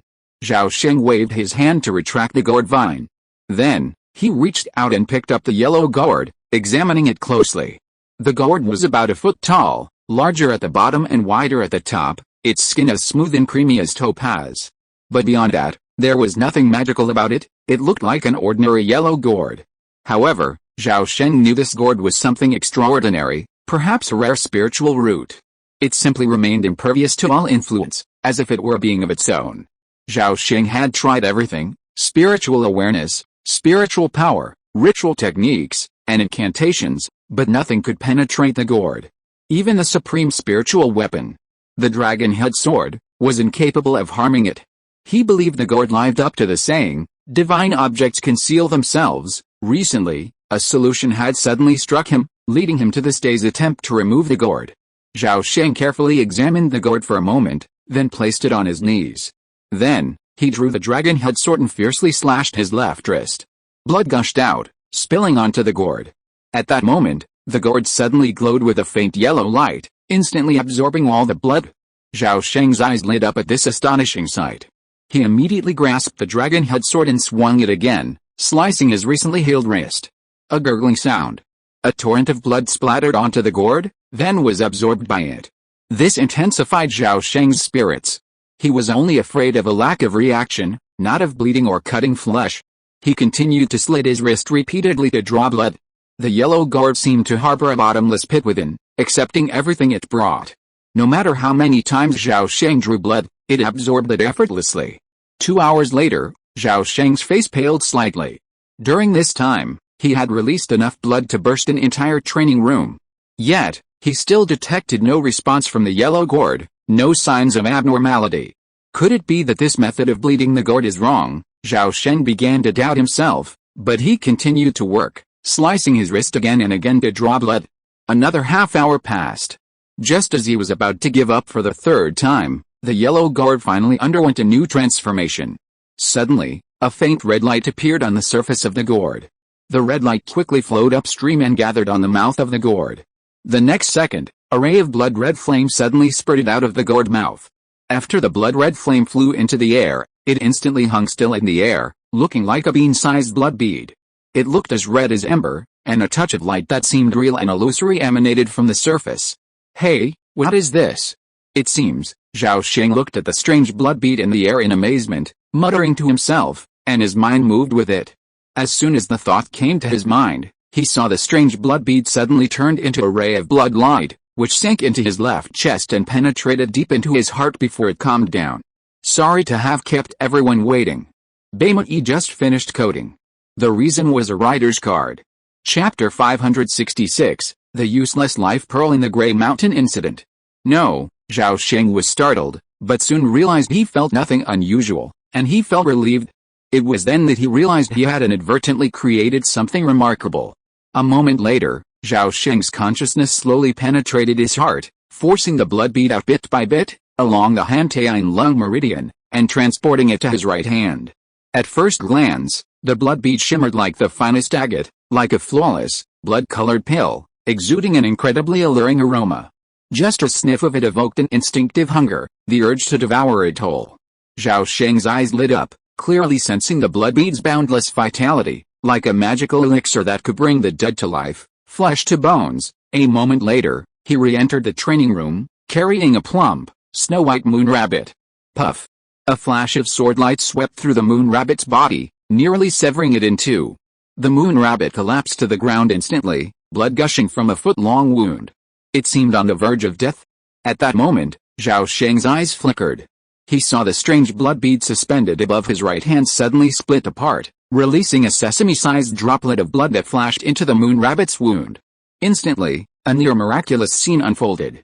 A vast stream of blood suddenly erupted from the moon rabbit's body, enveloping the creature. Then, the horrific wounds on its chest and abdomen healed with remarkable speed, seemingly reversing time. As expected. Seeing this miraculous scene, Zhao Sheng's eyes flashed, and he immediately placed a high regard on the yellow gourd. This gourd likely possessed a miraculous ability similar to refining and concentrating, capable of transforming large quantities of blood into a single drop of blood essence, while also concentrating the vital energy within the blood, without losing even a single drop. Unfortunately, the yellow gourd's miraculous abilities were of little use to Zhao Sheng. After all, he possessed the gift of flesh and blood regeneration, so even the blood pill was merely icing on the cake. It didn't matter if he had none. Wait! Zhao Sheng suddenly had a flash of inspiration, and he thought of a brilliant use for the blood pill. After a cup of tea, Chen Mingzi, dazed, was led into a quiet room by her father. "Zhere, sit cross-legged for a moment, and don't move." Hearing her father's words, Chen Mingzi nodded obediently, walked a few steps to the center of the quiet room, and then sat cross-legged on the floor, her small body straight. Zhao Sheng stepped forward and gently patted his daughter's back with his right hand. In an instant, the blood pearl silently sank into her back, finally burrowing deep into her heart, where it took root. Then, Zhao Sheng injected over 100 spiritual energy barriers, temporarily sealing the blood pearl's explosive power, allowing it to gradually release its vitality. Only when his daughter was seriously injured and on the verge of death would the blood pearl break free, unleashing its full vitality and saving Chen Mingzi's life. "Daddy, it itches. It feels like something's getting in." Chen Mingzi shuddered, quickly looking up and whispering to her father. "Zhir, don't ask too many questions. This is a secret between you and Daddy. Don't tell anyone else, not even Mommy." "Oh, Zhir, I'll listen to Daddy. Zhir is the best. Get up." Chen Mingzi stood up and Zhao Sheng led her hand as she left a meditation room. Over the next few days, Zhao Sheng used the yellow gourd to extract 3 life beads. However, he didn't inject them into his 3 sons because they were still young, the oldest only 6, and couldn't keep it secret. He could wait a few years before injecting them. Winter gave way to spring, and in the blink of an eye, it was already April, a foggy and rainy season. For the past 6 months, Zhao Sheng had remained a recluse, rarely feasting or traveling with his clan. He practiced silently, following a routine, his cultivation steadily improving. His daily practice was flawless and smooth. Mid-April was the time to re-enter the celestial heavens. The stone had already emanated 70% of its spiritual energy, the time he and Bai Lin had agreed upon. Late at night, the barrier within the training room erupted. Accompanied by a profound and ancient chant, Zhao Sheng flashed through the pale vortex and vanished in an instant. He opened his eyes. The long, dilapidated street came into view. Zhao Sheng surveyed the surroundings, feeling quite surprised. Compared to a year ago, the street was noticeably busier, with a quick glance revealing over 100 people. Over 20 street stalls dotted the street, with various types of people wandering in and out of the shops. Many people patronized the stalls, frequently striking deals. A constant cacophony of noise reached his ears, and Zhao Sheng's gaze fixed sharply, quickly finding his target. 30 feet away, a white-robed elder sat cross-legged behind a street stall, his smile etched in his gaze. Zhao Sheng smiled faintly and walked over. "Senior, long time no see, Bai Mei. I'm relieved to see you're safe and sound. Thank you for your concern, Senior." "It's my fault." As he spoke, Zhao Sheng approached the man, untied his bag, and unfolded it, revealing the numerous treasures he had for sale: the Sky Thunder Bottle, the Dragon Head Sword, the 10,000-year Thunderwood Sword, Grinding Wind Copper, and 1,000-year-old Ginseng and Ganoderma lucidum. After a few pleasantries, the two men got down to business. "Senior, did you bring your cultivation techniques?" "Of course," the white-robed elder said, pulling a 2-finger-thick animal hide book from his sleeve and placing it between them. Zhao Sheng, upon seeing this, reached into his bosom, pulled out a thin, thread-bound volume, and placed it between them as well. "Please, please." As soon as the words fell, the two men, in tacit agreement, each picked up the book and began to flip through it.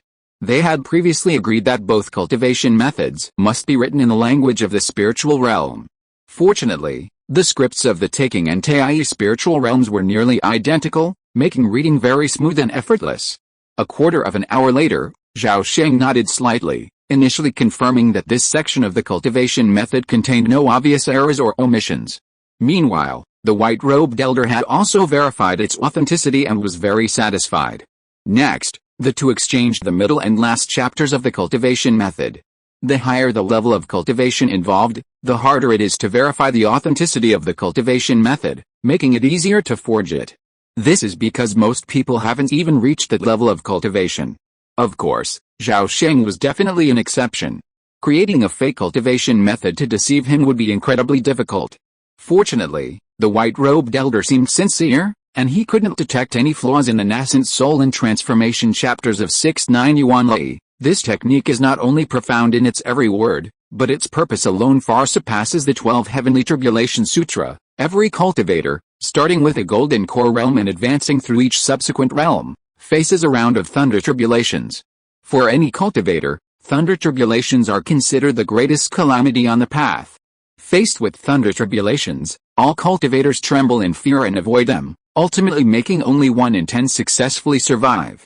However, the 6-9 Yuan Thunder technique takes a different approach, directly addressing the thunder tribulation and forcing it into powerful advantage. While other cultivators either resist the thunder head-on or employ tactics to mitigate its power, the madman who cultivates the 6-9 Yuan Thunder technique simply plunges into the tribulation clouds, absorbing its power through a unique method, attempting to refine it for their own benefit. For a sane person, refining the thunder is tantamount to suicide. However, the world is unpredictable, and the laws of nature are unpredictable. The universe is undoubtedly full of gifted and mad individuals.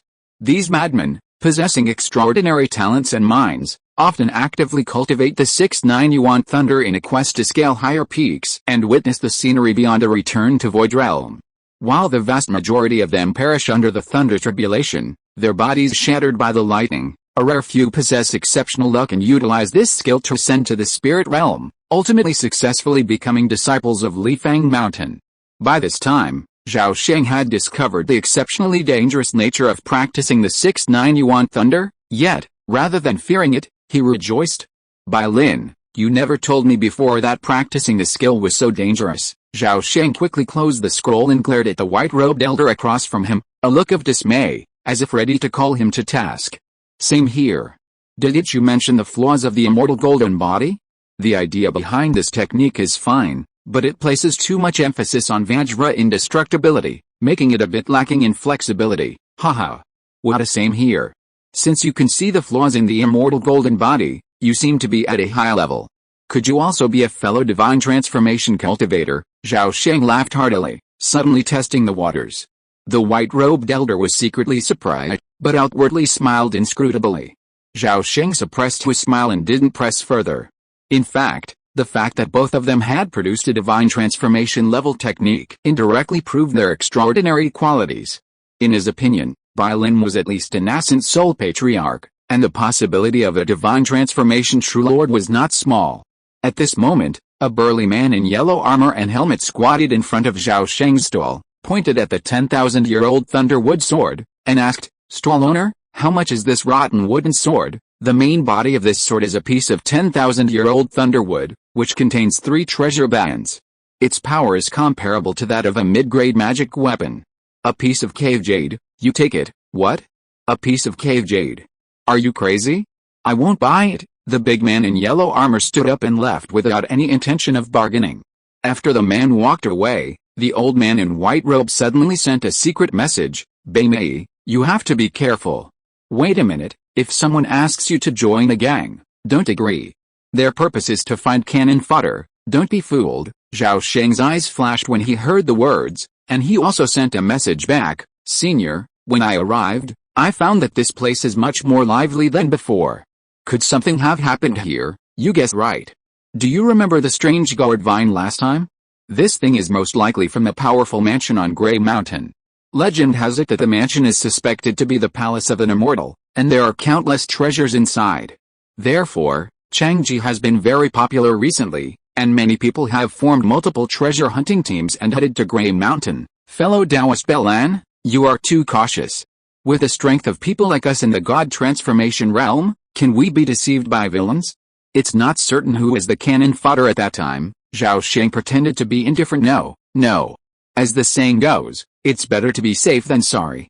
After all, the rules of the immortal burial ruins are unique, and there are countless old monsters hidden here. A mere divine transformation is ultimately worthless. Saving your life is paramount. The white-robed elder had clearly learned a painful lesson, and his words couldn't help but betray a hint of fear. A moment later, his prediction proved true. People frequently approached the two, offering lavish rewards and attempting to entice Zhao Sheng and his companions to join them. But they flatly refused. How could mere elixirs whose authenticity was difficult to verify hold the attention of 2 divine transformation true lords? Furthermore, some imposing figures confidently claimed that within the true immortal's ruins lay a divine art capable of immortality. If they could find it, they would share it with all the members. Zhao Sheng's curiosity was piqued, but the white-robed elder remained unmoved, as steady as an old dog. Until a being above the return to void realm approached them, forcing Zhao Sheng and the others to proceed with caution. Verifying the visitor's cultivation level was simple. Simply cut open their skin and squeeze out a drop of true blood, and the truth would be clear. A body of golden flesh and jade bones was one of the most distinctive characteristics of a being above the return to void realm, virtually impossible to fake. Ultimately, Zhao Sheng politely declined the powerful being's offer. Seeing this, the person simply stood up and left, not forcing the two to join. After all, if a fight really came to a head, Zhao Sheng and the others could easily go offline. Thanks to the appearance of the immortal's ancestral mansion, street vendor business was much more prosperous than before.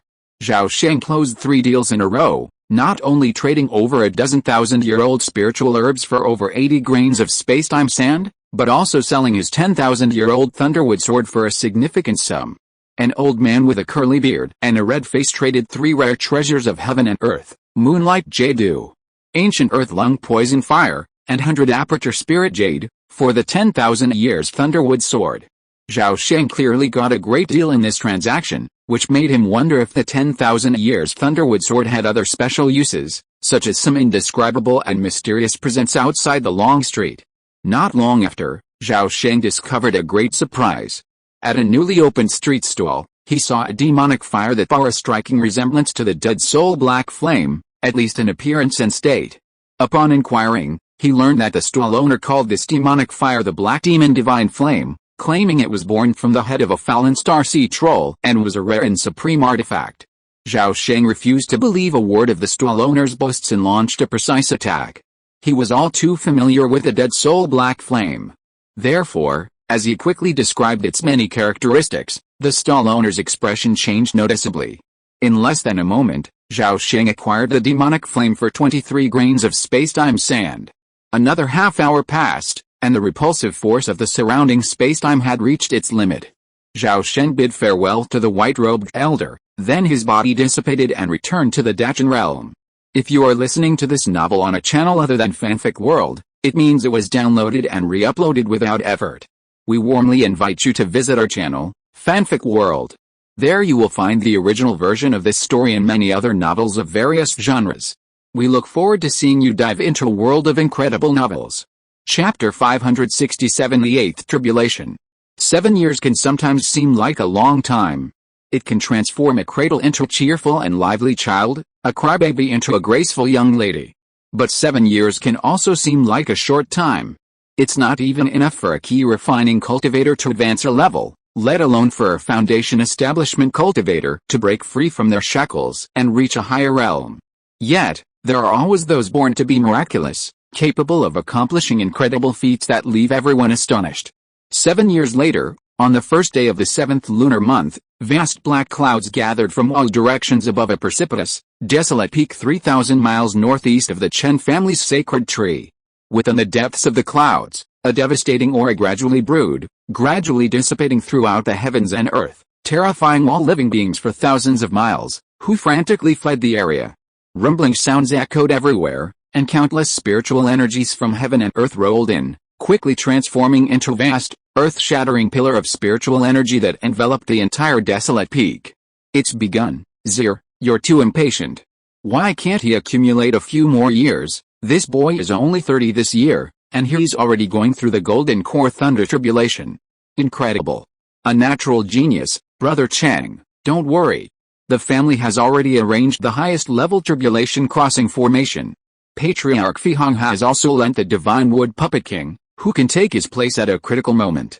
With multiple safeguards, Guangxi will definitely be able to overcome this danger and successfully cross the tribulation. Ancestor, what do you think of Guangxi's chances? As the tribulation clouds gathered and a giant pillar of spiritual energy appeared, the white-eyebrow boy, Chen Dachan, and several other Chen family golden core cultivators stood suspended in midair, their gazes simultaneously fixed on the summit of the desolate peak hundreds of miles away, unable to contain their chatter. Silence, restrain your breath. Don't let the tribulation sense you. Patriarch White-Eyebrow's words instantly silenced everyone, who held their breath and watched the movements hundreds of miles away. Boom. Accompanied by bursts of dull roars, dense swarms of electric snakes and thunder pythons instantly emerged from the thick calamity clouds, striking the depths of the sea of clouds, a display of divine might. Shortly thereafter, a resounding thunderclap erupted between heaven and earth, and a pale blue thunder python, as thick as a thigh, descended from the sky, fiercely slamming into the summit of the desolate peak.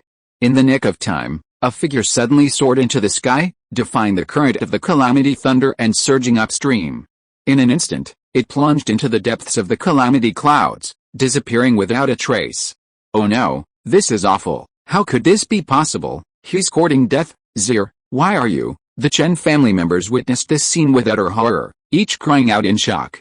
No matter how hard they tried, they could never have imagined that Chen Guangxi would abandon the calamity formation their family had prepared for him and choose to plunge into the calamity clouds. This act was undoubtedly a provocation to the divine might and suicidal. The white-browed boy's expression was utterly solemn. His long, white eyebrows trembled silently, a flicker of lightning flashing at their tips, clearly indicating his wrath. Shut up, he bellowed, instantly silencing everyone. This boy has a promising future. He would never seek his own demise. He must be absolutely certain of his own success. Just be patient, the boy declared. Yes, several Chen family giant and masters responded in unison, forcing themselves to suppress their chaotic thoughts and return their gaze to the swirling calamity clouds. Two flowers bloom, each showcasing its own beauty. Elsewhere, Zhao Sheng plunged headfirst into the depths of the calamity clouds, surrounded by a pervasive, inky black aura. Countless flashes of lightning and lightning suddenly emerged from nowhere, blazing and swirling violently. His intrusion seemed to have angered the very world. Instantly, the destructive aura from the depths of the calamity clouds surged. Countless electric snakes and thunder pythons merged, forming massive thunder dragons as thick as buckets, often hundreds of feet long and radiating a suffocating, terrifying aura. Come on. Zhao can't wait. Looking at the surrounding thunder dragons poised for action, Zhao Sheng licked his lips, his eyes gleaming with excitement. His words seemed to serve as a signal. As soon as he finished speaking, a thunder dragon swooped down and slammed into Zhao Sheng, instantly exploding into a massive ball of blinding plasma that enveloped him. Zhao Sheng, however, offered no defense, leaving his entire body wide open, attempting to withstand the calamity lightning with his bare hands. At that moment, countless bolts of lightning and plasma descended upon Zhao Sheng like razor-sharp swords, instantly burning and tearing him apart. Wounds covered his body, charred and swirling, and the lightning evaporated the blood before it could even escape. At first glance, the figure appeared utterly miserable, as if chopped into pieces by 1,000 cuts. But the next moment, a truly shocking scene unfolded. The horrific wounds covering his body healed and vanished with remarkable speed, as if time had flown backwards, the entire process swift and terrifying. At the same instant, wisps of lightning surged into the Ki sea within his Danshan, but were immediately captured and absorbed by a dim, blurry lightning seal, transforming into a ray of destructive lightning. Every time 10 strands of turbulation lightning energy were successfully refined, the lightning seal grew clearer and its brightness subtly increased. A roar, resembling a dragon's roar, resounded in all directions. A second and third lightning dragon swooped down, smashing into Zhao Sheng and exploding into vast balls of plasma. Zhao Sheng's flesh was once again burned and torn apart by the turbulation lightning. Despite the significant increase in the power of the turbulation lightning, the wounds on his body were much shallower and less horrific than before. Zhao Sheng's physical strength had clearly increased even more rapidly than the increase in the power of the turbulation lightning. At the same time, the miraculous power of time reversal reappeared upon him, and in a single instant, all his injuries were healed. AWW. AWW. Deep within the calamity clouds, massive thunder dragons tore through the clouds, emitting continuous roars like dragons' roars. The entire world seemed enraged by this reckless end. Suddenly, 3 thunder dragons merged, compressed, and condensed into a ball of indigo lightning the size of a water tank.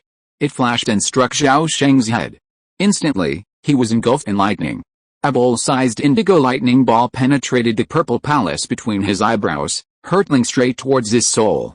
If struck by this lightning ball, Zhao Sheng's soul would be severely damaged, perhaps even annihilated. At the critical moment, the divine thunder clouds hanging over the soul sea suddenly split apart, transforming into a dense electric net that enveloped the incoming lightning ball. Then, with a loud explosion, it transformed into a blinding thundercloud, ultimately neutralizing both attacks. Facing a near-death thunder tribulation, Zhao Sheng multitasked, daring to manipulate 3 different processes simultaneously.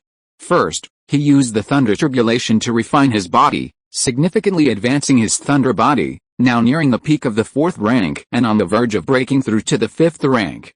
Second, he seized the opportunity to cultivate the 6th-9 elemental thunder, aiming to extract a hint of destructive calamity from the turbulation lightning, a goal he had already achieved.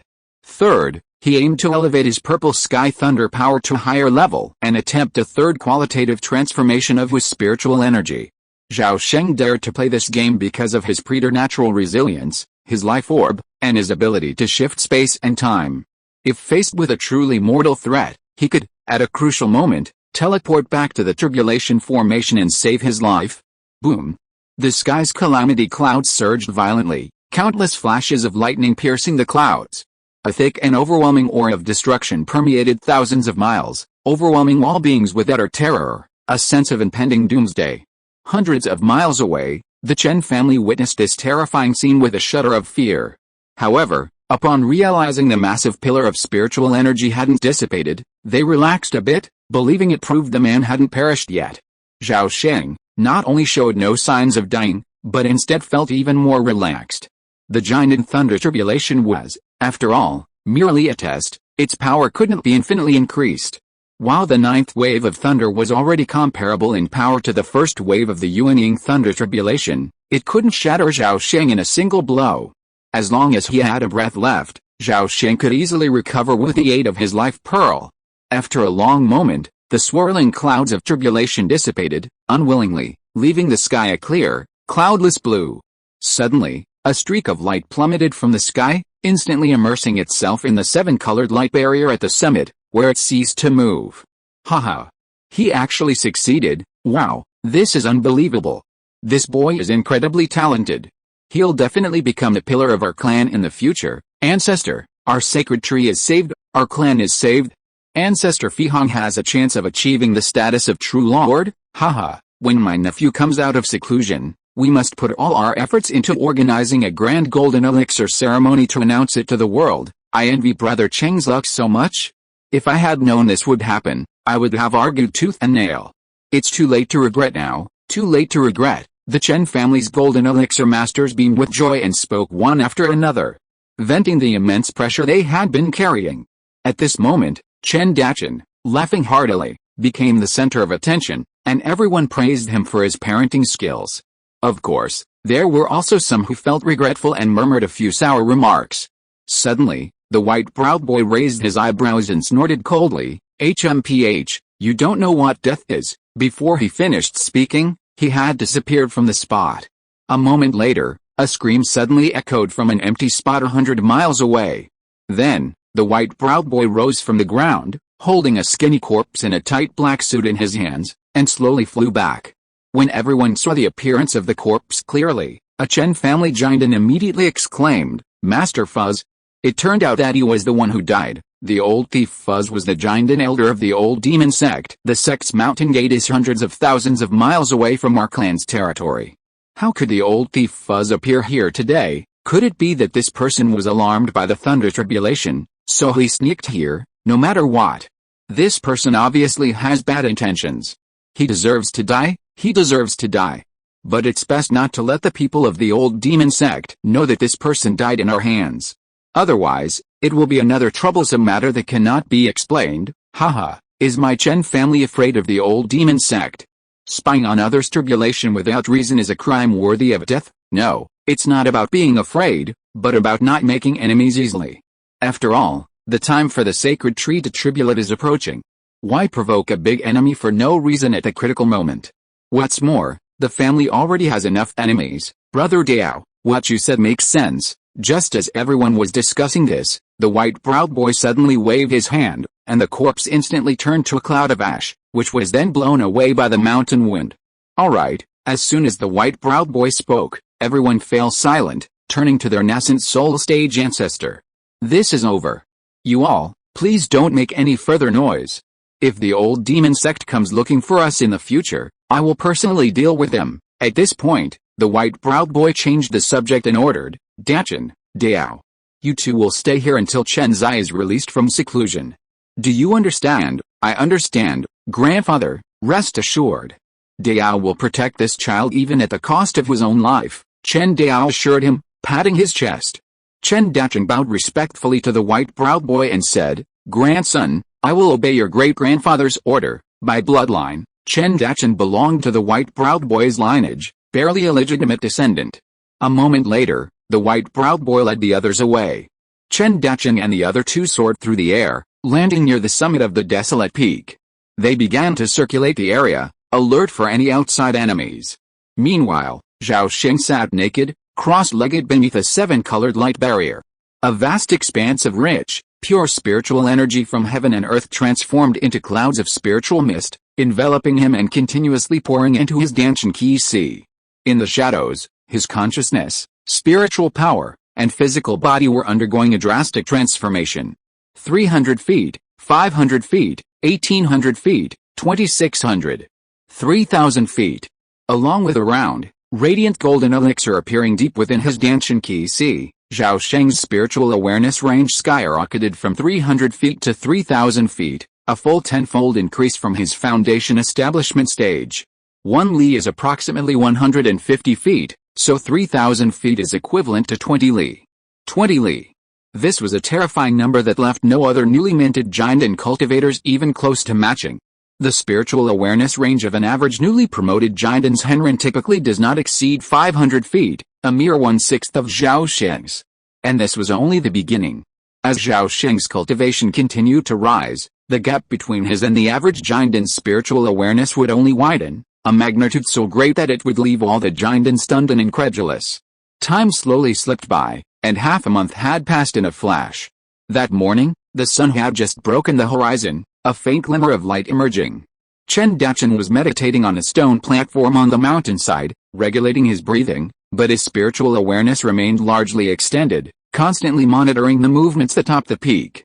As the sun completely emerged from the ground, the seven-colored light barrier atop the peak suddenly dimmed dramatically, dissipating in the blink of an eye. Chen Dacheng, overjoyed at this vision, opened his eyes and looked up at the peak. Suddenly, he felt a pain in his eyes, like a stinging flash of light, and nearly burst into tears. Almost instantly, his outward spiritual awareness was suddenly devoured by a terrifying force, instantly leaving a vast black hole in his telepathic field of view. The black hole was located precisely at the center of the peak. Chen Dacheng suddenly rose, transforming into a streak of light and sprinting to the summit.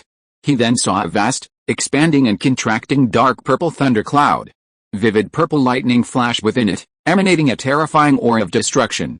However, the dark purple thundercloud quickly shrank, ultimately leaving only a mass about 3 meters across, hovering behind a figure.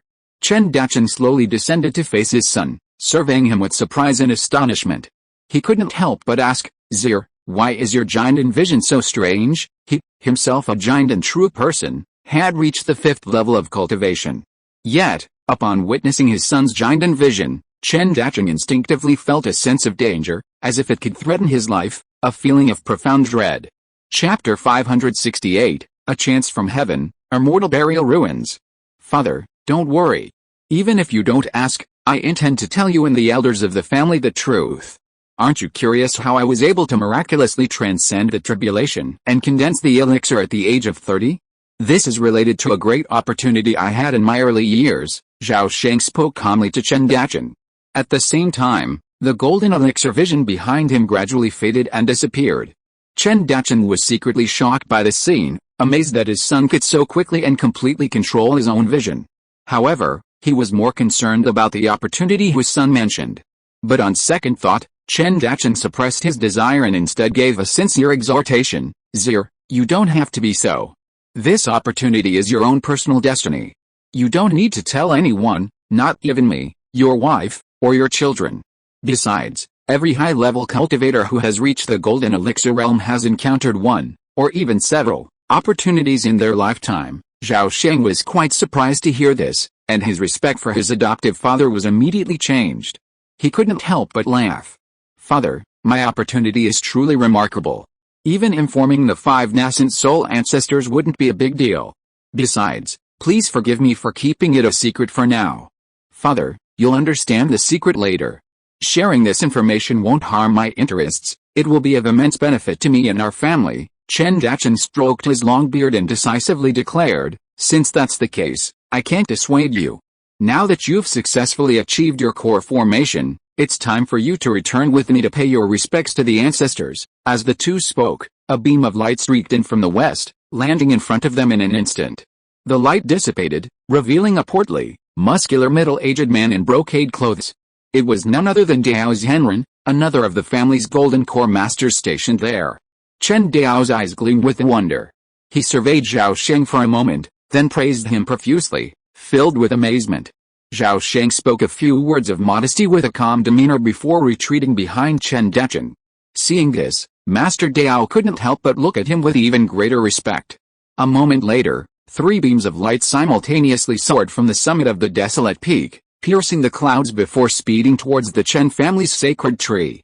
In less than half an hour, Zhao Sheng and his companions had covered 3,000 miles and safely returned to their family's floating city. Upon returning home, Master Dao bid farewell to Zhao Sheng and the others before escaping into the air. "Zir, you must return to Qianlong Pavilion first.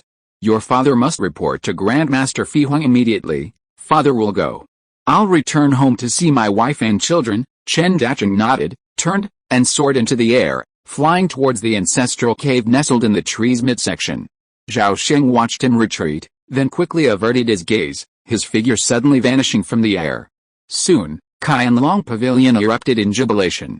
Seeing their husbands return after achieving elixir formation, Chen Ying and her other wives and concubines wept with joy. Ming Si, Ming Gren, and their 4 children also cheered with rapture and excitement. Meanwhile, News of Chen Guangxi's safe return spread quickly to Chen Deqian and other insiders. Although they had already known that Chen Guangxi had successfully transcended the tribulation, the confirmation still overwhelmed everyone, expressing their deepest joy at the arrival of another giant and elder, one with a promising future. Zhao Sheng waited for 2 days at Qianlong Pavilion, but received no summons from the family patriarch. This surprised him greatly. However, on the 3rd day, Zhao Sheng finally received a telepathic message from the Fihong patriarch, directing him to Fihong Cave. Zhao Sheng immediately set out, transforming into a streak of light and swiftly soaring down the treetops. He quickly reached a hollow at the tree's waist and slipped inside. As he entered the cave, a thick fog suddenly appeared, shrouding the cave completely, making it impossible to see what was happening inside. The cave was small, and Zhao Sheng had only flown 100 feet when the fog suddenly cleared, revealing a clearing. Ugh! Upon gazing clearly at the scene within the cave, Zhao Sheng felt a slight startle. He quickly dissipated his light and landed on the ground. Then, he quickly stepped forward and bowed respectfully to the 5 family elders seated cross-legged on cushions, saying, "Chen Zai, I pay my respects to the ancestors, no need for formalities." Elder Fihong smiled and waved his sleeve to greet him. Elder Fihong, the Chen family's longest-lived and most powerful, sat between the 5 nascent soul stage ancestors. Zhao Sheng scanned the 5 figures and spotted 2 people seated to Fihong's left, a childlike boy with white eyebrows, and a woman dressed in a lake green palace dress, dignified and elegant. She was a beautiful woman with a striking appearance. This woman was none other than the Chen family's only female nascent soul stage cultivator, Elder Chen Xianghu, known as the Spirit Lake Fairy. Zhao Sheng's gaze shifted to Elder Fihong's right, and the first person he spotted was a woman with a clear, ethereal face and a sage-like demeanor, reminiscent of a deity. He immediately recognized their identities. Aside from the ruthless and multi-talented ancestors Hengju, no other family patriarch could be so hypocritical. With the identities of the 4 nascent soul ancestors already known, the identity of the final one was self-evident. His hair had fallen out completely, his body emaciated like a dead tree, and he looked as if his end was nigh. However, Zhao Sheng knew that ancestors Hengzhou, as a tree lord, had at least 2,000 years left to live. The Chen family's 5 nascent souls were led by ancestor Fihong, followed by the 2 tree lords Zhengzhou and Linghu, and finally by the white-eyebrow child and ancestors Hengju. Since ancient times, tree lords rarely left the divine tree. This meant that of the Chen family's 5 nascent souls, only Beima Ian's Hengju could freely enter and exit the realm of immortal cultivation. The Chen family's situation was not unique in the Dachan realm, but a common phenomenon. At this moment, Patriarch Fihong took a look at Zhao Sheng and exclaimed with delight, "Excellent, very good. I've read through tens of thousands of years of history in this world, and I haven't come across any record of a Giantans Henren under the age of 30. Zir, your feat is truly unprecedented, truly astonishing." The white-eyebrowed child immediately chimed in, "Not just astonishing. It's unparalleled. Our family is truly blessed to have such a son. Within 1,000 years, our family will surely produce 2 Huishans Henjin, shocking the world of immortal cultivation." Tisk, tisk, incredible. Back then, I was only 30 years old when I reached the foundation establishment stage. Who would have thought that, at the same age, this boy would have already reached the Giandan stage? The young are truly formidable. Master Hengju's gaze burned, as he regarded Zhao Sheng as if he were a priceless treasure. What a pity that Beima Yi got away with such a great advantage. If I had been more resolute, perhaps, Alice, we missed out. Patriarch Linghu frowned slightly, sighing softly. Ahem, with this boy here, the family has great potential for prosperity. Ancestor Zhengzhou, his age evident, spoke only last. Hearing the 5 elders' praise, Zhao Sheng wanted to be more humble, but on second thought, he held back, standing calmly, his face devoid of arrogance. Ancestor Fihong and the others observed this scene, nodding silently. A peerless genius should possess this kind of inner pride and outer restraint, otherwise they would be looked down upon by outsiders. Once the 5 elders finally stopped talking, Zhao Sheng bowed in greeting and spoke aloud, "Grandson, I have something I have kept to myself for many years. Now that my golden elixir has been achieved, I have finally resolved this matter, and I was about to report it to you." The elders, upon hearing this, Ancestor Fihong and the others sat up straight, their voices solemn. The reason all 5 of them had appeared today, not only to meet the family's most outstanding prodigy, but also to understand the nature of the great opportunity this boy had spoken of. Perhaps this great opportunity could be the catalyst for the Chen family's meteoric rise. Ancestors, please look, Zhao Sheng said, pulling a square, 3-foot jade slab from his Kyankan bag. He held it to his chest, showing the side with the endless spiral pattern to the 5 people. Huh? Something's wrong. What is this? What is this? Why is the pattern so blurry? I can't even make it out clearly. Ancestor Hong, do you see it clearly? Let me cast a spell. Upon seeing the jade slab, the 4 people, including Ancestor Fi Hong, were stunned. Their eyesight couldn't make out the pattern. Even scanning the surface inch by inch with their divine consciousness, they still couldn't make out a clear picture. Then, Zhao Sheng felt his hand lighten, and the jade slab instantly slipped out of his grasp, landing in the distant hands of Ancestor Fi Hong. In a short moment, Ancestor Fi Hong employed over 10 magical techniques, but he still couldn't break the fog that enveloped the jade slab. Seeing this, Zhao Sheng couldn't help but wonder, the celestial universe is truly mysterious. Am I the only one who can witness the summoning ritual? But as he thought of the numerous visitors from other time and space traversing the long street, his previous thoughts vanished, and he instead considered, perhaps only those who meet certain qualifications can successfully access the celestial universe summoning ritual. Even as Zhao Sheng pondered this, the jade tablet passed among the 5 nascent soul ancestors. Unfortunately, they couldn't see clearly. Despite their best efforts, they ultimately failed. Seeing this, Elder Fi Hong returned the tablet to Zhao Sheng and asked solemnly, Zir, can you enlighten us? Please wait a moment, elders. With that, Zhao Sheng placed the tablet on the ground, then took out 30 grains of space-time sands and placed them on the spiraling abyss. Then, he slit his wrist, letting his blood smear all over the tablet. From within the tree hollow, a mysterious, ancient voice chanted, Wu Hei Zai. Silu. As the mysterious incantation spread throughout the cave, wisps of pale mist gradually rose from the spiraling abyss. After rising to midair, the mist slowly gathered into a single mass. The 5 nascent soul ancestors were all moved by this scene. Finally, as they watched, the pale mist began to sink inward and swirl rapidly, ultimately transforming into an endless spiraling vortex. The center of the vortex was dark and deep, like a passage to some mysterious realm. Zhao Sheng stood before the vortex of time and space, but did not venture in. He turned his gaze to the 5 nascent souls and said solemnly, the opportunity I speak of lies behind this portal in time and space. Passing through it leads to a mystical realm known as the Burial of Immortals. The Burial of Immortals is where time and space converge, and countless beings from all realms converge here through a summoning ritual. Zhao Sheng spent a few moments describing the many mysteries of the Burial of Immortals to the 5 elders. When he finished, Fi Hong, Bei Mei, Zhangju, Zhangzhou, and Ling Hu could no longer sit still. They all soared up, approaching the pale vortex, and began to use their respective methods to determine the portal's authenticity. After 100 breaths, each of them withdrew, their expressions a mixture of helplessness and shock.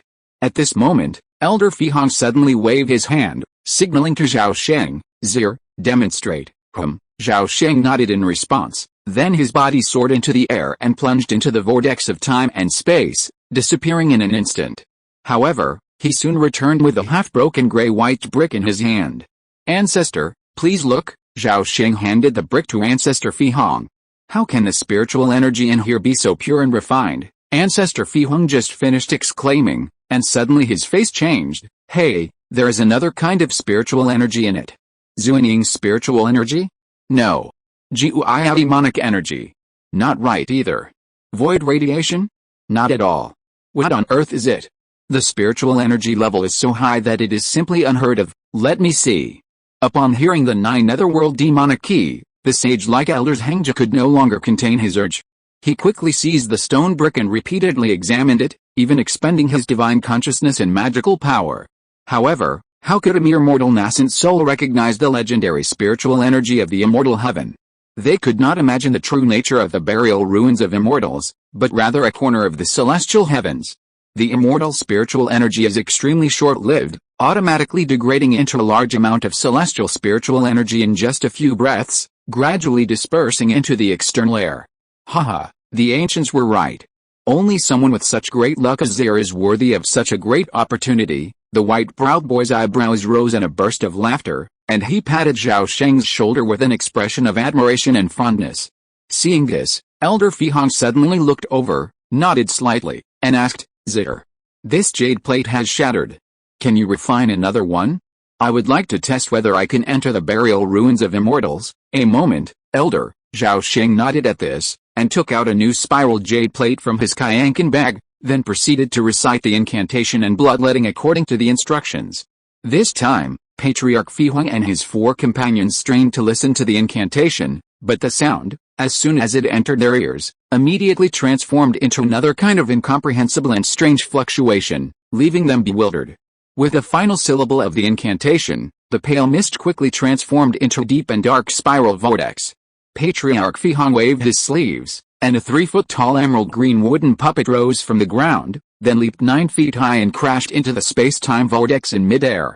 However, the wooden puppet missed its target and flew directly over the space-time vortex, falling to the ground on the other side. After that, Patriarch Fihong tried many times in a row, but no creature, living or dead, could touch the space-time portal. At this moment, the pale vortex in everyone's eyes seemed like an illusion that existed in this world, illusory and out of reach. Seeing this, the white-browed boy couldn't help but sigh, "What a pity. It's fate. There's a great opportunity here, but it's like a mirage, unattainable." Zhao Sheng's eyes flashed when he heard this, and he said, "Don't be discouraged, ancestor. According to my guess, those who enter the burial of immortals' ruins should have certain characteristics. I can get in, and there are tens of thousands of immortal cultivators in my family, so I'm sure we can find 1 or 2 who meet the requirements." As soon as these words came out, the eyes of the Yuanying ancestors suddenly lit up and their expressions were excited. Chapter 569, The Appearance and Ending of the Son of Fortune. 2 days later. In the Nandifang section of the western district of Zhuangkong City. "Hey, nephew, have you heard? Uncle, are you talking about that incident? Besides that big event, what else has the city got to see lately? I heard all the branch family heads have been called back for the past couple of days. Just for that, in a tea house in the market town, a dozen or so guests sat scattered around.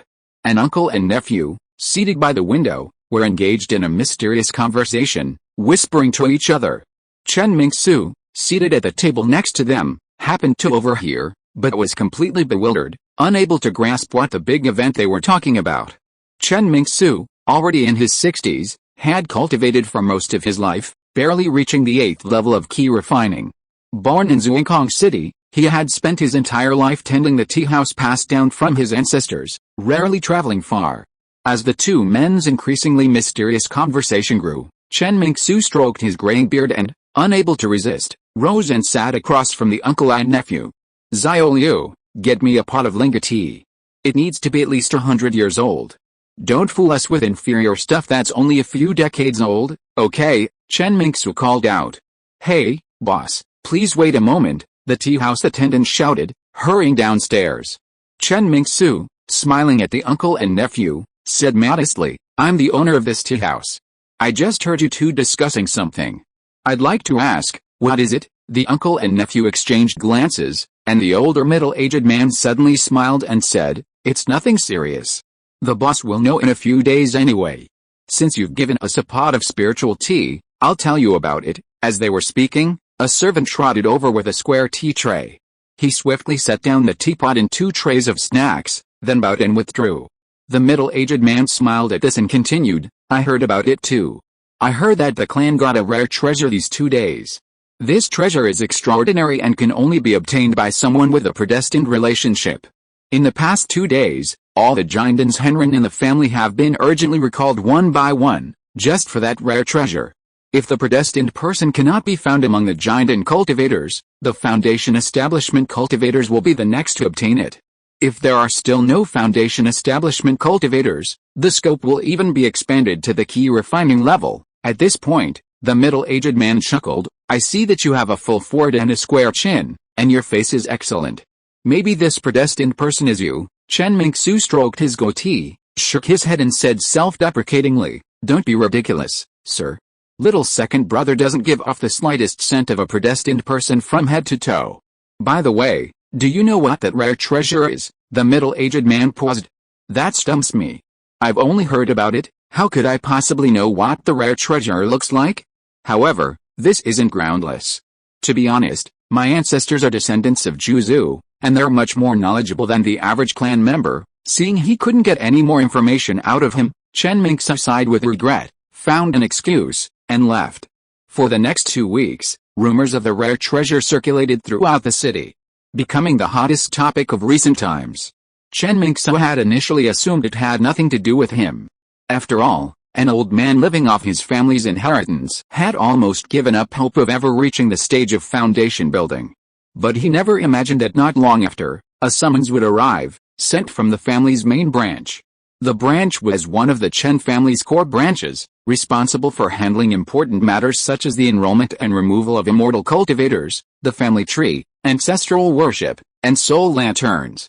Chen Mingsu was completely bewildered, but he dared not neglect the matter. Following instructions that day, he hurried to the square near the Shanghai Hall. Upon arrival, he discovered that he wasn't the only one summoned. A large group of elderly men in their 60s and 70s had also been summoned. After surveying the crowd for a moment, Chen Mingsu's heart skipped a beat. He suddenly realized that everyone had cultivation skills, but none were above the foundation establishment stage. He saw so many familiar faces. He wanted to greet them, but the solemn atmosphere forced him to withdraw his outstretched toes and, as instructed, stood still. After a short wait, the gray-haired elders gradually left the square and entered the Shanghai Hall. Amidst the crowd, Chen Mingsu suddenly remembered the rumor about the rare treasure, and his heart began to pound. After more than an hour, it was finally Chen Mingsu's group's turn. He followed a group, led by a special guide, through the main gate of the Shanghai Hall, past 3 courtyards, and along 3 corridors, finally entering a spacious hall. The hall was circular, its walls inlaid with jade slabs, 3 feet square. Each jade slab was engraved with countless intricate patterns and radiated a multicolored glow. After entering, Chen Mingsu followed a group, walking around the corners before exiting through another gate. Afterward, they were each called into a sealed room and questioned. When it was Chen Mingsu's turn, the first question stumped him. Did you see anything unusual in the Jade Hall just now? Chen Mingsu struggled to recall what he had seen, and his memory kept reeling in incredibly complex patterns. Where was the unusual phenomenon? Patterns emerged one after another, only to be dismissed one by one. Chen Mingsu hesitated for a long time, finally shaking his head with regret and answering honestly, I didn't see anything. You really didn't see anything? If you did, you must tell me. Because it can change your fate. The person questioning him stared into his eyes, repeatedly confirming in a serious tone. If you didn't see it, then you didn't see it. I won't lie intentionally. Chen Mingsu looked aggrieved, and his voice suddenly became 3 times louder. Okay, follow me. The foundation establishment cultivator who was questioning hesitated for a moment, then suddenly stood up and ordered in a hurried tone. Soon after, the confused Chen Mingsu was brought before the Grandmaster's Hangju. Seeing the Grandmaster appear in person, Chen Mingsu seemed to be extremely frightened, trembling all over and unable to stand steadily. Patriarch Zhangju's tone was unusually gentle. Don't be afraid. Come and take a look at this jade plate. What's the pattern on it? Chen Mingsu raised his head tremblingly, glanced at the jade plate in the ancestor's hand, then quickly lowered his head and tremblingly said, Ancestor, it's spirals. Lots of spirals. Upon hearing this, Patriarch Zhangju burst into laughter. Haha. Finally found one. Kaian Long Pavilion. After more than half a month, the mansion finally became a little quieter. This was a relief to the servants. Finally, they no longer had to work day and night, nor did they have to tremble in fear of any mishaps. These days, they watched as legendary figures visited one after another, and saw a huge amount of treasures being delivered to the mansion like water, piling up in the warehouse. Seeing this scene, even the dumbest and most confused servants knew that their master's status had changed. It was a sudden ascension. In reality, the one step to heaven also included 7 wives and concubines, including Chen Ying and Chen Shuang, and 4 children.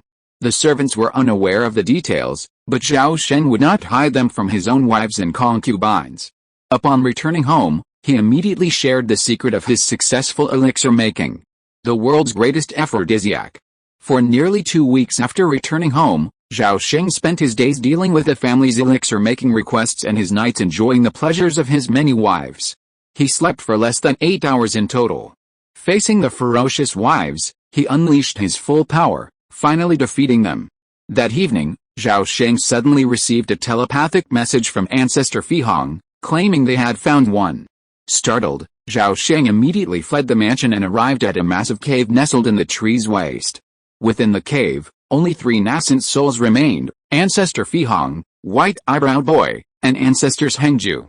Ancestors Linghu and Xiaozhu, bearing the heavy responsibilities of their tree lords, had secretly returned to the sacred tree's territory 2 weeks earlier, each guarding their own territory. After Zhao Sheng stepped forward and bowed to the 3 elders, he turned his gaze to Chen Mingsu, who was huddled to the side. Upon first glance, his brow furrowed, his expression darkening. Zhao Sheng said nothing more, simply taking out the jade slab and skillfully placing the offering on it. He then smeared the slab with his blood, then chanted the summoning spell. Wu. A moment later, a vortex of space and time, leading to the immortal burial ruins, quietly materialized. Go in front of it. Zhao Sheng turned his gaze to Chen Mingsu, pointing at the vortex and commanding in a cold tone. Chen Mingsu shuddered, then inched closer. Touch. Zhao Sheng uttered a single word coldly. He considered this person completely worthless, and even if he possessed special abilities, they wouldn't be of any use to him. He wanted a companion and assistant, not a babysitter for a sleazy old man.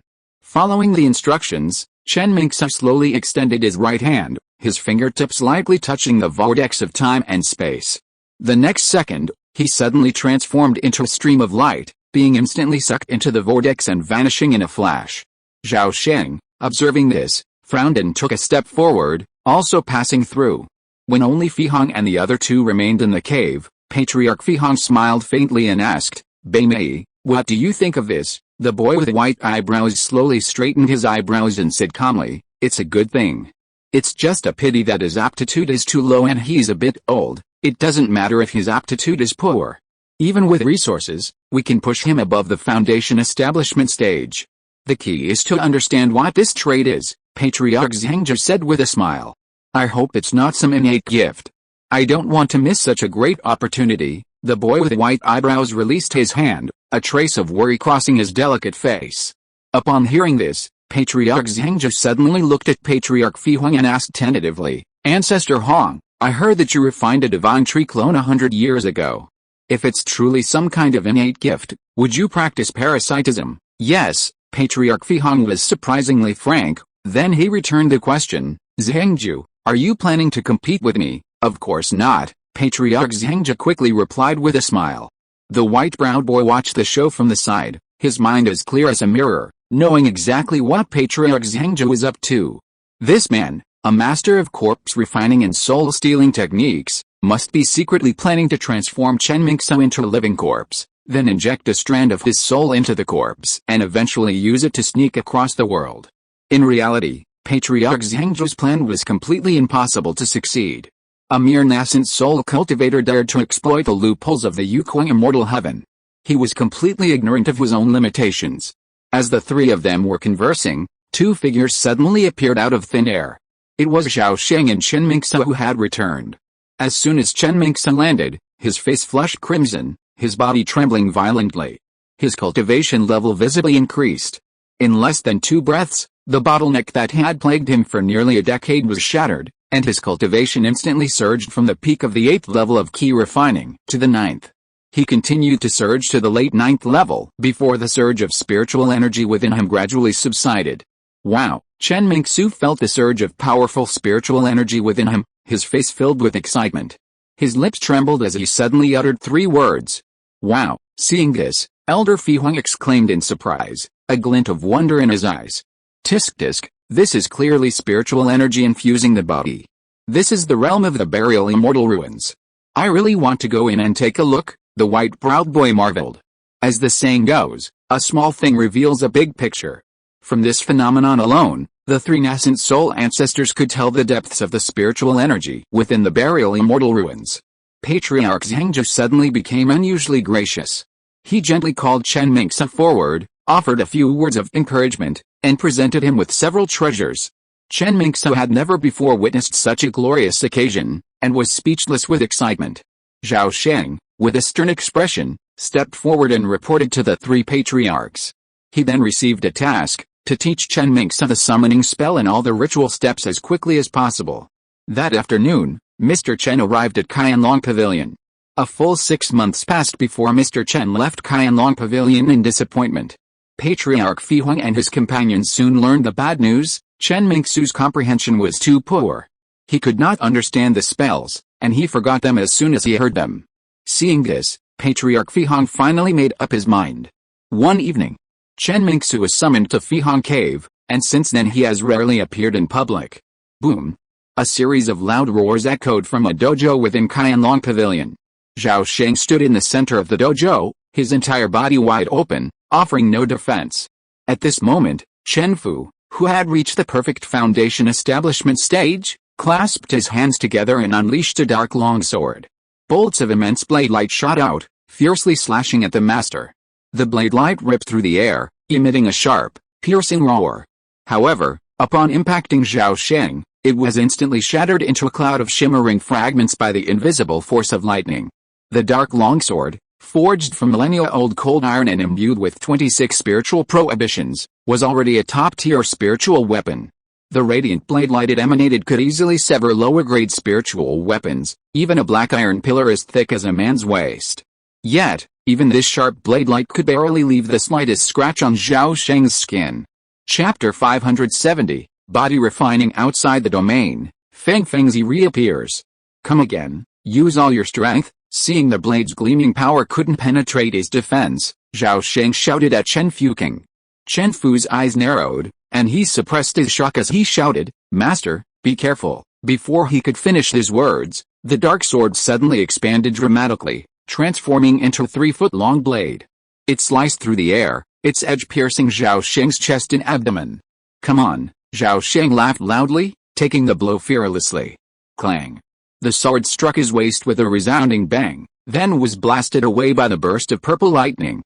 After spinning several times in midair, it fell to the ground over 10 feet away, its lower half slanting into the earth, motionless. The blade was now dull, its surface flickering with tiny flashes of lightning, a sign of profound spiritual damage. The damage to his spiritual weapon significantly impacted Chen Fu's consciousness, but he ignored it and hurried over to draw his long sword, examining it repeatedly in his hand, his face filled with pity. Top-grade spiritual weapons, also known as magical weapon embryos, are even rarer than lower-grade magical weapons. Most Foundation establishment cultivators wouldn't even dare to dream of owning one. The lightning flash on his skin faded in an instant. Zhao Sheng slipped his robe back on, shaking his head secretly, thinking, even Chen Fu can't break through my first layer of defense. It seems only a Jinden true master can test the limits of his defenses. I'll find a random Jinden cultivator someday and try it out. With this thought in mind, Zhao Sheng suddenly appeared in front of Chen Fu and casually tossed him a jade pill bottle. This top-grade golden core is no longer useful to me, so I'm giving it to you, master. Absolutely not. How can I accept such a precious treasure? Please, master, take it back immediately. Chen Fu received the pill bottle, and upon hearing these words, his heart trembled, his palms burning, and he almost couldn't hold the object. I told you to take it, so take it. In the future, the property of this mansion and the safety of the ladies, young masters and young ladies will need your careful care, Chen Fu. I hope that centuries from now, our relationship as master and servant will become a legend. Master, this kindness is like a rebirth. If I am lucky enough to form a pill, I will devote myself to it until my death. Chen Fu gripped the pill bottle tightly, tears of gratitude and determination. Very good. If you practice what you preach, master, I will grant you the opportunity to advance to the nascent soul stage. Zhao Sheng nodded, then painted him an even bigger promise. Chen Fu had no doubt that his master's words were false. After all, the master was a once-in-a-millennium genius, certain to ascend to the rank of true Lord of Transformation. His personal promise was truer than gold and priceless. Later, Chen Fu left the dojo, his face brimming with excitement. Soon, resounding booms echoed from the dojo. Purple lightning gradually shone through the walls, quickly enveloping an area 1,000 feet in radius, like a sea of thunder descending upon the world. Late at night, the moon was dim and the stars were sparse. In the courtyard, a slender figure suddenly appeared. Zhao Sheng exhaled softly and raised his head to gaze at the waning moon hanging high in the sky. The crescent moon, like a hook, cast a faint, tranquil glow. Zhao Sheng pictured the moon in his mind, and suddenly, with a flash of thought, he was gone from the courtyard. Over 400,000 miles beyond the Dachan realm, a desolate star, 7 or 8,000 miles in diameter, slowly orbited the realm, following an eternal trajectory. Yuho Star was a desolate and hushed world. Thick dust blanketed the ground, and thousands of craters, large and small, dotted the planet like vivid scars, ugly and terrifying.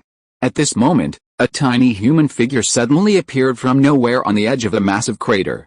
The planet's environment was extremely harsh, characterized by freezing temperatures and a vacuum.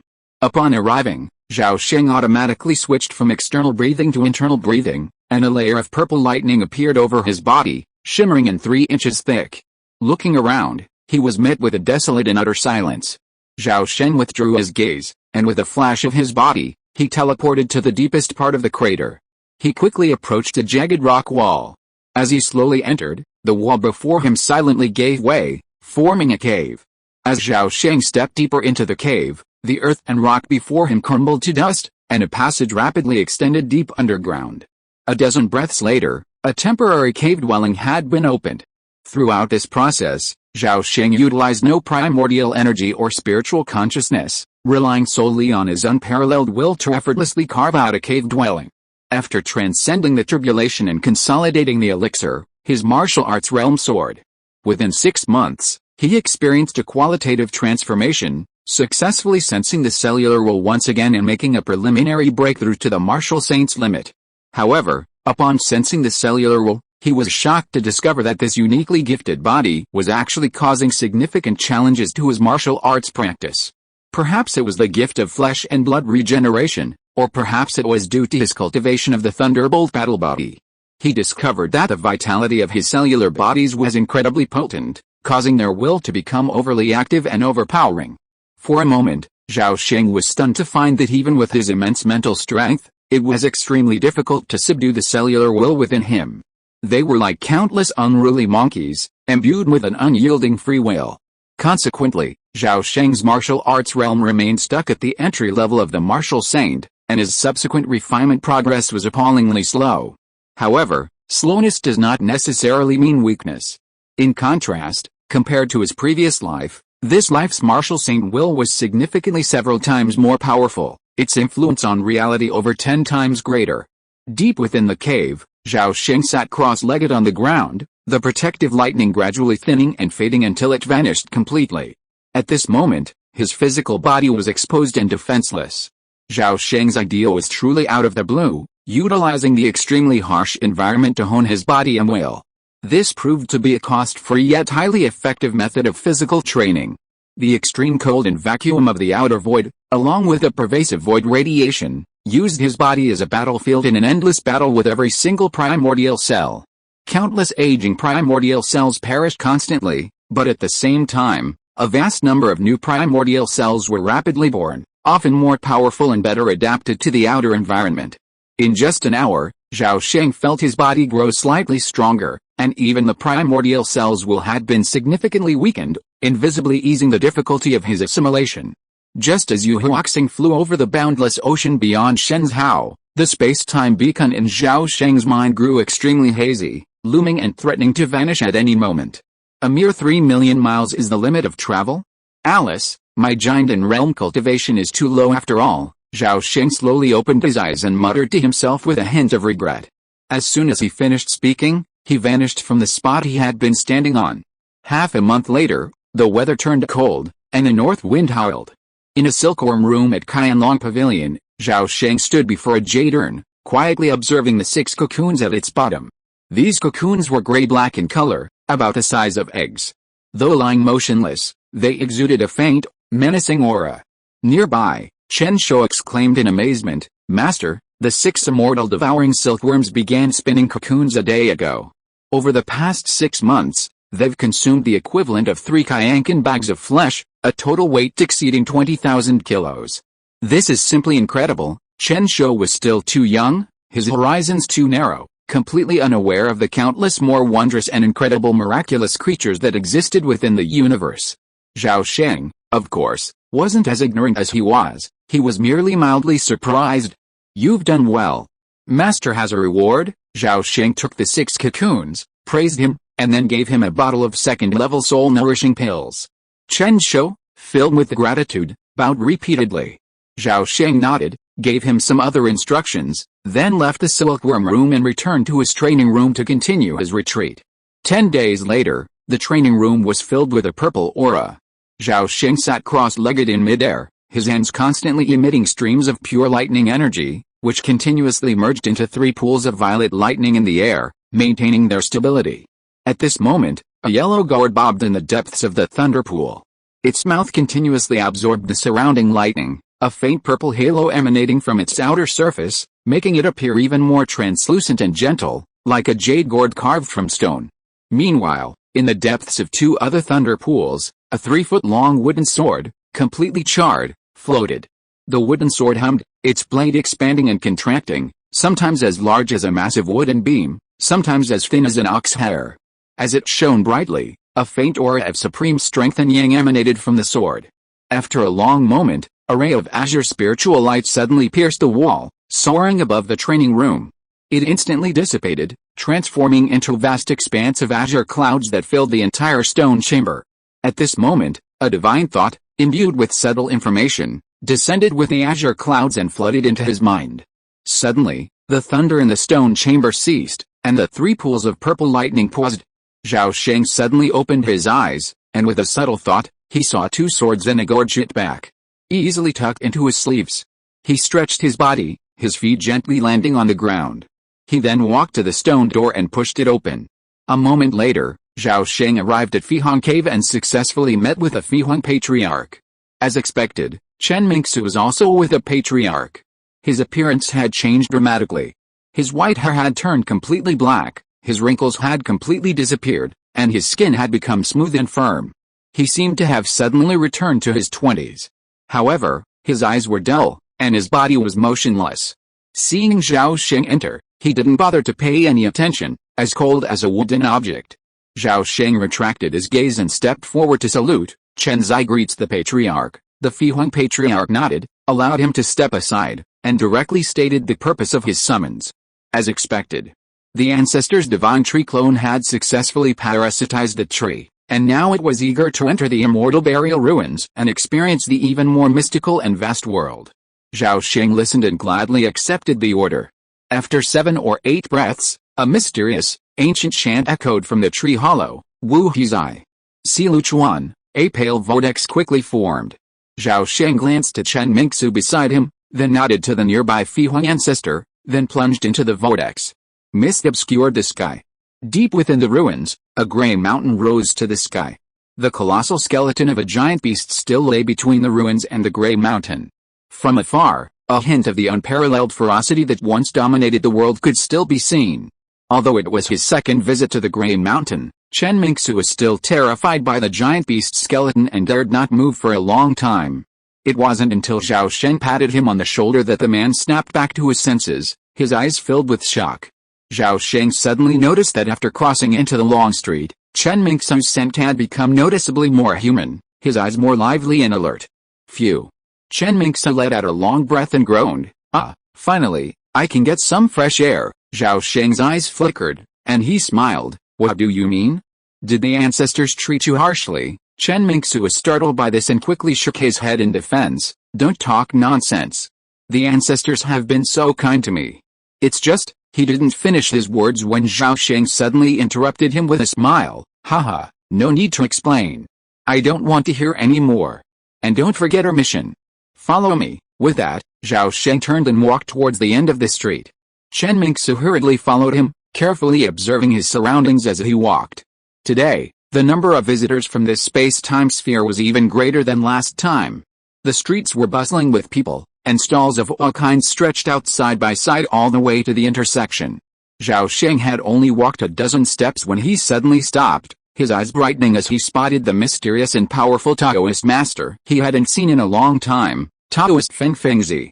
At that moment, Feng Fengzi, with his sage-like demeanor, sat cross-legged above the intersection, surrounded by a diverse crowd. There are 8 winds in the sky, and 5 sounds in man. Those that cannot be seen are called Yi, and those that cannot be heard are called Zai. Wind is the sound of heaven and earth. Lawless and unpredictable, as Zhao Sheng approached the intersection, a clear, ethereal voice of Taoism suddenly entered his mind, lingering for a long time. He stopped abruptly, and out of the corner of his eye, he saw Chen Mingsu's face quickly become obsessed, his expression seemingly intoxicated, as if he had heard a supreme truth. Feng Fengzi seemed to notice him, nodded slightly, and continued to preach the true meaning of the Great Way of Wind. After Zhao Sheng pulled Chen Mingsu to the side of the path, he ignored him and began to listen intently. After an unknown amount of time, the Taoist voice that lingered in his mind suddenly dissipated, and Zhao Sheng suddenly emerged from his trance. Just then, a sudden cheer erupted from the crowd ahead, and everyone bowed to Feng Fengzi, repeatedly thanking him for his teachings. Snap! Zhao Sheng slapped Chen Mingsu on the back, sending him lurching forward and nearly falling flat on his face. Chen Mingsu, waking as if from a dream, hurriedly stood up, his expression becoming incredibly excited. A powerful being preaching in public.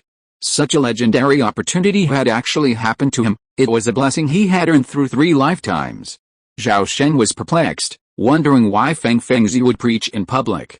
Could he be spreading his favor, or perhaps he had some ulterior motive? With this in mind, he walked toward the crowd ahead. A moment later, through indirect means, he successfully learned Feng Fengzi's intentions from others. As expected, this man's teachings were merely incidental, his goal being to recruit helpers for the Immortal Palace on Grey Mountain. To impress his followers, Feng Fengzi even promised everyone who joined the expedition a recruitment token. In the future, anyone holding this token could present themselves at the Wuxiang Immortal Sect's gate and make a wish. As long as it wasn't excessive, the Wuxiang Immortal Sect would grant it. After gathering information, Zhao Sheng informed him of Feng Fengzi's grand ambitions. He had no intention of participating, but things didn't go as planned. Feng Fengzi quickly approached him and directly invited him to Grey Mountain to explore the ruins of the Immortal Palace.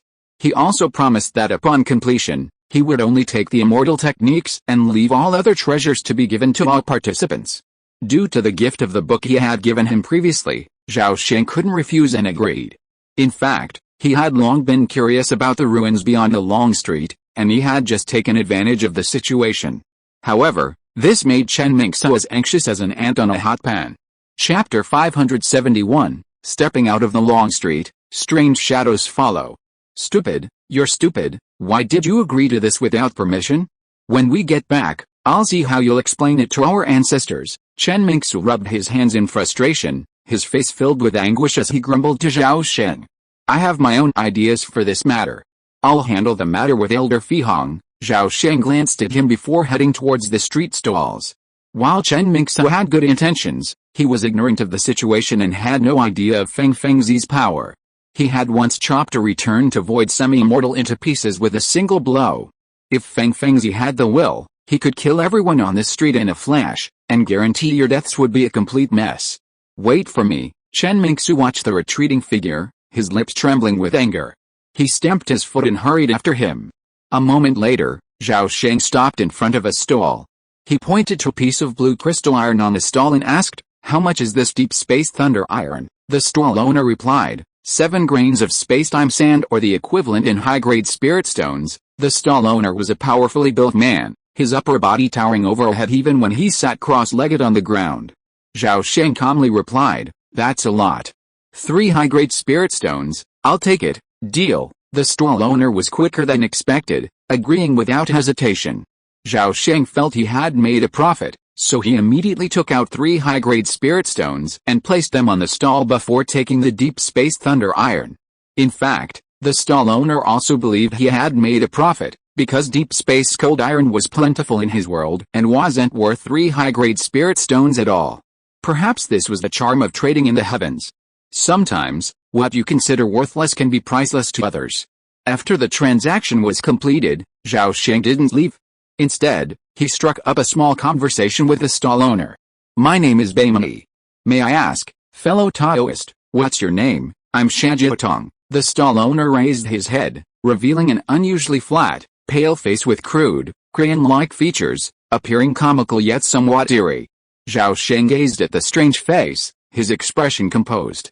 He continued, "Fellow Taoist Sha, have you also received an invitation from Senior Feng Fengzi?" Shajiatong chuckled, "Little friend, there's no need to beat around the bush. I'll tell you. It's not just me, most everyone on this street has accepted Senior Feng's invitation." Zhao Sheng was slightly startled by this remark. He hadn't expected Feng Fengzi to go so far. How many people did Feng Fengzi invite? With this thought in mind, Zhao Sheng peppered him with questions. Shajiatong was surprisingly easygoing, answering all his questions readily. As Zhao Sheng stood up to leave, the man finally made his intentions clear. I like you. How about you and I go together on our journey? Zhao Sheng's thought struck him, and he smiled. I'd love to hear that. I just wonder if Brother Shat has invited anyone else besides me. Good question.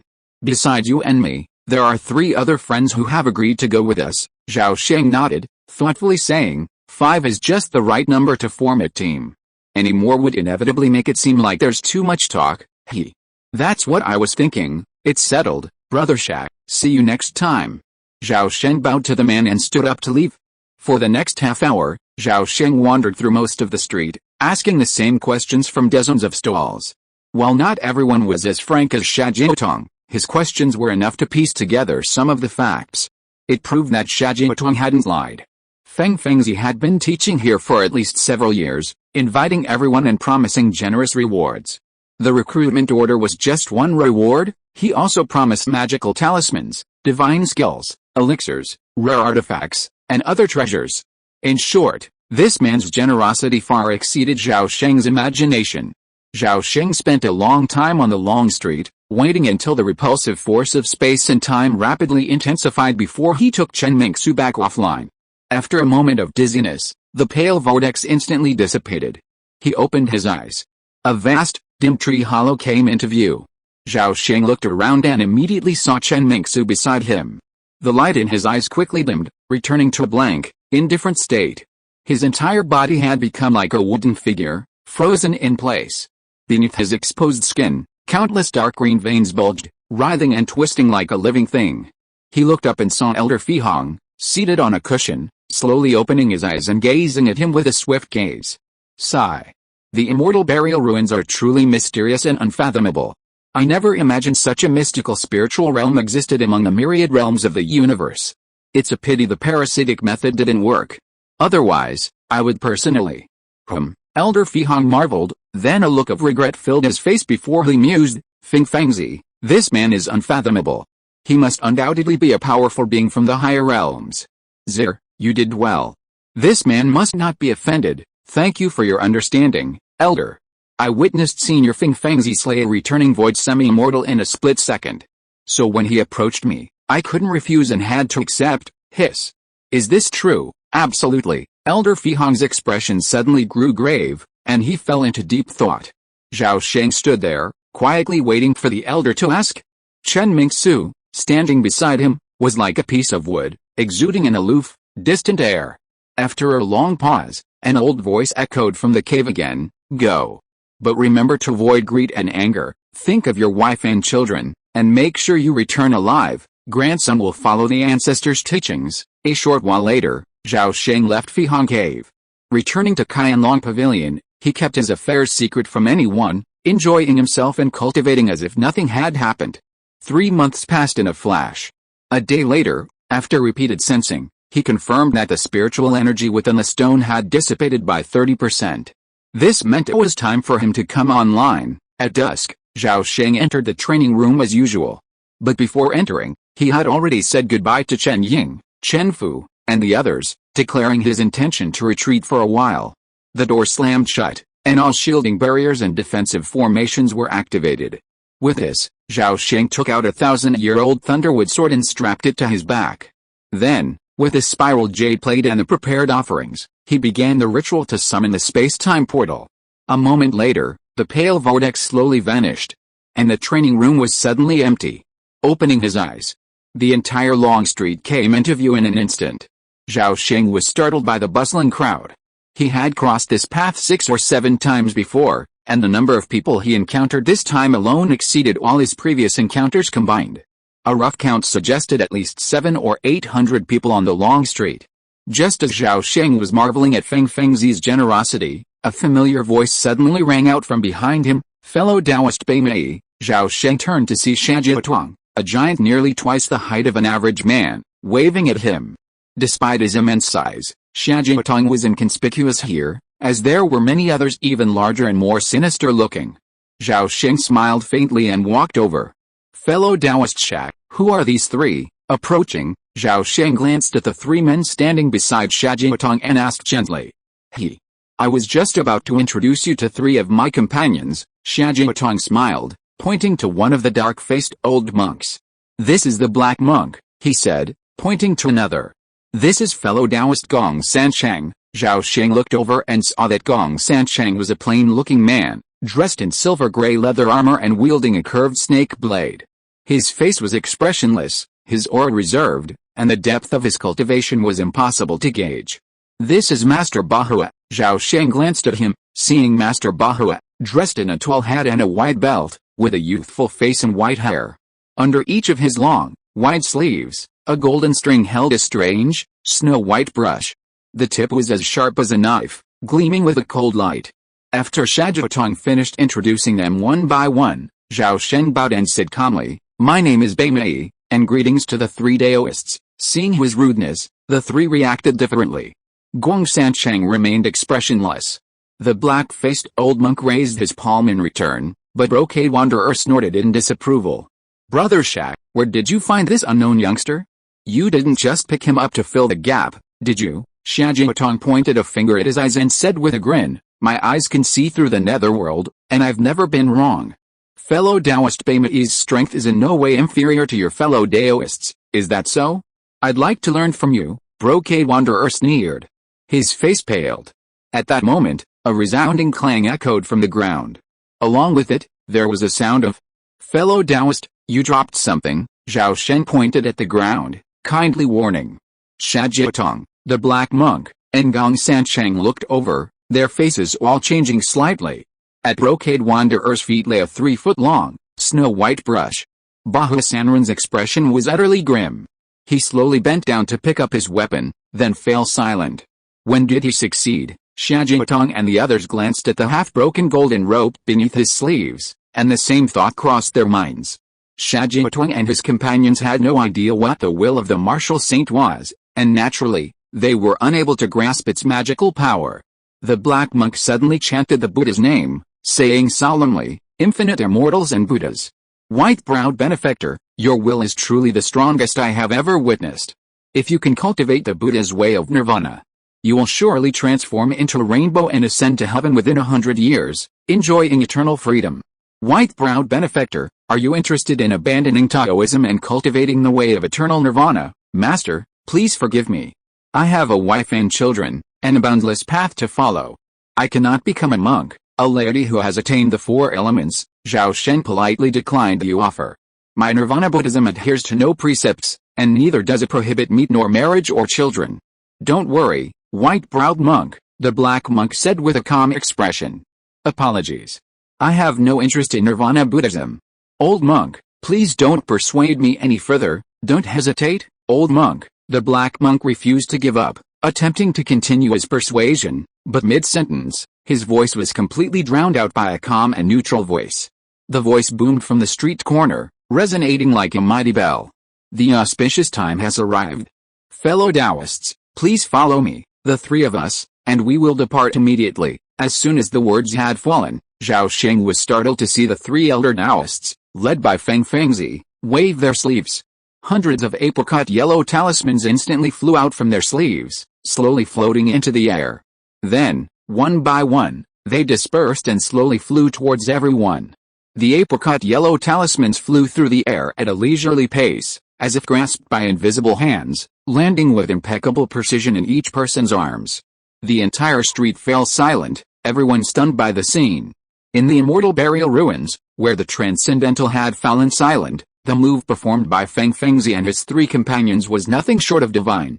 Only a select few, like martial arts masters like Zhao Sheng, who deeply understood the power of will, realized that their technique was truly a high-level application of will. This is the heart-rectifying talisman, which has the power to ward off evil, calm the mind, and dispel distracting thoughts. You may apply this talisman to your chests and never remove it. Zhao Sheng reached out to snatch the flying talisman and, following Feng Fengzi's instructions, casually clapped it. The heart-rectifying talisman instantly adhered firmly to the center of their chests, holding firm without falling. Simultaneously, Shajiatong and the others followed suit. Soon, at Feng Fengzi's command, A large army of several hundred men slowly set out, marching down the long street. Zhao Sheng, Xia Jiatuang, and the other four were located midway along the street, blending in with the crowd and remaining unnoticed. As soon as Zhao Sheng stepped out of the street corner, he felt his body sink. He immediately noticed that the gravity outside was about 3 times heavier than inside. But for him, this slight increase in gravity was nothing. Xia Jiatong and the others could easily withstand it. It wasn't just the 5 of them, hundreds of others also handled it with equal ease. Feng Fengzi and the other 2 led the way, and hundreds of people formed a long, loose line, marching along the avenue over 10 feet wide, heading towards the Grey Mountain hundreds of miles away. Ruins stretched endlessly on both sides of the avenue, stretching as far as the eye could see. After walking 7 or 8 miles, Zhao Sheng realized that within a 30-foot radius on either side of the road, all the rubble had been cleared away, leaving not a single piece of earth, stone, or brick. It was as clean as if a dog had liked it. As they advanced, the surroundings were filled with a dead silence, a dreary atmosphere. Beyond the dense clatter of footsteps, the only sound was the repetitive echo of footsteps. Perhaps it was because of the large number of people. For dozens of miles, the entire group remained safe and sound, encountering no danger. At some point, Zhao Sheng, as if aware of something, suddenly turned his head to look back the way he had come. Past a dense crowd of heads, he caught sight of the long street in the distance, obscured by the rubble, slowly disappearing from his sight. A few breaths later, he looked back, feeling a growing sense of oppression, as if a shadow had fallen over his soul, the radiance of his will dimming slightly. Silence. Still silence. As the hundreds of people marched, not a single word uttered, all remained silent as they marched forward. This realization filled Zhao Sheng with a deep sense of astonishment, and he felt that while the universe of immortal heaven might be magical, it was also no less strange and dangerous. Chapter 572 Endless Corridor. 80 miles, 100 miles. In just an hour, the group effortlessly covered 200 miles. They encountered no danger along the way, not even a single hair. Anything of value in the nearby ruins had long been dug up and looted by those who had come before them. As the group advanced further and further, they drew closer and closer to the massive beast skeleton. With closer approach, they could more fully appreciate the beast's terrifying enormity and the awe-inspiring power it emanated.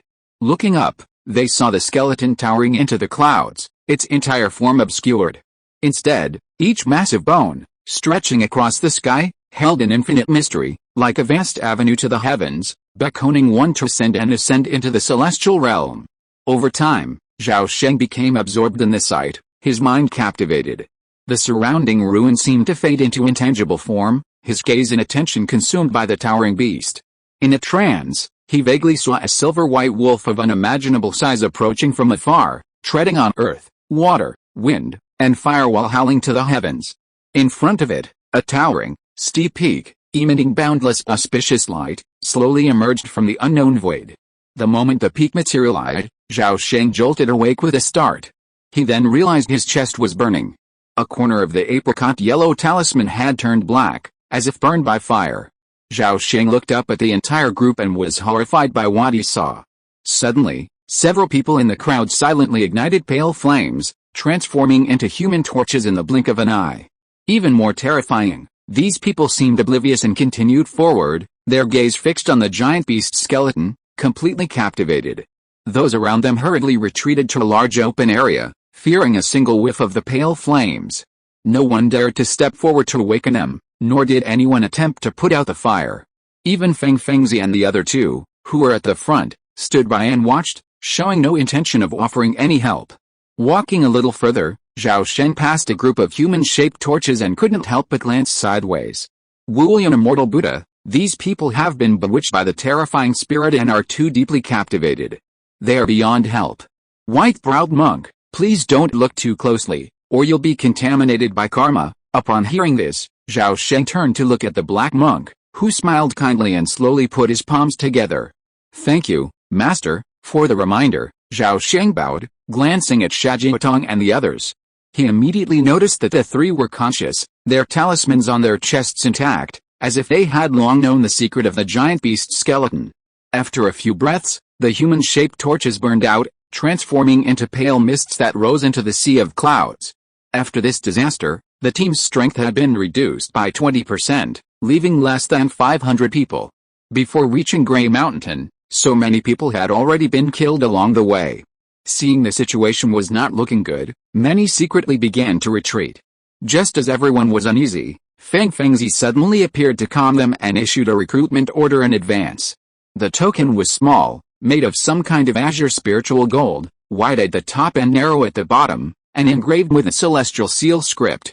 While the others didn't recognize the celestial seal, Zhao Sheng recognized it as the character for wind. Despite this, nearly 50 people still chose to withdraw without receiving the order. Feng Fengzi was surprisingly accommodating, allowing them to leave at their leisure. Seeing this, everyone felt relieved, and morale was rekindled. 2 hours later, they had successfully reached the foot of Grey Mountain, completing the hundreds of miles of journey. Feng Fengzi didn't allow anyone to rest for a moment, but led the way up the mountain.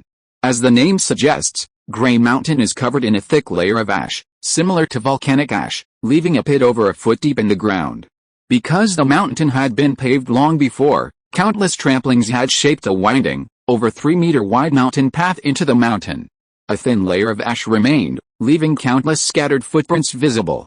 Zhao Sheng followed a group, slowly ascending the mountain. However, the group soon fell into a strange silence, with only the clatter of footsteps remaining.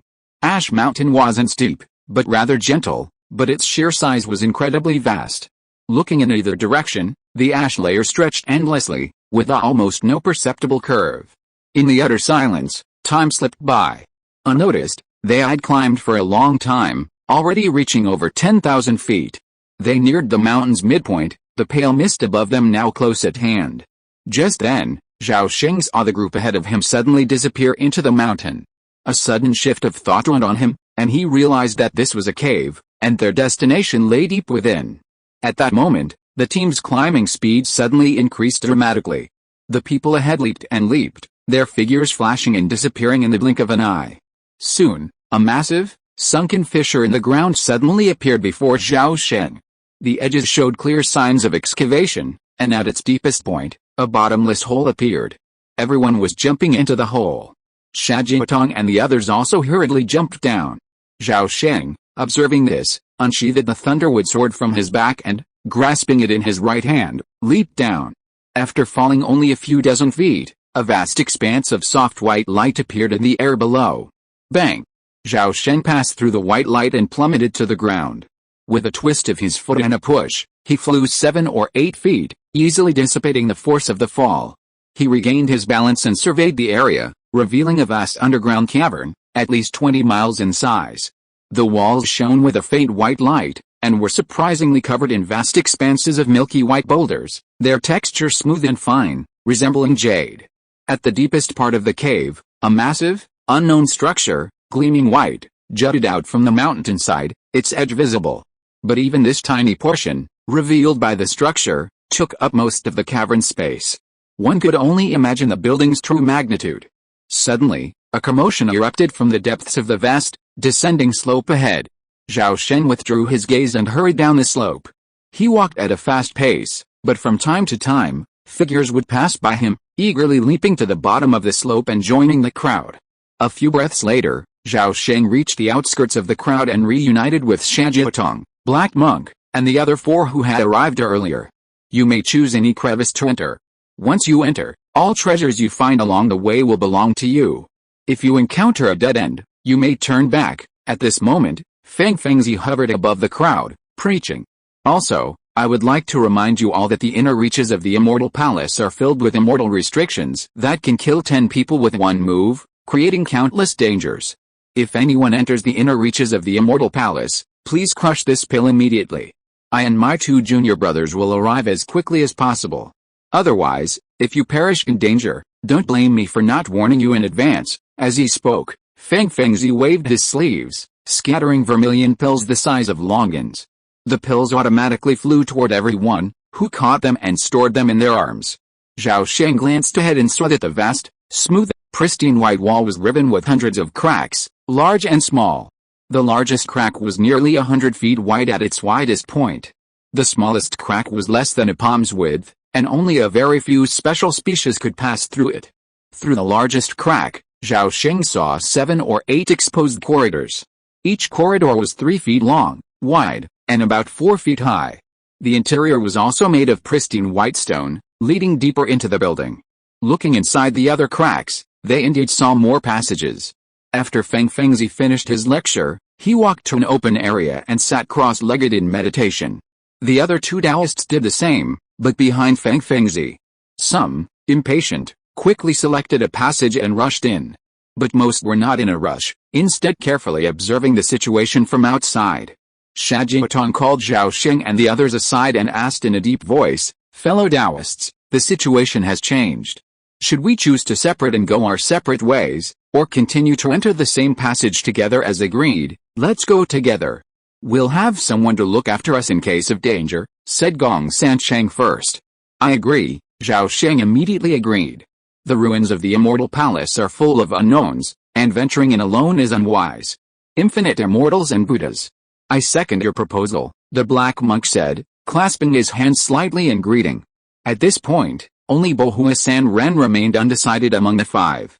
Shajiatong looked at the man and asked, "Fellow Taoist Bohua, what about you?" Bohua San Ren hesitated for a moment, then, as if suddenly understanding something, quickly nodded, "I have no objection either." "Okay, in that case, let's choose a passage to enter." Just as Shajiatong finished speaking, Zhao Sheng suddenly spoke up, "Wait, I have a suggestion. Fellow Taoist Bai Mei, please speak. Instead of choosing a passage that has never been entered, why not choose one that has been entered? After all, the Immortal Palace ruins have been revealed for 7 or 8 years, yet no one has yet been able to enter the inner layers. The dangers within must be immense, so we'd better err on the side of caution." Zhao Sheng whispered the reasoning to the 4. "Okay, I second the motion. Bai Mei is absolutely right. Yes, having someone scout ahead will certainly reduce the risk." Shajiatong and the others nodded, and the 5 of them quickly reached a consensus. And so, the 5 of them wandered around outside the palace for a long time, until most people had gone inside. Then they chose a corridor that 3 people had entered before and filed in. In fact, there were quite a few smart people like them, and even Feng Fengzi and the other 2 had no intention of stopping them. After everyone went in, Feng Fengzi suddenly opened his eyes and chuckled, "2 junior brothers, do you think anyone can come out alive this time? It's difficult, too difficult. Time and space are infinite, and the corridors are endless. If we can't glimpse the truth, how can these mortals see the end of the road?" Junior brother Yun's Hao, don't be too sure. After all, anyone who can come to the burial of immortals' ruins has more or less 1 or 2 special qualifications related to the avenue of time and space. Maybe among these people there are 1 or 2 people with incredible luck who can successfully pass through the endless corridors and enter the true immortal mansion. There is not much time left for us. Although Hushan belongs to the lowest level of time and space node, blocking the news from this place for 10 years is the limit. If we delay any further, we will definitely attract that group of wandering people from the immortal ruins, Feng Fengzi said, taking out a crystal-clear jade plate from his arms and observing it in front of his eyes. The jade plate resembled a 3D light screen, projecting an incredibly complex 3-dimensional maze. Hundreds of red dots shifted constantly within the maze, outlining a series of red lines. At this point, a small, blank space loomed at the innermost edge of the maze, while the outermost perimeter was surrounded by a dense web of lines, so dense as a ball of twine that it was almost impossible to discern the beginning or the end. Ta-da-da! Zhao Sheng and his 4 companions raced down the corridor, their speed leaving almost no trace. In the blink of an eye, they had sprinted dozens of feet. Their sprinting power far surpassed that of a Xiantian Grandmaster. Zhao Sheng glanced around as he pursued, seeing the corridor walls entirely constructed of gleaming white jade, seamless, with not a single crack visible. The corridor was completely empty, impeccably clean, with not even a speck of dust to be seen. Zhao Sheng was astonished by this sight. Half an hour had passed in a flash. The 5 of them ran for hundreds of miles, but the surrounding corridor remained exactly the same, and no one was in sight. A sharp, piercing sound echoed from behind them. Zhao Sheng turned sharply, just in time to see Gong Sansheng, wielding a small knife, slashing the corridor wall. However, the wall remained smooth as before, with no visible scratches. Zhao Sheng's mind flashed, and he instantly forced a drop of blood, flicking it onto the ground with a flick of his finger. With a snap, blood splattered, leaving a small blood stain on the ground. Inspired by this, Xiajiatong and the others each used their own methods, leaving their own unique marks in the corridor. Meanwhile, without stopping, they sped off into the distance. Time slipped by unnoticed. From the beginning until now, they had run over 2,000 miles along the unchanging corridor. Damn it! I'm not running anymore. At some point, Bahua Sanren suddenly cursed and stopped abruptly. Zhao Sheng, Xiajiatong, Black Monk, and Gong Sancheng all stopped upon seeing this. Xiajiatong panted slightly and said, "We've been running for so long, maybe we should rest for a while." He then walked to the edge of the corridor and sat down against the wall. Gong Sancheng, observing this, silently sat cross-legged, closing his eyes and regulating his breathing. "Hey, it seems I'm not the only one who's noticed something's wrong. You all have noticed too," Bahua Sanren panted heavily, sneering. "Boundless immortals and Buddhas. I think your strength is indeed being depleted a bit faster, at least 10 times faster," Gong Sancheng suddenly said. Zhao Sheng, on the other hand, didn't react much. After all, his physique was not only incredibly strong, but also possessed abnormal levels of recovery. While his strength was depleted quickly, his recovery was even faster. This place is part of the ruins of the Immortal Palace, so it's not surprising that it has some special restrictions. I'm just wondering why I didn't see any marks left by the people ahead of me along the way. Did they leave any marks? That's unlikely. Zhao Sheng's words immediately drew ridicule from Bahua Sanren. Maybe they forgot. Or maybe they left a mark but you can't see it. Everyone, have you seen it? Zhao Sheng ignored this person and turned to look at the others. Xiajiatong and others said that they didn't see any marks. Zhao Sheng nodded thoughtfully, suddenly walked to the side, sat down to regulate his breathing. Bahua Sanren smiled, shook his head in disdain, and sat down to rest. Everyone rested for a quarter of an hour and set off again to rush forward. Chapter 573. What fresh bones. Time seemed to have flown by unnoticed. The thought of catching up with the three ahead was almost a luxury. These days, Zhao Sheng and his 4 companions would rest when they were tired, then continue running. It was as if some mysterious force was secretly influencing them, urging them to keep running along the corridor, running and running. Hoo-hoo. I can't run any longer, let me rest. At one point, mid-sentence, Bahua Sanren suddenly stopped, standing still with his hands on his hips, panting heavily. Zhao Sheng, Xiajiatong, and the other 3 saw this and stopped, all breathing lightly. Compared to before entering the corridor, Bahua Sanren had lost a lot of weight, so much so that his cheekbones were protruding, and his face was as pale as paper, almost bloodless. Zhao Sheng glanced at the others and saw that Gong Sancheng had also lost a lot of weight, but his complexion was still good. Although Xiajiatong was the largest of the 5, he was in far better shape than the 2 men, appearing perfectly fine. After spending these days together, Zhao Sheng had learned several of Xiajiatong's secrets. His physique was unique, a half-human, half-corpse creature. Because of his half-corpse constitution, Xiajiatong required the least food. However, the most elusive of the 4 was the dark-robed Black Monk. This dark-faced old monk possessed an astonishingly long endurance. Not only had he taken the least rest these days, he had barely eaten. Yet, the Black Monk was in surprisingly good shape, even slightly better than Xiajiatong. As for himself, Zhao Sheng casually pulled out a pill bottle from his bosom, poured out 2 top-grade fasting pills, and swallowed them in one gulp. Instantly, a surge of warmth flowed from his stomach to his limbs, instantly alleviating the hunger within him and quickly disappearing. Seeing this, Bahua Sanren was envied and quickly offered a flattering compliment. "Brother Baimei, I'm starving. Give me a fasting pill to fill my stomach." "Oh, has Brother Bahua run out of his heavy spirit ointment?" Zhao Sheng asked calmly, his gaze falling to the man's waist. Bahua Sanren's face darkened instantly, and he instinctively clutched his belt. It contained his life-saving food. Zhao Sheng smiled faintly, walked over to the wall, sat down against it, and began to close his eyes and regulate his breathing. Not far away, Gong Sancheng sat against the wall, then silently took out a milky white spirit pill and swallowed it. The Black Monk sat cross-legged, seemingly consuming no food or pills. Xiajiatong chuckled and swayed his head as he walked aside, completely ignoring the 2 men's affairs. Seeing this, Bahua Sanren's face darkened as steel. He glared at Zhao Sheng fiercely and then quickly ran away, almost invisible. This man had made such furtive moves many times before. Zhao Sheng and the others were already accustomed to them. Fellow Taoist Shack, this place is getting increasingly bizarre.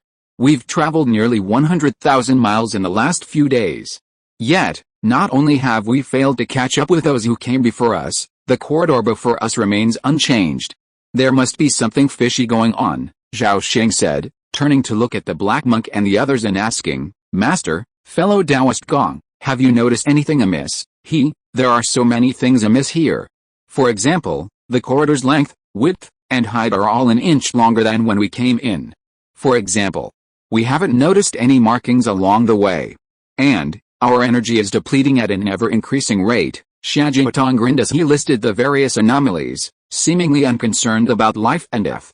Zhao Sheng and the others listened in silence when the third Master Gong suddenly announced, Guang is tired and doesn't want to chase anymore. I'm withdrawing.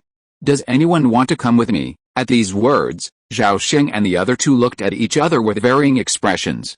Fellow Taoist Gong, why don't you hold on for a few more days? It might be almost over, Xiajiatong said seriously, his smile fading. Guang Sancheng stood up, shook his head with a determined look, and said in a deep voice, I think death is imminent, fellow Taoists, we part ways now. I sincerely hope you can return alive. Farewell. With that, Gong Sancheng clasped his fists towards Zhao Sheng and the other two, then clutched the snake blade tightly, turned, and sped off in the direction they had come. What a clever man, Zhao Sheng nodded in approval as he watched the man's fading figure. There are only 4 of us left now. I wonder who will be the next to quit, Xiajiatong said with a nonchalant laugh, shaking his head. Infinite immortals and Buddhas. Everyone has their own aspirations. There's no need to force them, the black monk said, his palms clasped together. At this point, the atmosphere grew silent, and the 3 men, each in their own way, tried to recover their strength. Half an hour later, the 3 men silently rose, instantly transforming into a trail of shadows as they darted forward. Over 20 miles passed in a flash. At the front of the corridor, the figure of Bahu Sanren quickly emerged.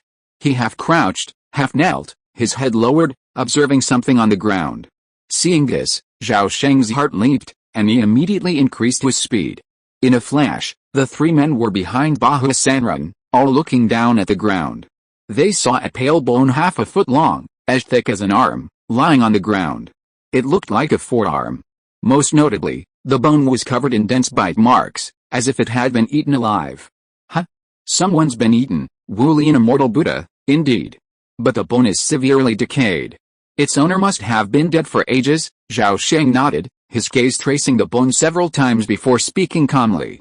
Upon hearing his comments, Bahu Sanren stood up with a gloomy expression, crushing the bones on the ground with 1 foot. Then, silently, he leaped up and sprinted down the corridor. Let's go, Xiajiatong shouted, and his massive body instantly transformed into a dark shadow, gliding along the ground at a speed as swift as a ghost. The black monk nodded slightly to Zhao Sheng, then took a step forward, appearing 10 feet away in an instant, as if the ground had been shrunk to an inch. Zhao Sheng's eyes flashed, and he tapped the ground lightly. Like an arrow, he shot out, covering 100 feet in a flash. After the first bone appeared, the second, the third, and even more bones appeared before everyone. The pale, broken bones lay carelessly discarded on the ground, but without exception, their surfaces were covered in dense bite marks. Time flowed like water, day and night. 2 days later, Zhao Sheng and his 4 companions traveled thousands of miles along the corridor again. They encountered more and more human bones along the way, some clearly not from the same person. Meanwhile, the look in Bahu Sanren's eyes toward Zhao Sheng became increasingly perplexing, a hint of malice occasionally lingering in his gaze. Zhao Sheng seemed oblivious. As the number of human bones on the ground grew, Zhao Sheng and his companions noticed that the corridor was gradually expanding. When they first entered, the corridor was 30 feet long and wide, and about 10 feet high. But now, the length and width had more than tripled, and the height had surpassed 12 feet. Crack! Zhao Sheng accidentally crushed a severely decayed bone and let out a startled cry. He paused, stretched his foot to push aside the scattered pile of bones, and suddenly revealed a palm-length, dark, small knife. This was the first weapon he had discovered. Unfortunately, the knife had lost all its spiritual power, its blade riddled with cracks and chips, clearly unusable. Regret filled Zhao Sheng's eyes, and he once again activated his thunderbolt movement skill, leaping after the three men ahead. 3 days later, the corridor was littered with decaying bones. It seemed that countless ancients had entered this place long ago, only to perish here. Brother Baimei, how about giving me a few more fasting pills? I'll reward you handsomely when I get out. During a break, Brahma Sanrin approached Zhao Sheng again, fawning asking for some. This was the third time Brahma Sanrin had asked for them. Zhao Sheng frowned and said coldly, Brother Taoist, ask the other two. I'm running low on fasting pills. Brahma Sanrin's face darkened, and he secretly raged, but he maintained a smile. He patted his butt and turned to Shajiatong. Brother Shaq, you must save me. A moment later, and without knowing what promise he made, Shajiatong pulled a dark piece of meat from his sleeve and thrust it into Brahma Sanrin's hand. Zhao Sheng witnessed this scene and suddenly stood up, sitting down beside the black monk. He secretly sent a message, Master, I still have a few bottles of fasting pills. If you'd like, I can share one with you, infinite immortal Buddha. I thank you for your kindness. I will accept it with all my heart. Although the black monk had mastered secret techniques like gathering ki and shrinking essence, which could significantly reduce his physical energy consumption, he was not a dead person after all, and still needed to consume a certain amount of food to replenish his vitality. In fact, Zhao Sheng and the other three had already confirmed 2 days ago that this tunnel possessed some unknown mechanism that continuously absorbed the vital energy of any living being.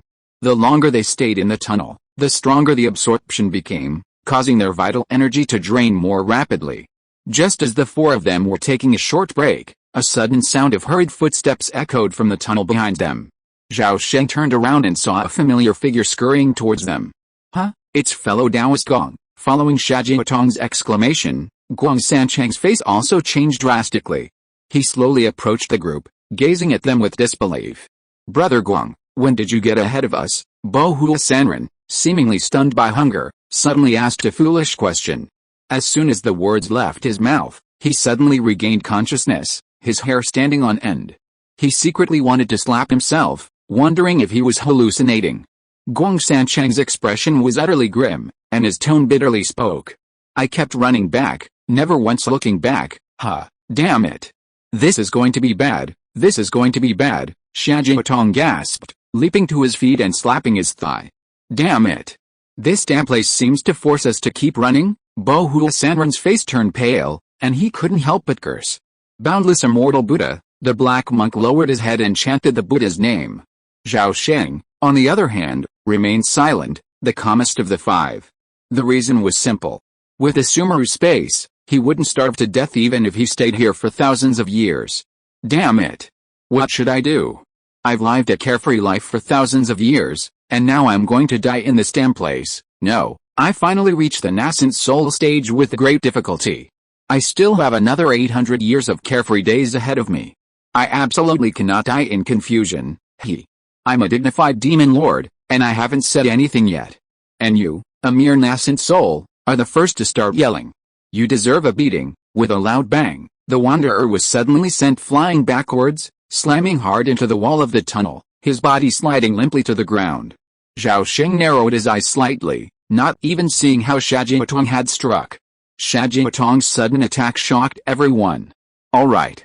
Don't let me hear any more of this wasted nonsense. Shajiatong clapped his hands and said coldly, since there's no retreat, I'll see if I can be trapped here. With that, Shajiatong flashed before Bo Hua Sanren, grabbed him, and suddenly transformed into a phantom, shooting forward.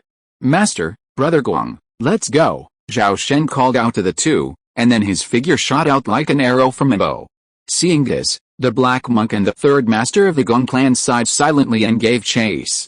Crack, crack, crack, bones littered the corridor, and then, one by one, weapons and magical treasures, reduced to scrap metal, appeared before everyone. They stepped on the bones and continued in silence, but the number of rest stops along the way increased, and the time between them shortened significantly. At the same time, the vital energy within them drained even faster. Later, even while sitting and regulating his breathing, he could clearly feel his vital energy being continuously drained from his body, then vanishing into thin air. At this moment, the strength of each person's body could be discerned at a glance. Of the five, Shajiatong was in the best condition. Although benefiting from his corpse demon constitution, his physical strength was still evident. Next in line was Black Monk and Zhao Sheng. Then came Gong Sancheng. The worst off was undoubtedly Broken Wanderer. Imprisoned by Shajiatuang, unable to move, he was already starving to the point of being skin and bones, barely breathing. Zhao Sheng and the others had already seen through it. Shajiatuang was clearly treating Broken Wanderer as a backup food source. Not only Broken Wanderer, but even Zhao Sheng and the others could suffer the same fate if necessary. Therefore, Gong Sancheng repeatedly sent secret messages to Zhao Sheng and Black Monk, urging them to confront Shajiatuang while they still had a fighting chance. Even if they died, it would be better than being devoured alive. Gong Sancheng's plan was brilliant, but Zhao Sheng and the others were not fooled at all. Zhao Sheng believed that he had a secret method to save his life. And the longer the time was delayed, the better it would be for him, so he naturally would not break up with Shajiatuang in advance. As for the Black Monk, he must have his own plans. Seeing this, Gong Sancheng gnashed his teeth in hatred. However, his body was completely out of control, and he quickly caught up with Bohua Sanran. 2 days later, Shajiatuang, who was running in the front, suddenly stopped and laughed strangely, shouting, "Look, what did I see? Such fresh bones." If you are listening to this novel on a channel other than Fanfic World, it means it was downloaded and re-uploaded without effort. We warmly invite you to visit our channel, Fanfic World. There you will find the original version of this story and many other novels of various genres. We look forward to seeing you dive into a world of incredible novels. Chapter 574, A Strange World Emerges, and the Hungry Great Power Emerges. Zhao Sheng hurried closer, his eyes scanning the ground.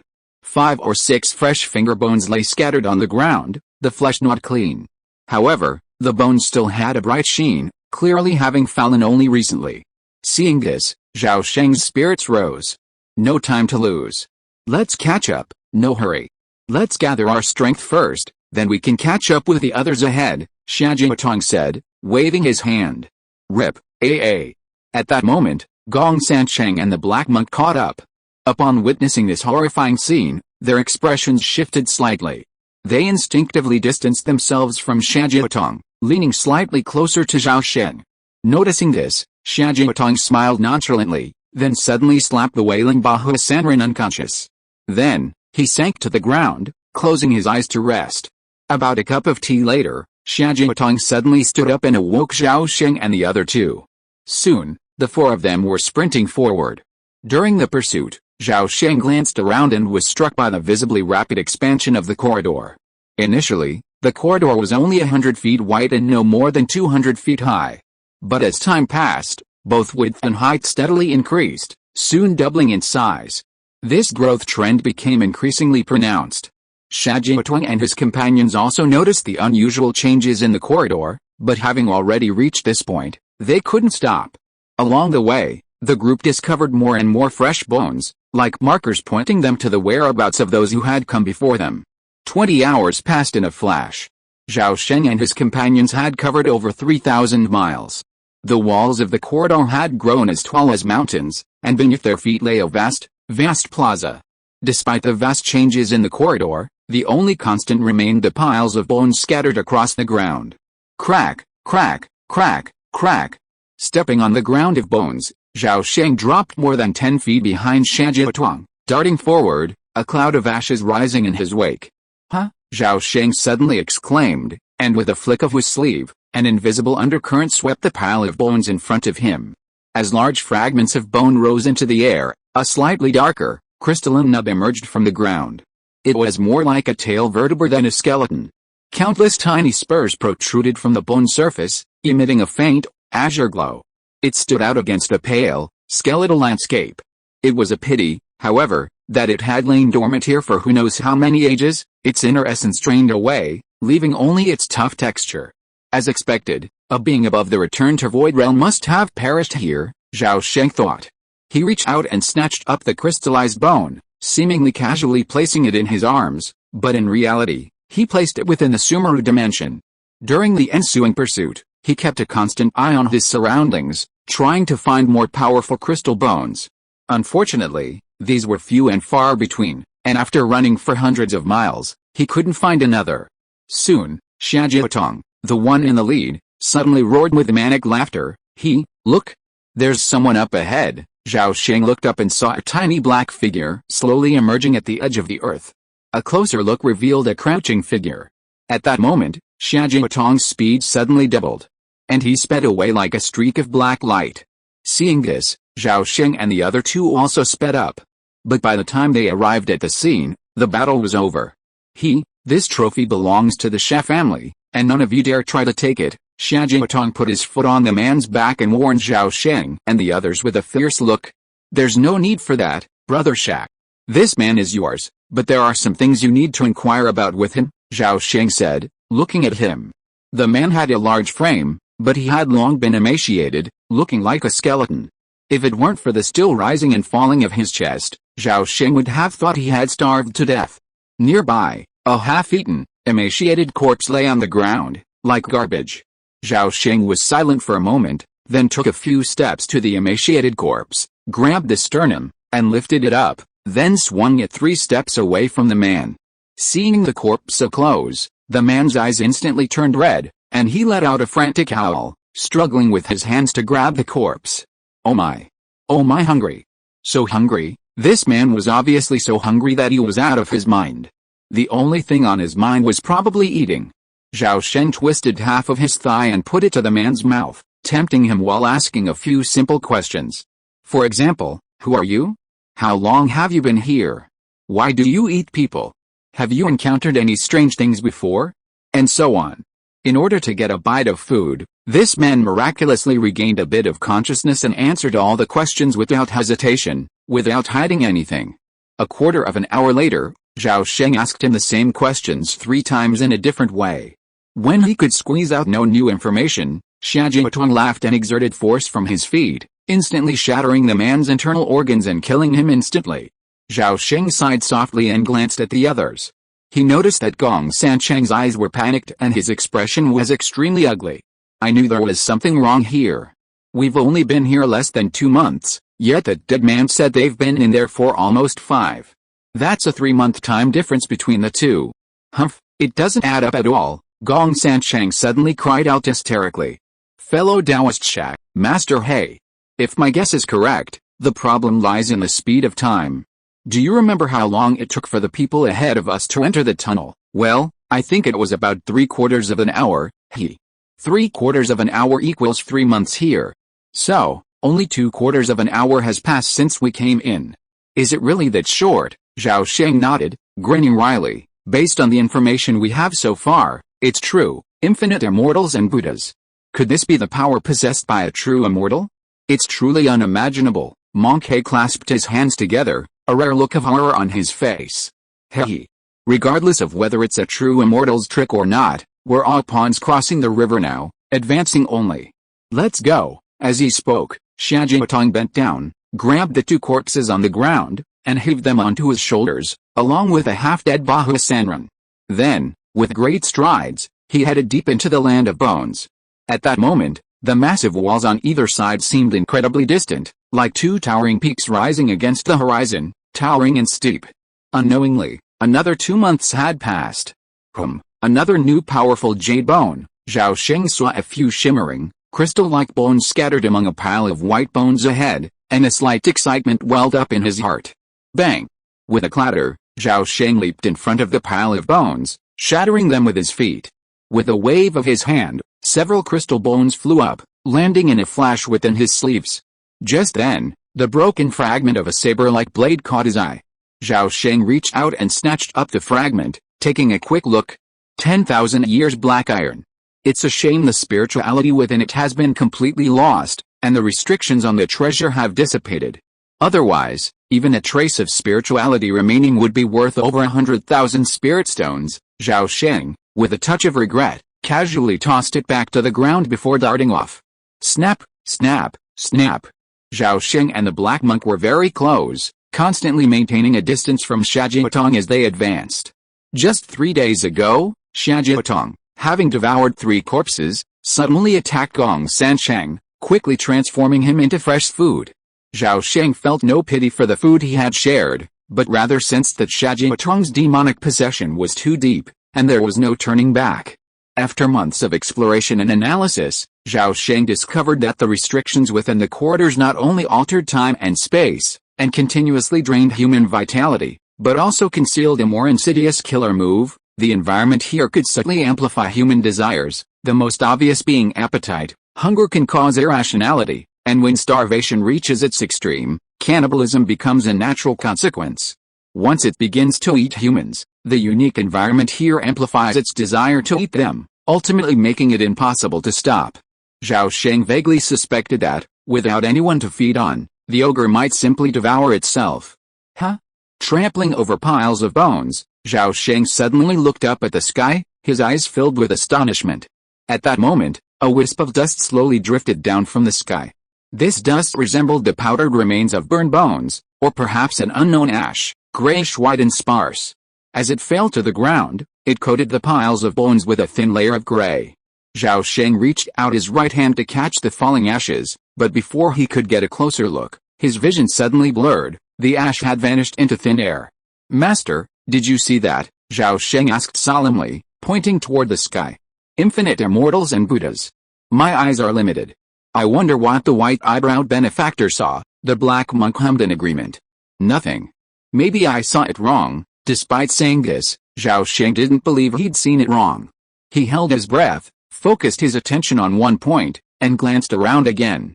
Suddenly, a cloud of ash appeared out of thin air again.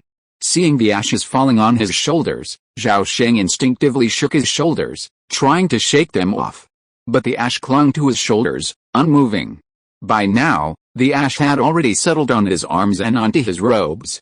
Zhao Sheng suddenly exerted his strength to shake them off, but he couldn't shake them off. It was as if they existed in a different time and space, untouchable by ordinary means. Seeing this, his mind raced, and the radiance of his will instantly surged across his body, sweeping away the ash that had settled on him like streaks of lightning. Zhao Sheng felt relieved, and the radiance of his will transformed into a film of light that enveloped his entire body, completely separating his flesh from the ash. Clang! A rusty long sword was casually tossed back to the ground. "Donor, I've collected 3 more jade bones. Here they are." Zhao Sheng brushed off the rust, took the powerful bone from the black monk, and then, right in front of him, unashamedly placed it into the Sumeru dimension. Then, seemingly out of thin air, a 1,000-year-old spiritual ginseng appeared in his hand. Over the past few months, with his constant withdrawal of various foods, the secret of the Sumeru dimension had long been exposed. Since it couldn't be concealed, he simply dropped it. Zhao Sheng pretended it was a natural gift, and the black monk and the other 2 were so easily deceived. Later, he learned from the black monk that all those chosen by the burial immortal ruins possessed special gifts related to time and space. For example, the black monk's gift was eternal spring body, which manifested as a metabolic rate many times slower than that of an average person. This gift essentially meant that time slowed down for a specific individual.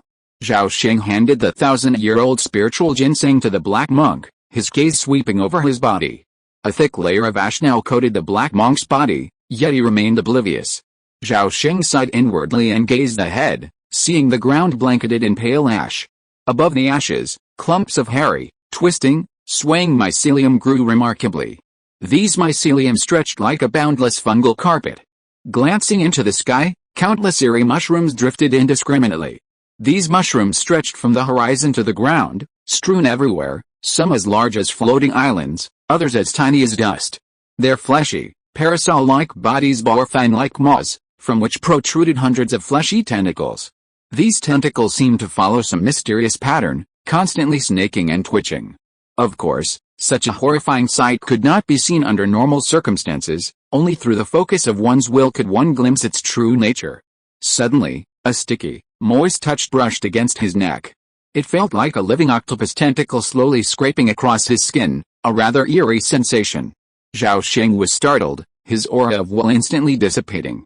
Instantly, the sticky, wet sensation vanished. As his vision returned to normal, the ash-filled sky vanished, as did the fungal mat and its tentacle-like mushrooms. Only the ground, strewn with the bones, remained. A moment later, Xiajiatong suddenly roared to the heavens with a frantic expression, "Roar! Food!" Before he could finish his words, a pile of bones, over 10 feet high, several miles ahead, suddenly shattered into pieces. An astonishingly fast white figure darted out from below, charging straight at the three men. Xia Jiatong sneered, suddenly transforming into a black shadow and charging forward with unparalleled ferocity. Boom, boom. Two streams of light, one black and one white, engaged in a frenzied battle on the field of bones, crushing countless bones to ash. A cloud of ashes soon filled the air for miles around. Seeing a living unknown being here for the first time in months astonished Zhao Sheng. Roar, Jiji. Xia Jiatong and his opponent clashed from the sky to the ground, the battle raging fiercely, the two sides evenly matched. Huh? Who has managed to survive to this day? Zhao Sheng was filled with astonishment. His vision was sharpened to the utmost, and he could only see that the enemy was emaciated, his left arm missing, and his muscles had long since degenerated into a thin layer of skin clinging to the bones. Yet, the bones of the man were still clearly visible, as if they were crystal clear jade. This man was a powerful being above the return to void stage. However, it seemed that due to his long sleep, his strength had been greatly reduced, and he had completely lost his mind, and he was desperately biting Xia Jiatong.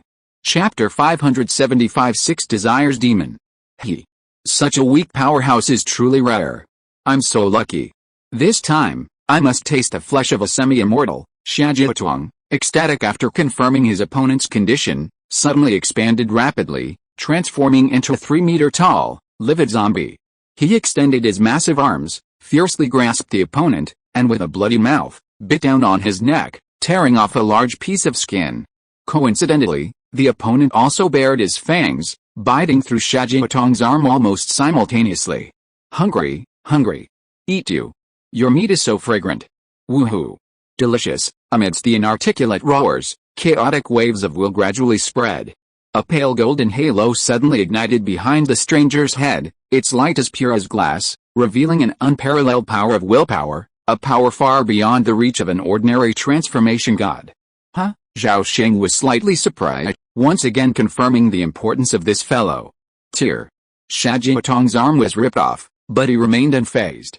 His fangs rapidly thickened and enlarged, biting the opponent's neck bone with a crackling sound, and golden blood flowed down. It was obvious that this strange powerful being was extremely weak, unable to even defeat a true lord of transformation. The pale golden ore quickly grew blurry and unstable, and began to flicker. Seeing this, Zhao Sheng coldly shouted, "Master, let's attack." As soon as he finished speaking, a huge humanoid figure, with clear features but a blurry body, emerged from behind him. The radiance of his will rose, and Zhao Sheng suddenly transformed into a figure of light. In an instant, he teleported behind the enemy. A 3-foot-long blade of light, manifested by his martial will, flew from his palm and instantly swept across the enemy's waist and abdomen. Silently, the enemy's body was broken in two, the broken surface as smooth as a mirror, without a drop of blood. Boom. A moment later, Zhao Sheng was struck by a faint golden halo, the aura of his will rapidly dimming. He was then sent flying backward dozens of feet. The giant spirit of his martial will suddenly twisted and blurred, nearly shattered by the desperate counterattack. Simultaneously, the black monk quietly appeared not far away and launched a palm strike from afar. In an instant, a raging hurricane erupted from nowhere, blasting the bones and lower bodies of the corpses scattered across the ground. Ashes flew through the air, but they failed to leave a single mark on the ground. You two, get out of here. It's from the Sei family. Xia Jiatong's remaining right arm tightly gripped the enemy's chest and abdomen. From the midst of his abdomen, a ghost child, sallow-faced and black-skinned, emerged. Its head had already burrowed into the opponent's chest and abdomen, devouring his internal organs with ravenous mouthfuls. It turned out that this ghost child was Xia Jiatong's true form, and the massive outer body was merely a shell. Roar. Stop it. Don't you want to get out? In this life or death moment, the enemy suddenly regained consciousness. Roaring wildly, he raised his stick-like arms and launched his bony claws into the head, and the ghost child's true form nestled between his chest and abdomen. Bang! Bang! Bang! 3 consecutive claw strikes, each one leaving Xia Jiatong bloody and his head shattered.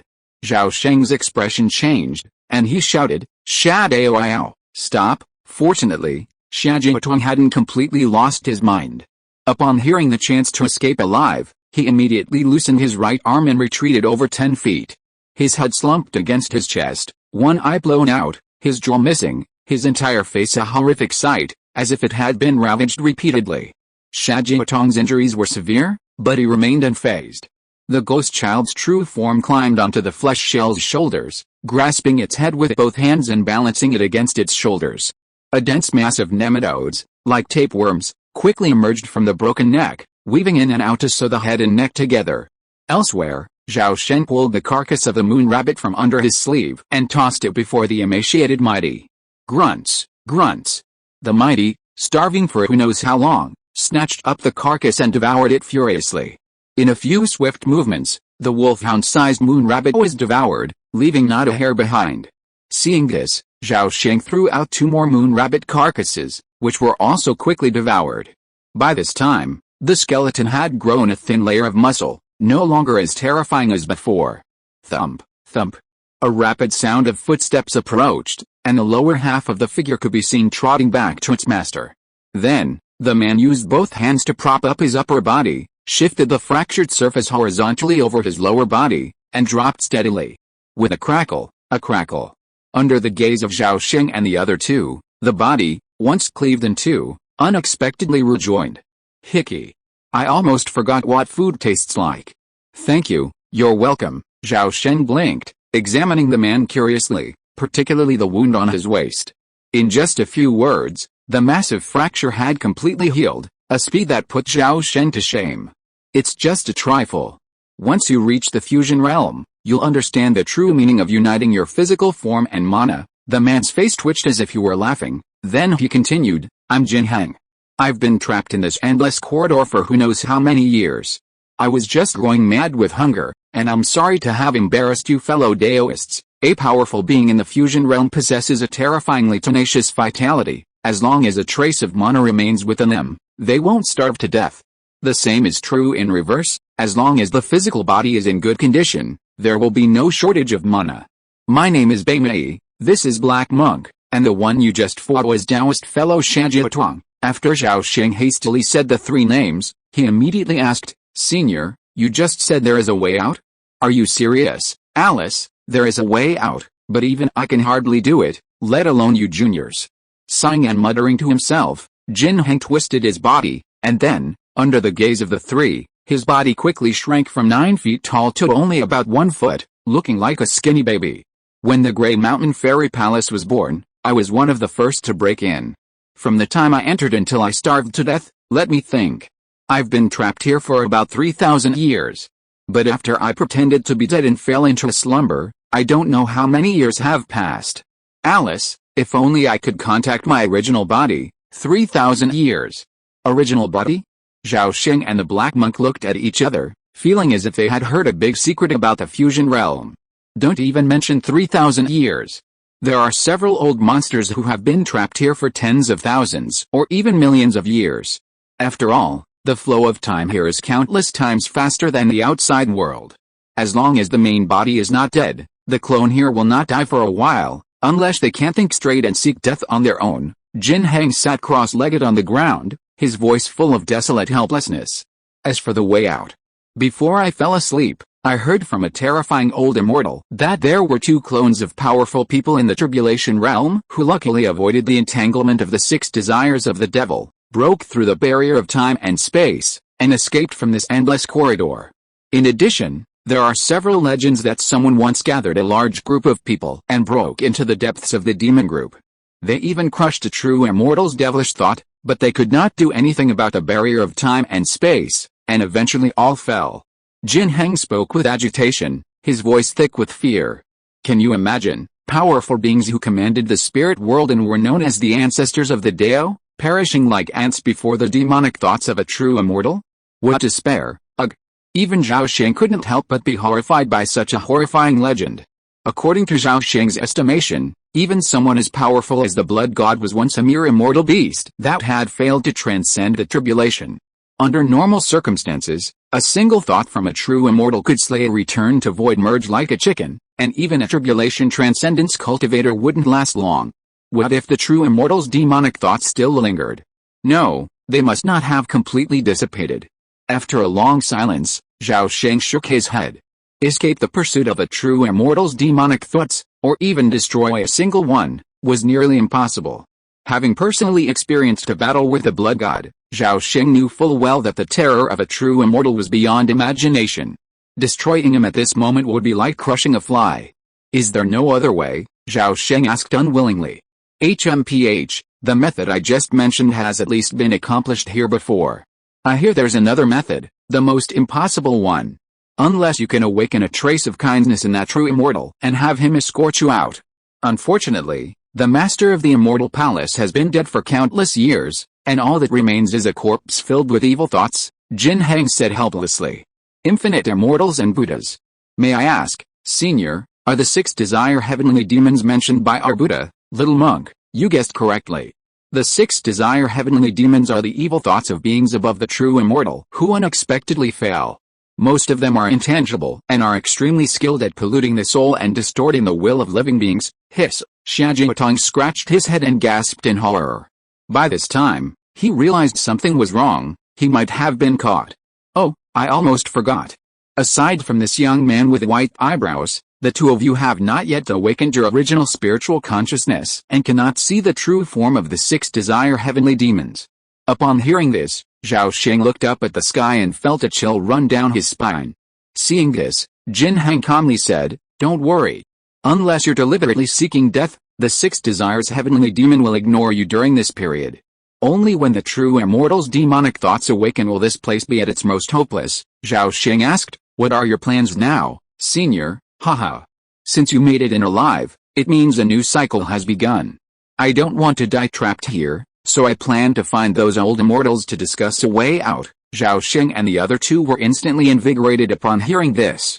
A moment later, after a hearty meal, the 4 of them, led by old horse Jin Heng, hurried deeper into the skeleton land. A day later, while on their way, Zhao Sheng suddenly had an idea and asked Jin Heng, "Is this endless corridor truly so vast and boundless? Have you ever heard of the closed loop of time and space? Have you ever witnessed the great magical power of being within reach?" "This is it," Jin Heng added, "time and space are boundless, without end. Although the endless corridor is a pseudo-time and space, to us, unenlightened cultivators, it truly appears boundless and vast. However, although time and space here are infinite, the space-time barrier is its end. However, due to the existence of the great magical power of a world away at a close distance, we are almost unable to reach the end of the barrier." As the 2 spoke, Zhao Sheng suddenly sensed something unusual. At the same time, Jin Heng quickly stopped and stood still, like a statue.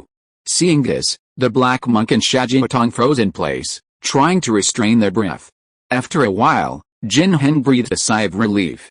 That resentful demon has left. Zhao Sheng hadn't activated his willpower perspective, so he naturally didn't see what the resentful demon looked like. Your original spiritual consciousness is quite strong. You actually sensed something unusual. As he spoke, Jin Heng actually walked around for a while, then returned with a flaming spear. He casually tossed the spear into Zhao Sheng's arms. No wonder there are resentful demons lingering here. It turns out to be a true spiritual treasure. It should be the spiritual treasure of someone who has returned to the void. Although most of its spiritual power has been destroyed, it can still be used. I'm giving it to you as compensation for your meal. Zhao Sheng admired it for a while, then put it into the Zumi space. If they could leave here alive, this true spiritual treasure alone would be worth a risk. Let's go. With time, you'll see more spiritual treasures. You won't be so lucky every time.